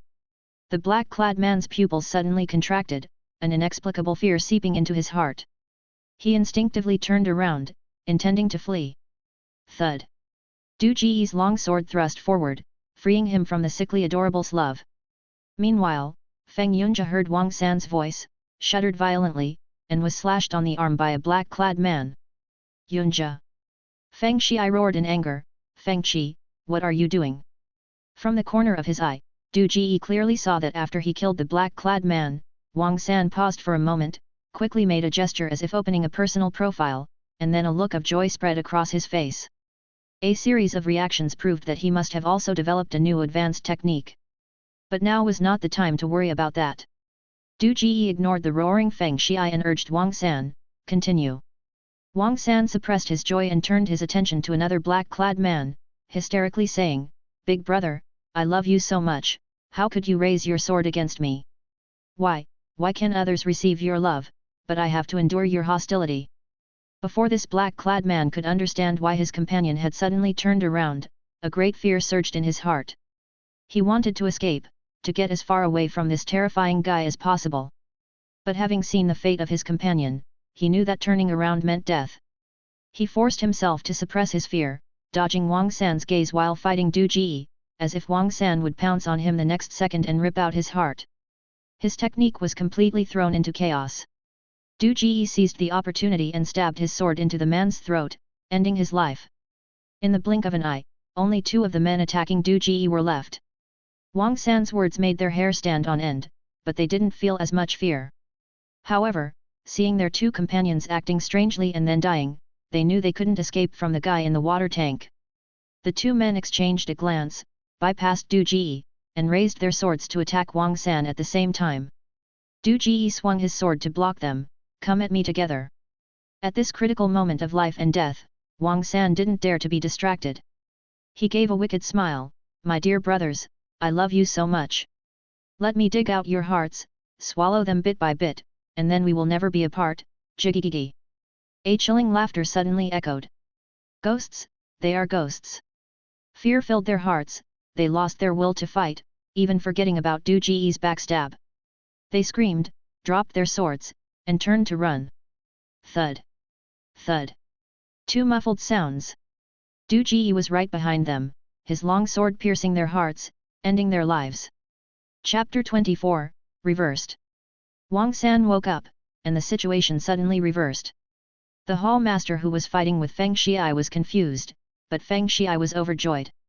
He finally understood Du Ji's desperate efforts to protect Wang San. Indeed, the heavenly demon was even more terrifying than he had imagined. They had a firm grip on the situation. Gie, is this the taste of the blood of loved ones? It's so sweet. Wang San jumped out of the water tank, wiped a handful of fresh blood from a corpse, and brought it to his nose to savor. Then, he looked at the people besieging Feng Yunjia and slowly smeared the blood on his face. My loved ones, am I scary? Why are you running away? I will break your legs so you can't escape anymore. I will kill you so you will never betray me. Am I smart? Praise me quickly. This time, Wang San targeted the two people attacking Feng Yunjia. Under the influence of fear, Feng Yunjia's techniques became chaotic, and he could no longer defend himself. No. Including Feng Yunjia, the three of them screamed in pain and dropped their weapons simultaneously. Like headless flies, they frantically searched for a place to hide. Killing is protecting life. I will help you relieve the burden of a sinful life. Du Ji's figure flickered, and whenever they exposed their backs, he would swiftly approach like a ghost and pierce their hearts with his sword. After backstabbing a few people, his personal attributes improved slightly, and he became more proficient in using the backstab technique. One person intimidated their minds, while the other protected Wang San and launched surprise attacks from behind. Their cooperation was extremely tacit. The other members of the Iron Palm gang didn't understand what was happening, but the mysterious deaths of their comrades had caused great trauma to their psyche. They looked at Wang and Du with fear, unable to muster any fighting spirit. Heavenly demon, they are demons, not humans. One of them shouted in horror, Hall Master, let's retreat. If we don't retreat now, all our brothers will die here. The Hall Master of the Iron Palm gang had never seen such a fighting style before, and it had already touched upon his blind spot of knowledge. He intended to retreat, but leaving behind 7 or 8 brothers like this was somewhat unwilling. He also realized that the so-called heavenly demons' martial arts were not really martial arts. It relied entirely on physical fitness and sorcery in battle. Gritting his teeth, he forced Feng Xiai back with a palm strike and pounced towards Wang San. In his eyes, once he killed the troublesome Wang San, the remaining Feng Qi would not be a concern. If he captured a heavenly demon, it would be enough to prove his loyalty. He was fast. In the blink of an eye, he had already reached Wang San. As he looked at Du Ji blocking his way, his heart skipped a beat. He was so scared that he forgot to speak, and by the time he wanted to say something, it was already too late. Fortunately, Du Ji always kept an eye on the overall situation. When the hall master made his move, Du Ji suddenly turned around and stood in front of Wang San, raising his long sword and waiting for the hall master to collide with him. Wang San looked at Du Ji blocking his way and was slightly stunned. The hall master seemed to not see the long sword held by Du Ji. With his palms crossed, Du Ji's sword broke into 3 pieces. Du Ji didn't expect his sword to break, and he was momentarily stunned. In that instant, the hall master's palm imprinted on his chest, but he only used 70% of his strength. He came for the heavenly demon, so he couldn't kill them all. Du Ji was lifted up by a tremendous force and crashed into Wang San. The two of them rolled together like a gourd. The pain woke up Wang San, and he shouted as if flying, I love you, how can you treat me like this?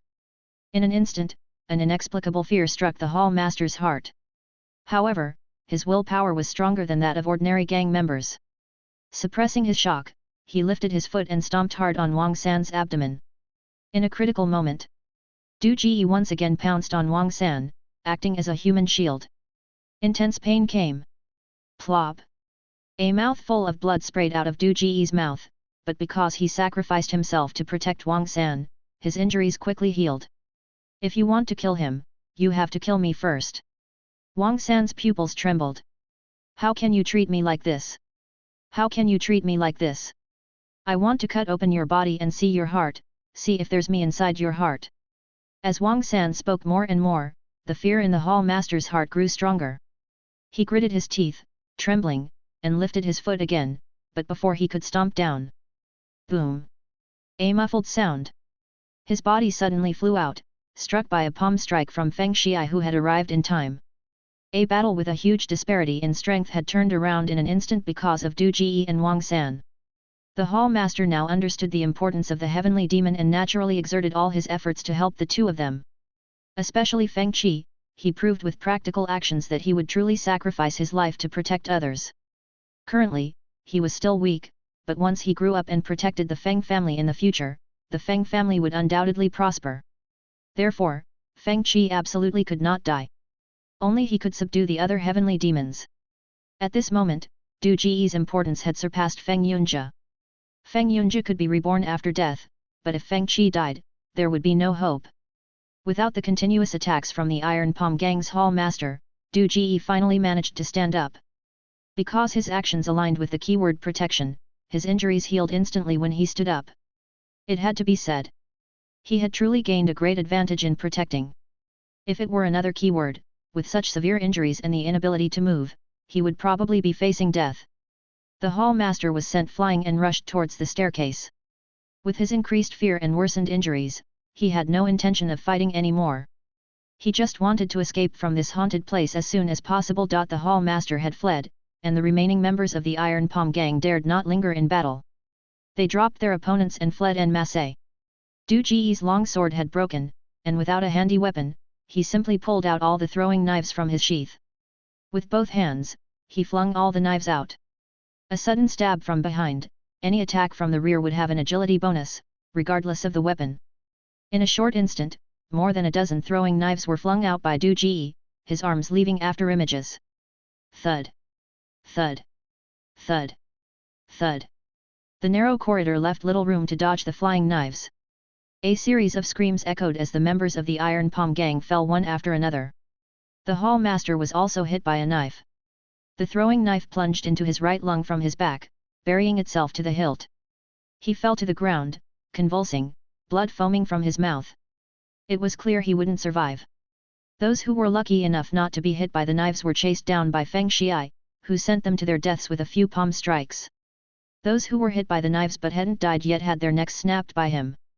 The once noisy corridor was now filled with the thick smell of blood and had returned to silence. Feng Yunjie was curled up in a corner, his teeth chattering. He was also one of Wang San's favorites, and the fear of being targeted was extended to all those Wang San liked. He had been scared out of his wits. Of the 5 direct disciples, 3 were dead and the remaining 2 were injured. Looking at the brutal scene, Feng Xiai spat out a mouthful of fresh blood. Mr. Qi, we can't leave any survivors. This is the Iron Palm Gang's territory.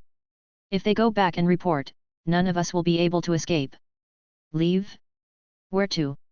Du Ji asked.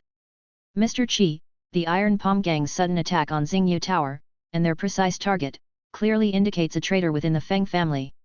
We can't stay at Xingyu Tower any longer. We need to return to the Feng residence to hide and think of a plan, Feng Xiai said. Second in command, who do you think the traitor could be? Du Ji asked. Feng Xiai was silent for a moment before saying a name, Feng Zhong. But I can't understand why he would do this. He's an old member of the Feng family, his wife and children are all in the Feng residence. Unless he's no longer himself. Du Ji chuckled, just ask a servant if anything happened to Feng Zhong in the past few days and we'll know. He looked at the 2 uneasy disciples and reassured, don't be afraid. If he's possessed by the heavenly demon, he won't expose himself when you ask him for information. He looked back at Feng Xiai and laughed, second in command, your Feng family might really be destined. Despite being a small family, you've attracted 4 heavenly demons. You're joking, Mr. Qi. Feng Xiai gave a bitter smile. It's meaningless to pursue Feng Zhong now.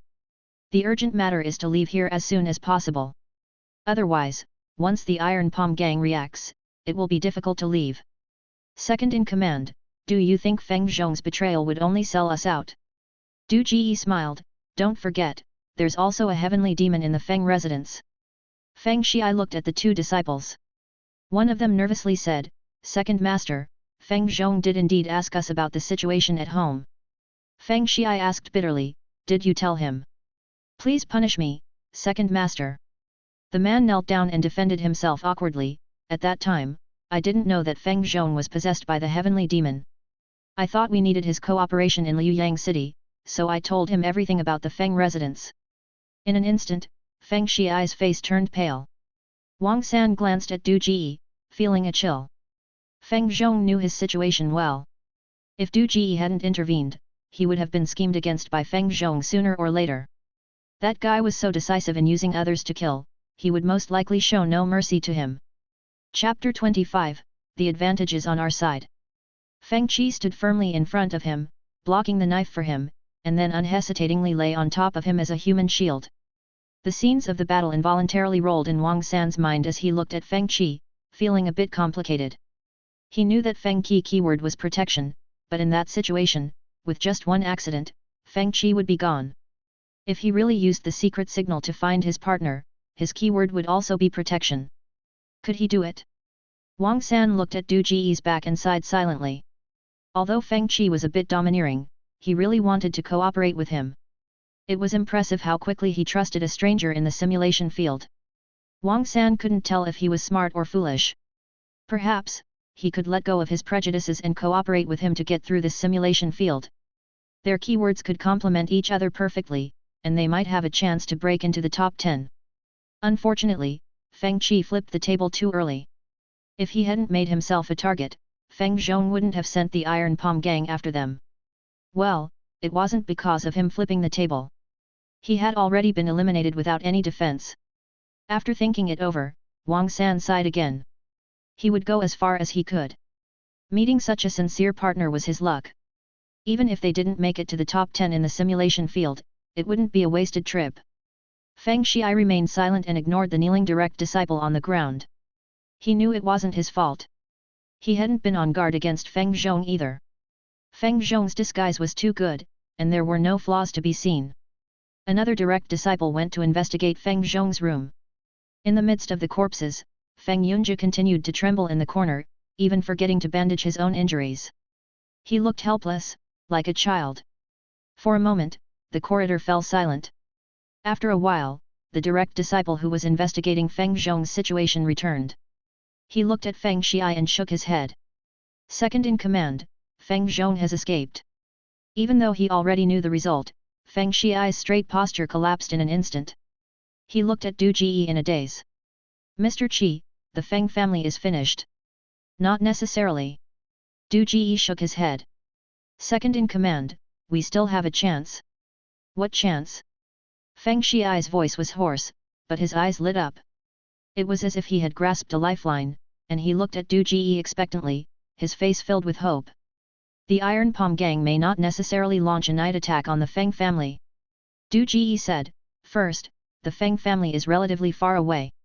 Second, they need to verify whether the heavenly demon really exists before sending people to the Feng family. If they receive a strange piece of information and are unsure of its authenticity, they won't go and wipe out an entire family. If Chu Yuanlang is that foolish, the Iron Palm Gang wouldn't have become so powerful. So, if we hurry back now, can we still make the Feng family escape? Feng Xiai's excited voice trembled. Why do we need to go back? Du Ji smiled. It's only polite to return a favor. It's a beautiful night. If the Iron Palm Gang can launch a night attack on us, why can't we launch a night attack on them? Mr. Qi, it's already this late. Please stop joking. Feng Xiai was stunned, looking at Du Ji foolishly, not knowing what to say. Damn it! Wang San's breath hitched. What kind of courage did this guy have? He shouldn't be seeking death like this. At this time, shouldn't he hide and bide his time, seeking another opportunity to make a comeback? The little trust and goodwill that had just been established vanished in an instant. The idea of cooperation was once again thrown out of the window by Wang San. He had to run. Even though Feng Qi was a divine assistant, cooperating with such a reckless person would only mean a quick death for himself.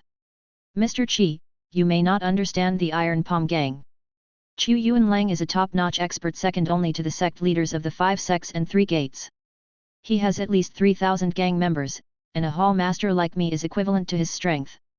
The Iron Palm Gang has 10 such hall masters, each with a deputy hall master, and 4 incense masters. Afraid that Du Ji wouldn't understand, Feng Xiai added, the martial skills of the incense masters are on par with Yunjia. Are these people usually at the Iron Palm Gang headquarters? Du Ji interrupted him and asked. Feng Xiai paused for a moment and said, the Iron Palm Gang controls the transportation of goods. They have many daily affairs to attend to, and the hall masters and incense masters have their own territories to manage. There should be 2 or 3 hall masters who are usually stationed in Liuyang City. One of them is already dead. Du Ji pointed to the fallen hall master. Feng Xiai. Given the sudden turn of events, Chu Yuanlang definitely won't, and it's not worth it for him to recall most of his men. Even if there were originally 3 hall masters in Liuyang City, one is now dead, leaving at most 2. Du Ji analyzed, capturing the heavenly demon is not something he would publicize. Moreover, judging from the fact that he only sent 1 hall master to raid us at night, he doesn't take the Feng family seriously at all.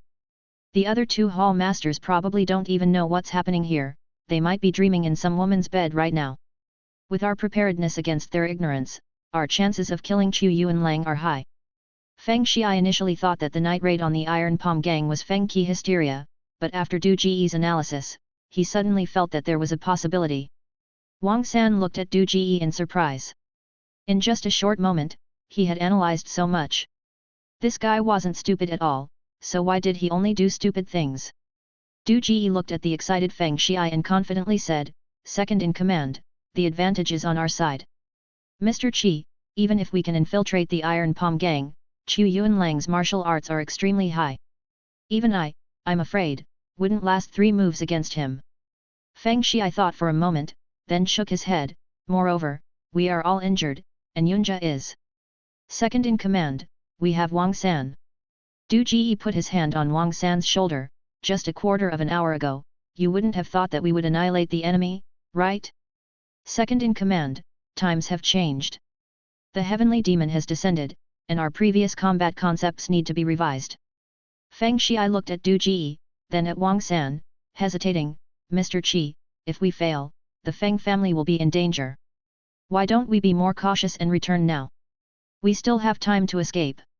You can run for a while, but you can't run forever. Du Ji frowned, are you willing to give up the Feng family's vast business? No matter what the reason, we have already killed one of the Iron Palm Gang's hall masters. With such a huge loss, do you think Chu Yuanlang will let us go? When the time comes, he will gather the other 9 hall masters. What will the Feng family use to resist?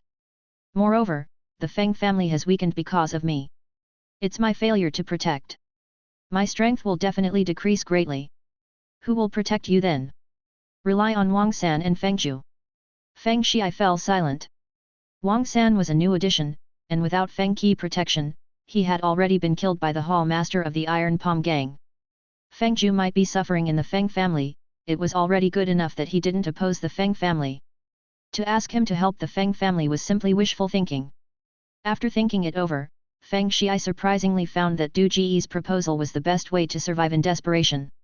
Du Ji asked, have you figured it out?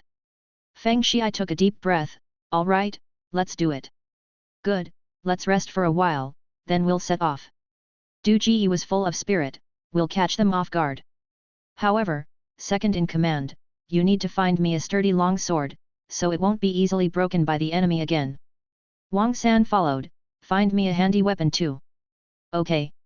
Feng Xiai looked at the 2 of them, took a deep breath, and suddenly said, if things don't go well, Mr. Qi, you can take Wang San and escape first. I will do my best to cover your retreat. Du Ji looked at Feng Xiai in surprise, second in command, that's like slapping me in the face. My nature is to protect, I protect others, not the other way around. Mr. Qi, this is not about who protects whom. Feng Xiai sighed bitterly, it doesn't matter if I die, but if you two live, the Feng family will have hope to continue.